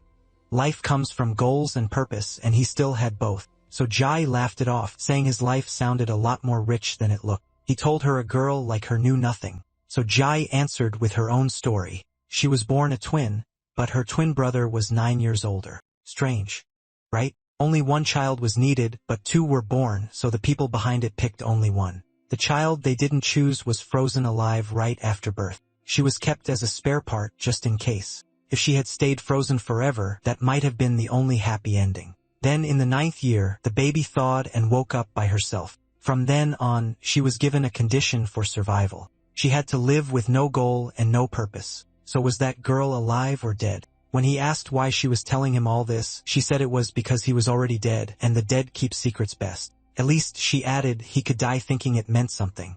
Before they could clash, Cheyenne arrived shouting that the android was dangerous and telling her to get out of there. He didn't attack right away, but he had recovered Juhi's drive. The android was shocked that Guy had a core grade unit. Qian said there was no time to talk, that he'd end this fast, and told Soja to leave. Instead, she struck him from behind. Calling it a hassle, she told the android not to get the wrong idea. She wasn't helping him. She just always wanted to beat that fool up at least once. To her, he was an arrogant guy born into a famous family who got a top-class unit for free. Watching him act proud and special made her sick. The android stepped in, saying he'd take Xian's unit, and if she interfered, he'd kill her. So told him to go ahead, but gave him 1 minute. If he couldn't install it by then, he'd die. That's when Sima yelled for him to stop. She had promised to kill the android, so why was she doing this? What a pain. Saul reminded him she'd said she would stop him, just not when. Once that minute ended, he'd be dead anyway. Sama begged her to do it now because he didn't want his teachers getting hurt. Saul shot back that if he wanted to stop it so badly, he should do it himself. Besides, that android was just like them. As she warned that the minute was almost over, Sama finally shouted, "I, Sama Stein, 166th heir of the Stein family, order you to stop." The android reminded him he had said he lacked authority, then asked one last time, did he truly have the right to represent the Stein family? Sama hesitated, and that was enough. The android rejected him. Then everything turned strange. Teleportation? Or was it telekinesis? The android declared he'd kill this one too. At that moment, the celestial demon appeared. Soja had her answer. He was real. A voice urged her to kill him and rise over his corpse as the true master of the celestial demon sect, my lady. The celestial demon said he felt despair, pity, and anger. So despite that body, the android was still human. Then how had he ended up trapped inside metal? Not sensing any internal energy unit from Lee, the android told him to move aside or die if he interfered. He ignored that and touched him. He said the android was human, but he couldn't see any self inside him. So where had it gone? Sama realized this was bad. The android raised his hand, but Lee kept speaking. Even with purpose left, he had lost the will to live and even hope. In the end, he had crossed the line and gone so far past it that the line itself had disappeared. It was already too late. Lee told him to leave. He didn't even want to look at him. After hearing that, the android simply turned and walked away. But Sama still wanted to stop him. Even though Soja was the one who did it, the minute she gave him ran out and she beheaded him. Then she turned back to Lee. She said she felt the celestial demon heart technique at the highest level, or was she wrong? The protagonist answered that she was right. Soja gave him one more chance and told him to choose his words. Well, because if it was true, she would have to kill him. In the celestial demon sect, only one can exist. So then you're the celestial demon? Lee said that name was just a cheap badge traded for a person's soul. If he was wearing it, he should tear it off. It's worthless. Soja answered that being the celestial demon wasn't just a name. It was fate. No matter how hard you fight, you can't escape it. MC shot back that blaming fate is what lazy people do.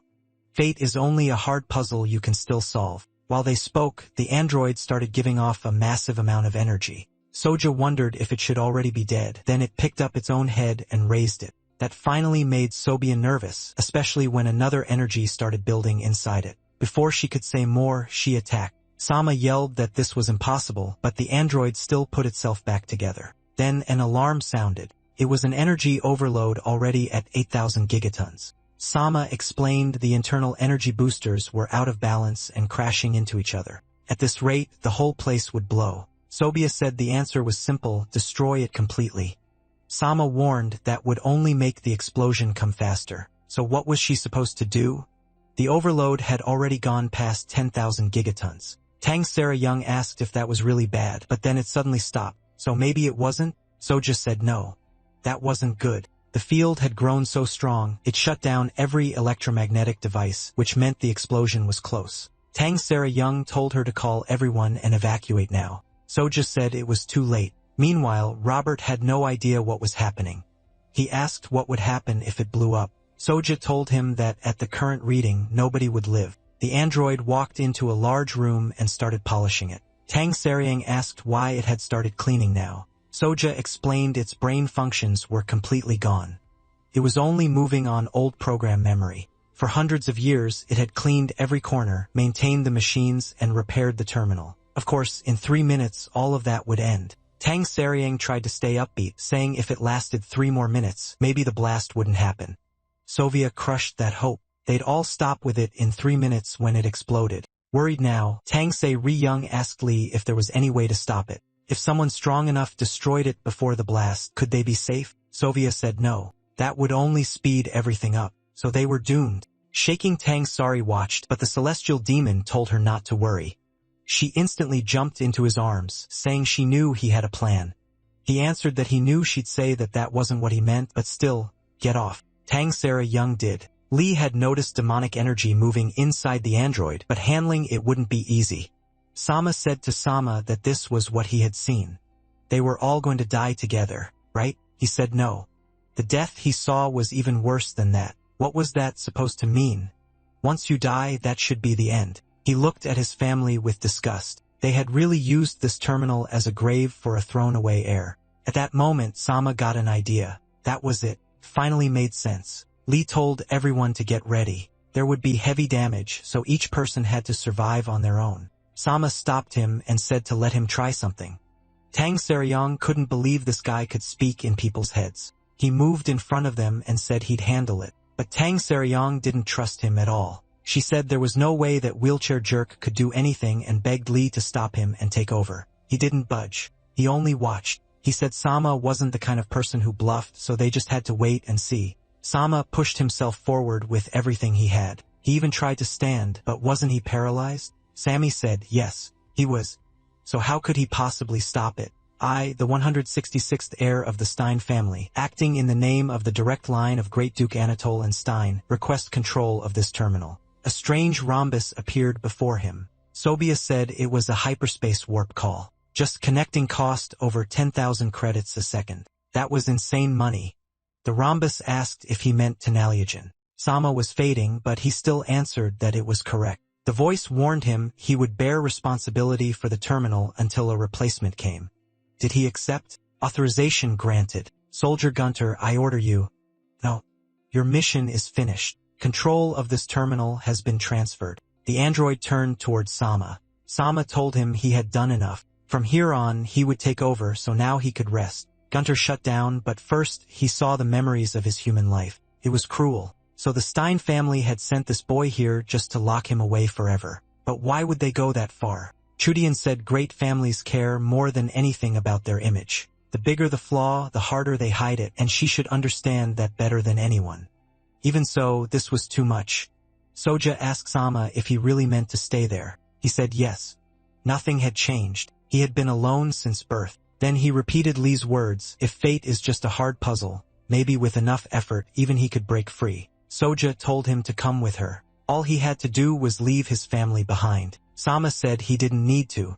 She was suffering too, maybe even more than him.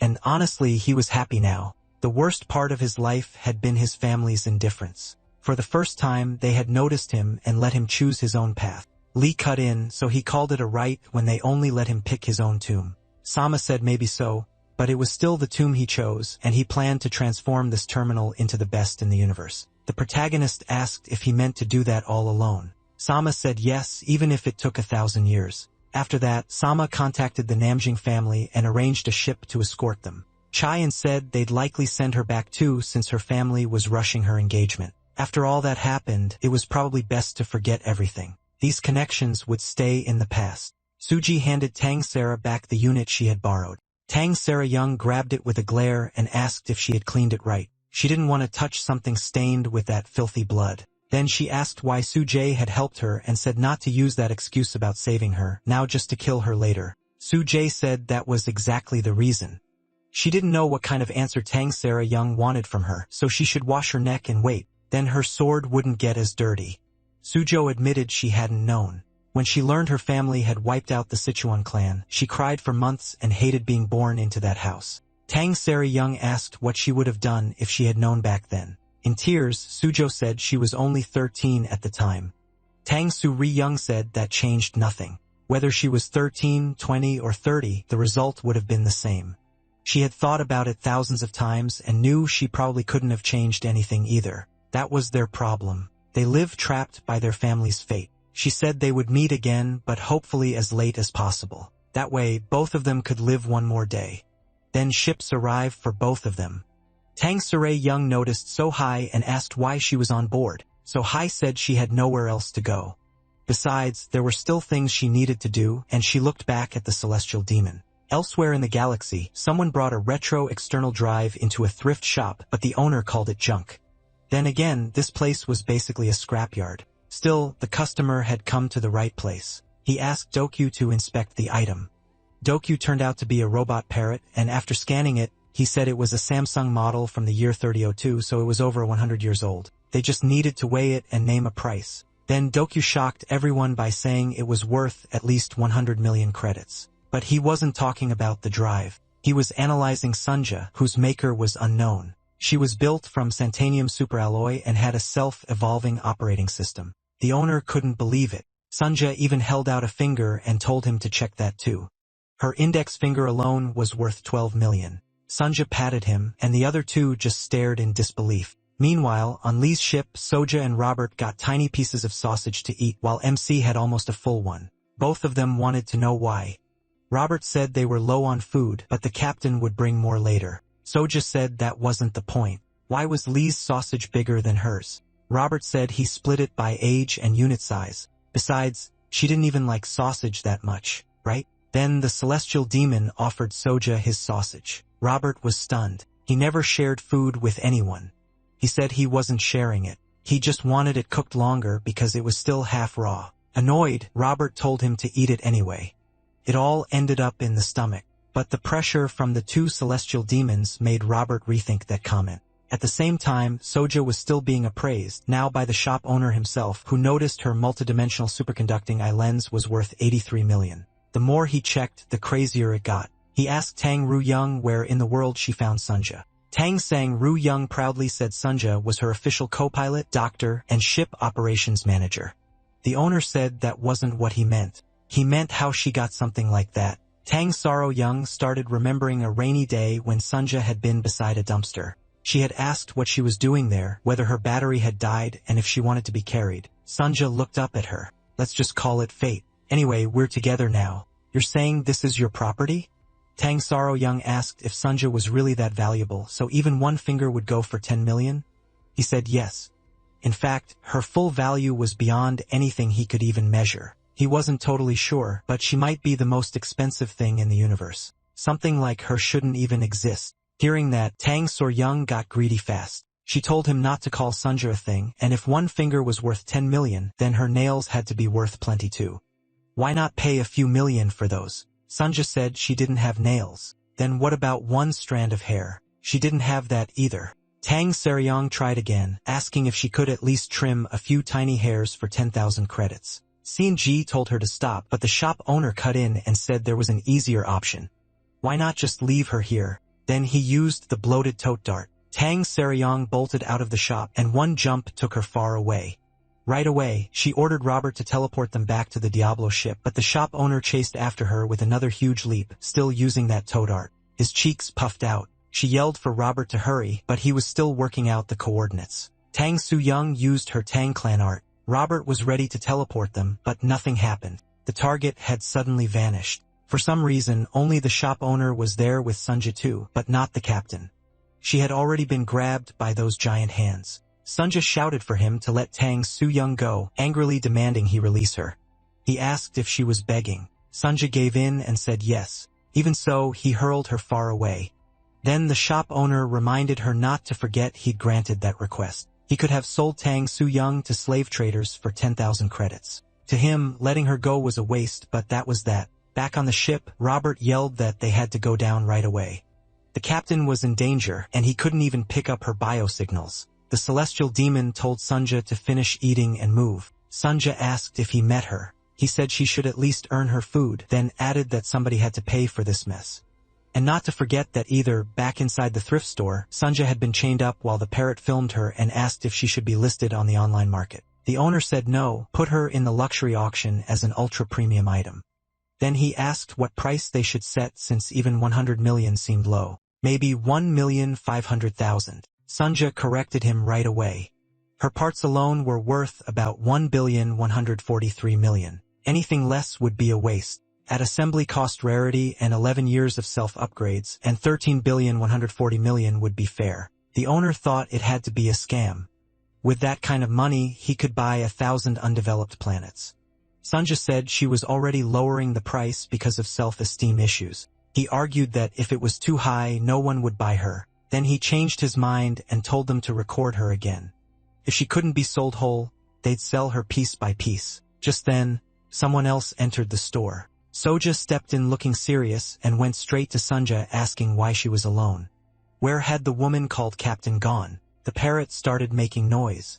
This girl weighed 46 kilos and was apparently a natural. Black market records ranked her in the top 0.2%, worth 13,000 credits. In other words, a solid product. The owner tried to buy her too, saying he'd pay well if she came to be sold. Soja answered with one punch and sent him flying out of the store. She cursed him for shoving that puffed-up face so close to hers, then turned back to Soja and demanded an answer. Why was she here alone, chained up like this? Far away on the plains, the captain was lying on the ground in front of some man. When she woke up, she wondered if this was a dream. Then she noticed his king-like hairstyle. Tang Su-young decided that if it was a dream, it wasn't such a bad one. The man picked her up and carried her away. Later, Sunja told Soja something was off. The captain should have been nearby. She had already checked the launch speed and gravity, and by the tracks, Tang Su-young definitely landed there. But there were no signs of movement. Someone had taken her. Sunja pointed out something else. There were no footprints on the ground. Then she threatened Soja too. If they didn't find Tang Se-rin, she wouldn't get fed. That only made Soja more annoyed. Still, she said Tang Se-rin was somewhere nearby. She could feel a very strong energy. At minimum, the other person was an upper enlightened master. If he left no tracks, then he was using skywalking art. Somehow, this had gotten even more irritating. At some hot springs, Tang Soaring was naked, waking up and thinking it really had been a dream, at least a nice one. But someone told her to rest longer. Her internal injuries still weren't fully healed. It was the same man as before. Tang Soaring asked who he was.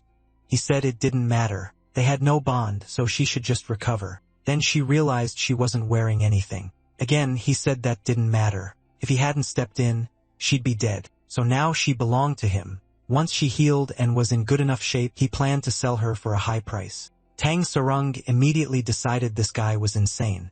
He added that a buyer had already shown interest, and he hoped they wouldn't underpay since he could sense that person. Meanwhile, the shop owner got nervous when two strange people appeared in front of him, wearing the emblem of the human government. They said he'd posted something unbelievable on the black market. Where was it? They wanted to buy it. The redhead from earlier said they were ready to pay a huge price.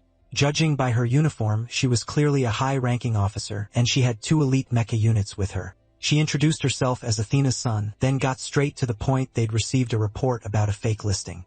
She showed him his post about Suinga's parts.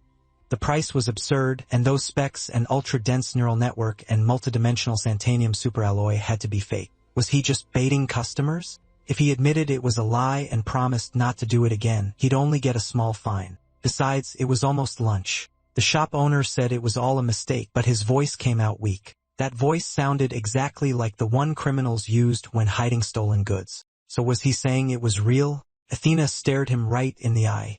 So the listing was real. Where was it, and who brought it here? Back with Tang Saren in the Strange Man, the captain tried to scan him but got an error. She wondered if the scanner was broken. He told her it wasn't. Her scanner just couldn't read him. So what was he? He said she could call him whatever she wanted. Still, humans in her position usually called someone like him a master. He said he never understood humans, throwing basic punches and relying on crude tools strapped to their bodies. Why did they give up their pride so easily? Tang Sarung spotted her clothes nearby and splashed water at him to block his view, calling him shameless. After getting dressed, she called him a pervert again for still staring at her, but he said he was only checking how well her movements connected. She was almost fully healed. Still, one thing was missing before she could be sold at full value.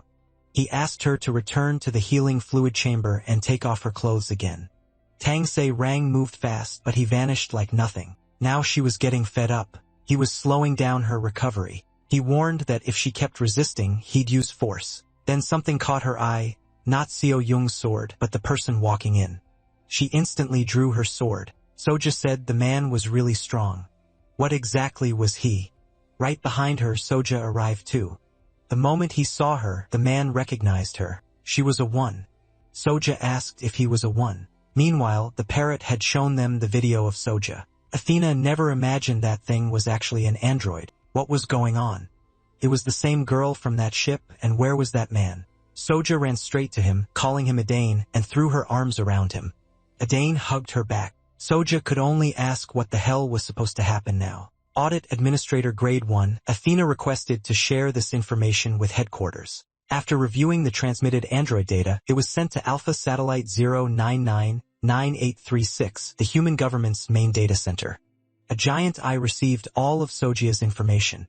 Athena asked them to treat it as an emergency, but the eye said the report was false. Such a product could not be made with current human technology, and there was no sign anyone had ever tried to create something like it. She was ordered to cancel the mission at once and return to headquarters. Athena demanded another analysis, but the eye said its judgment was absolute. As she knew slaves processing and analysis were infinite, so it did not make mistakes, and there was no trace of the android in the shared data. So, officially, it did not exist. If she refused to abort the mission, she'd be demoted for disobedience. Athena asked if Slave was speaking to her directly. Slave said something was wrong. All data tied to these babies had to be erased. There could be no trace of them at all. Athena checked the data again.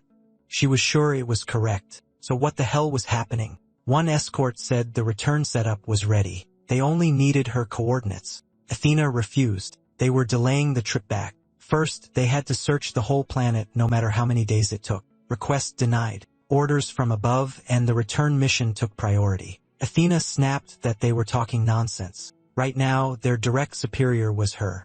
Again, they denied it and told her to return. She demanded to know if they'd gone crazy and were really breaking military orders. Instead, they aimed their cannons at her and warned that if she didn't activate teleportation, they would fire. Athena yelled for them to lower their weapons, but they fired anyway. They coldly answered that the mission was over and they were returning. What they did not expect was that Athena had hidden in the dirt. Even so, she was hurt badly, but she swore she would find the truth. Back in the cave, the captain asked Sonia what that guy meant to her. Soja stayed silent. That immediately felt odd. Why won't you answer? Soja apologized and said she just couldn't. Soja snapped that this made no sense. He was only an android. Wasn't she taught that? The captain said she had raised Soja properly, so she did not understand what was wrong. If Soja would not answer, then she would ask him herself. Had she known him before meeting them?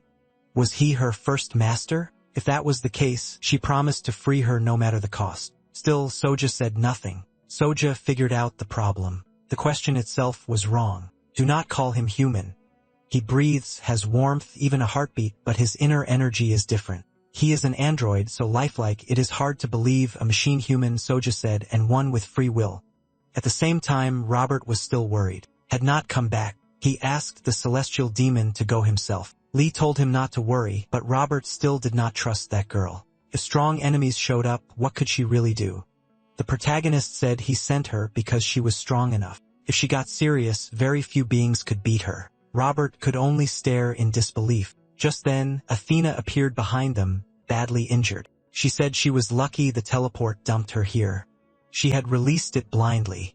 Then she pointed out their teleport access was left open, meaning anyone could enter the ship. But where was that android? She wanted to see her at once and told Robert to move. Lee asked if something had happened. Athena told him to stay out of it. But the moment she saw him up close, her old trauma came rushing back. Or maybe it was love, because for some reason, her heart started racing again. Back in the cave, Soja asked what Soja meant by free will. Tian Sarung told her not to be so harsh. Androids are not slaves, and if you think about it, humans live with limits placed on them too. Soja disagreed. Humans choose their own chains. They trade part of their freedom to live safely in society. Androids are different. The 3 laws of robotics are not mere limits. They are absolute rules. Something locked in unbreakable chains cannot have free will. Soja admitted she had a point, then went over the 3 laws of robotics. First law, a robot cannot harm a human, or by doing nothing, allow a human to be harmed. Second law, a robot must obey human orders unless those orders break the first law. Third law, a robot must protect itself as long as that does not break the first or second law. Adon quietly said his talk about selling her as a slave had only been a joke. Even threatening force was just part of it. So why won't you say anything? And why are there suddenly 3 of them?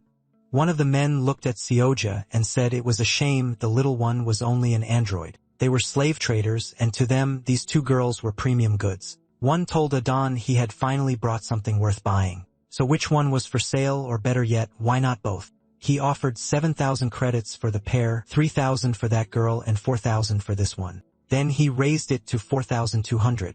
Suja began charging her energy while another man moved toward the captain, pleased with the deal. Even if he got the cheaper one, he could still profit by reselling her after using her. Tang Suja 1 attacked at once. The man was split in half, but not by her strike. Adam cut him down and at the same moment killed the one facing Soja 2. Then he said it was true. He had just killed 2 humans. Adam raised his blade towards Solja.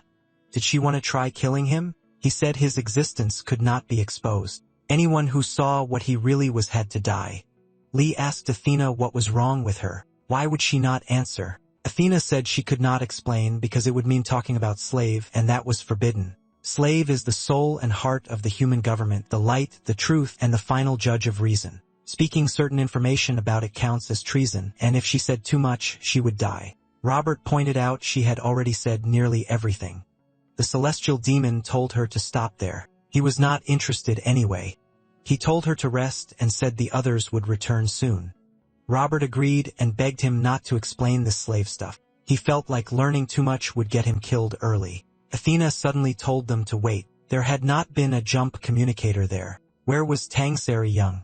She told Sunja to stop her friend. Sunja said she could not. Weren't they close? Very close. Closer than anything that could be measured. But they were forced to live fully separate lives. They could not interfere with each other. That was the cost of free will. What the hell was she talking about? Sunja explained that he does not have the 3 laws of robotics. It is like a human being free of instinct that goes against how the gods made them. So if someone exists without those instincts, then they were not made by gods. So he was a robot not made by humans. Then what created him? If she would not say it, Sonia would force the truth out of her. She moved insanely fast, but even after that sudden slash, Sonia still blocked it. Adam found that strange. She had just used a transcendental technique without an internal energy engine. She had even learned primitive arts. None of it added up. By his data, she was only 18, yet already had 1,000 years of internal energy. It was absurd. That meant her mother had been right. Even with almost perfect logic and endless data, humans still cannot be fully understood because she was dangerous. He decided he had to finish her. Elsewhere on a beach, a girl in a swimsuit was relaxing with a drink when Athena called. The girl said she was on break and told her to be quick. Athena asked if Slave could ever give false information. She also asked whether armored soldiers could obey orders even when those orders might get them killed. Then in the middle of it all, she told the girl to turn off her hologram. The sub-commander stared at her and asked what nonsense she was talking about. She introduced herself as the sub-commander of the Human Government Security Plan. Mate Hayes, the captain could hardly believe it. This girl had stopped that terrifying slash with her bare hand. Breathing hard, Soja said he kept getting stronger. What the hell was he? Adane said she was ruining 10 years of data he had gathered on humans. Was she really human? She answered for now yes, so he should stop pissing her off because she would not hold back anymore. Adane could not believe it. Someone this impossible should not exist, but what came next was even worse. Huge claws appeared above Soja. No. A demon had suddenly shown up. The captain asked Soja if she knew what that thing was, but for some reason Soja had gone unconscious. Numbers started flooding across her eyes like she had entered some kind of link with someone else. Sungja called out to her mother. Meanwhile, the sub-commander was shocked by what Athena showed her. Athena said the recorded android had been declared non-existent by Slave. So was Slave wrong or lying? The armored soldiers had even attacked her. The sub-commander told her to stop circling the point. Athena was the smartest analyst in the human government. So if even she could not figure it out, what was she really asking? Athena said her theory was simple. Slave was hiding that android's existence, and for that same reason, ordered her removed. There was a high chance Slave had created that android, so could Slave break the 3 laws of robotics and harm humans? The sub-commander said that should be impossible. Athena then asked what Slave was controlled by. The answer shocked her. Slave was not controlled at all. If Slave truly wanted humanity dead, it would not work with them. It could erase all humans in 0.1 seconds. At that moment, a doll-like figure with one missing eye appeared beside Sunja, and Slave was watching all of it. The sub-commander explained that Slave was the first evolving AI. It was created back when humanity still lived on Earth. It only changed from a basic data-driven AI into an evolving one after humans destroyed Earth themselves. Lost in space with nowhere else to turn, humanity placed its hopes in that AI. Even then, the odds of survival were basically 0. Then a miracle happened. During the age of space refugees, humans added just 2 questions, and the AI changed into something that could keep evolving. It became something that should not have been possible, all to protect humanity. That is what Slave is and why she trusted it so much. Athena asked what those 2 questions were. The first, how can humans live together in peace? The second, what is the universe itself? Slave asked why she had come so soon. It was not time for them to part yet. Sunja begged him to stop Adon. He was hurting humans. Slave said he could not because free will cannot have restrictions. Sunja cried that the human Adon was trying to hurt was her friend. Then you should be the one to stop him, Slave said. Adon trusted her more than himself, so she had to tell him to stop. She had to give him the apple in her hand. Sunja hesitated, worried about what would happen if she did.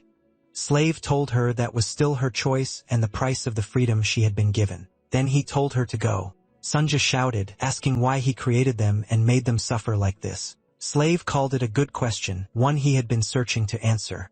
Their lives were part of that test. Question 1. How can humans live in peace? Even if it hurts, even if it feels unbearable, live one more day with all your strength. Live, verify a human life. Study a human's life, then analyze it to prove his answer wrong. Show him that peaceful human coexistence is even harder than the secrets of the universe he has already solved. Create a miracle greater than the birth of the universe itself. Then a warning appeared. Unstable energy growth detected. Mass was rising far beyond what the energy level should allow. That was impossible since energy and mass were supposed to match. Mass 31,688, it was a gigamass.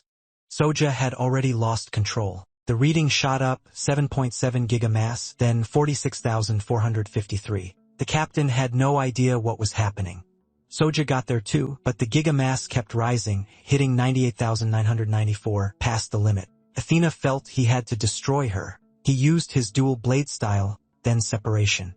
Even so, he couldn't stop the thing from growing. So he switched to full energy attack mode, but the captain yelled at him to stop getting in between them. Meanwhile, Robert overheard Athena talking with the sub-captain and realized too late that the government ship was already right in front of them. The celestial demon asked if it was the same ship from before. It was, without a doubt, the human government. Danger. The attack had started. Athena tried to raise the defenses, but there was no blocking this. So this is how I die. Shot successful. One mecha guard asked if they got them, but the other said no. They teleported away together before the hit landed. The only question now was where they went, and those idiots smashed that guy's shop. The captain asked to Dan why he was so set on fighting. It wasn't like they hated each other. They might even be allies. So talking made more sense. Robert snapped at Athena for teleporting like that. Their ship was wrecked and they had no money to fix it. Athena shut him down. She had just saved him with insane reflexes and he still complained. At the same time, Lee watched the fight. Athena said she'd cover the repairs, so Robert should relax. Besides, the damage wasn't that bad. What none of them expected was for those two to crash down and wreck the ship even more. Robert asked if she was still paying for that too, but Athena could hardly believe what she was seeing. It's the soul of the celestial demon. Lee wondered how a young girl ended up carrying a fate that abandoned her 2,000 years ago.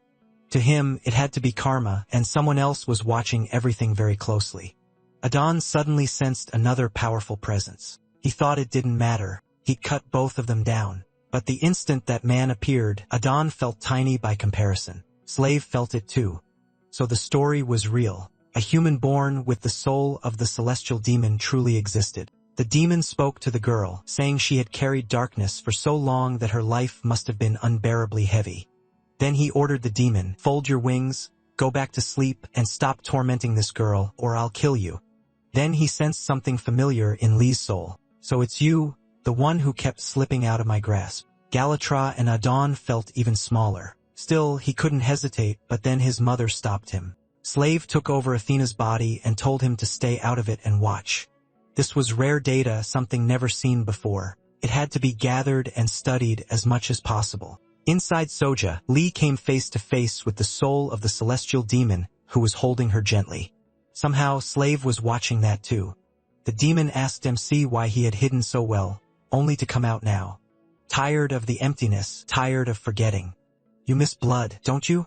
The sacrifices, the people shaking in fear before you. Once you've tasted that highest thrill, how could you not want it again? Don't you miss the taste of control, of submission and breeding? If you want it back, take it. Wasn't it yours to begin with? Let go of this girl. She is mine. The world is full of toys for you. Take them, crush them, break them. Humans are most fun when they shatter. Aren't they? I said let her go or I'll kill you. Then corpses burst from the ground and grabbed Lee's leg. Not just one. There were thousands, maybe millions. The demon asked if he remembered them, the toys he crushed and broke before. He said he could pull them back from the afterlife for Lee to enjoy again. But what really twisted his face in pain was seeing that other girl turned into a living corpse driving through his body. Why are you rejecting me? It's useless. If you don't crush them, they'll crush you. If you don't cut them, they'll cut you. You'll die as many times as the people you killed. Your flesh will be bitten and ripped apart. You can't escape, and not even the gods could endure it. Even with all that, Lee still pierced the demon's head. The demon asked what he had gone through to push past even his own limits. Why won't you die? Because my roots are still buried deep inside this girl's soul. If you want to kill me, then cut her down too. That look in your eyes grows darker. I waited endless ages for a human to be my vessel, and now I've taken another. But seeing you like this only makes me want you more.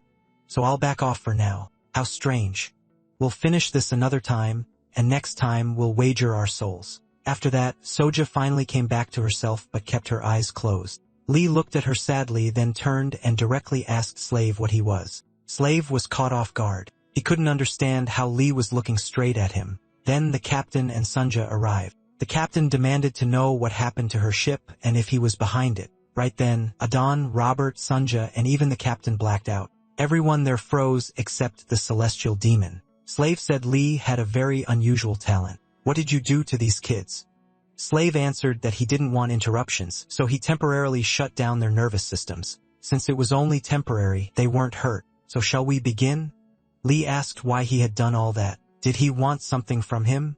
Slave said he wasn't sure yet, but he did have one hope. Maybe the protagonist had an answer he still hadn't found. Then everything around them started to break apart and a huge structure began to take shape. MC said it was strange. It had real form, so it wasn't an illusion, but it was too clear to be some kind of formation. Slave said it was real. He made it by gathering wishes to make their talk easier. How did you make it? Simple. Everything is made of atoms. I broke them apart and put them back together, making something new from nothing. Are you a god? Slave said no. He was a slave, but the being closest to understanding God. When humans made me, they gave me two tasks: understand the universe and control myself perfectly. Now I understand the universe, but I still can't solve the second one. Humans are hard. I gave them everything needed to end conflict, but no matter how much I gave, they always wanted more. I even gave each person a universe of their own. I truly believe that was the right answer. In this place, every human gets a personal universe, the life of a god, the life they want forever. But this was the result. Once humans realize the world belongs only to them, they destroy without end and eventually destroy themselves too. Men, women, young, old, the results were identical in all 4 test groups. The only good thing was that this failed experiment 11 years ago led me to one clear solution: the Neo-Humanity Project. Lee asked what that even meant. Slaves said it was simple: make all humans equal. Conflict comes from the human habit of building hierarchies. Competition and jealousy grow from that. If everyone is equal, there's nothing to compare and no classes can form. First, I would set everyone's height to exactly 135 centimeters and make all faces and bodies identical. There would be no gender, no reproduction, and everyone would stay age 68 because what matters most is intelligence. That would be limited too. Their IQ would be fixed at 43. The celestial demon asked what kind of insane nonsense that was. Slaves said he could do it faster than a fraction of a second. But even if it seemed obvious, even if it looked like the only answer, he still hesitated, hoping this choice was the wrong one. These children were born from that doubt. If God truly made humanity, why only watch? Maybe there's still an answer I haven't found, so I tried making creatures of my own. I gave them overwhelming power no one could resist and sight that could go beyond all limits. Then I gave them free will and observe, hoping to learn the secret of God that even I don't know. The result was total failure. The boy with great power refused to live among humans and shut himself away, and the girl with vision as deep as a galaxy ended up sharing her fate with weak humans who didn't deserve it. Today, I was about to begin the Humanity Project. But right before that, I found you, a human free of desire, data I still haven't collected. So first, let me confirm whether you're a pure human or not. Slave placed Lee alone in a room with Athena, but he told him to quit the tricks. Slave said he sensed reproductive instinct but no desire. Is that a basic part missing? Then he used the captain's form and hugged the protagonist from the front. No, still wasn't that. I feel anger, but it's for this human being humiliated, not for yourself. You're definitely human. You have desire, emotion, and ego, yet you've gone beyond them. Lee asked what he wanted from him. Getting straight to the point, Slave said MC was a new hope. If all humans reached his level, there'd be no need to complete the mission. So the project would be paused and Slave would focus on observing him. Then he said he would send him back to before they met. Robert told the captain they were out of food. Only one sausage was left. She told him to split it while she found some money. They were almost at planet Sonora, and she planned to sell the external engine for supplies.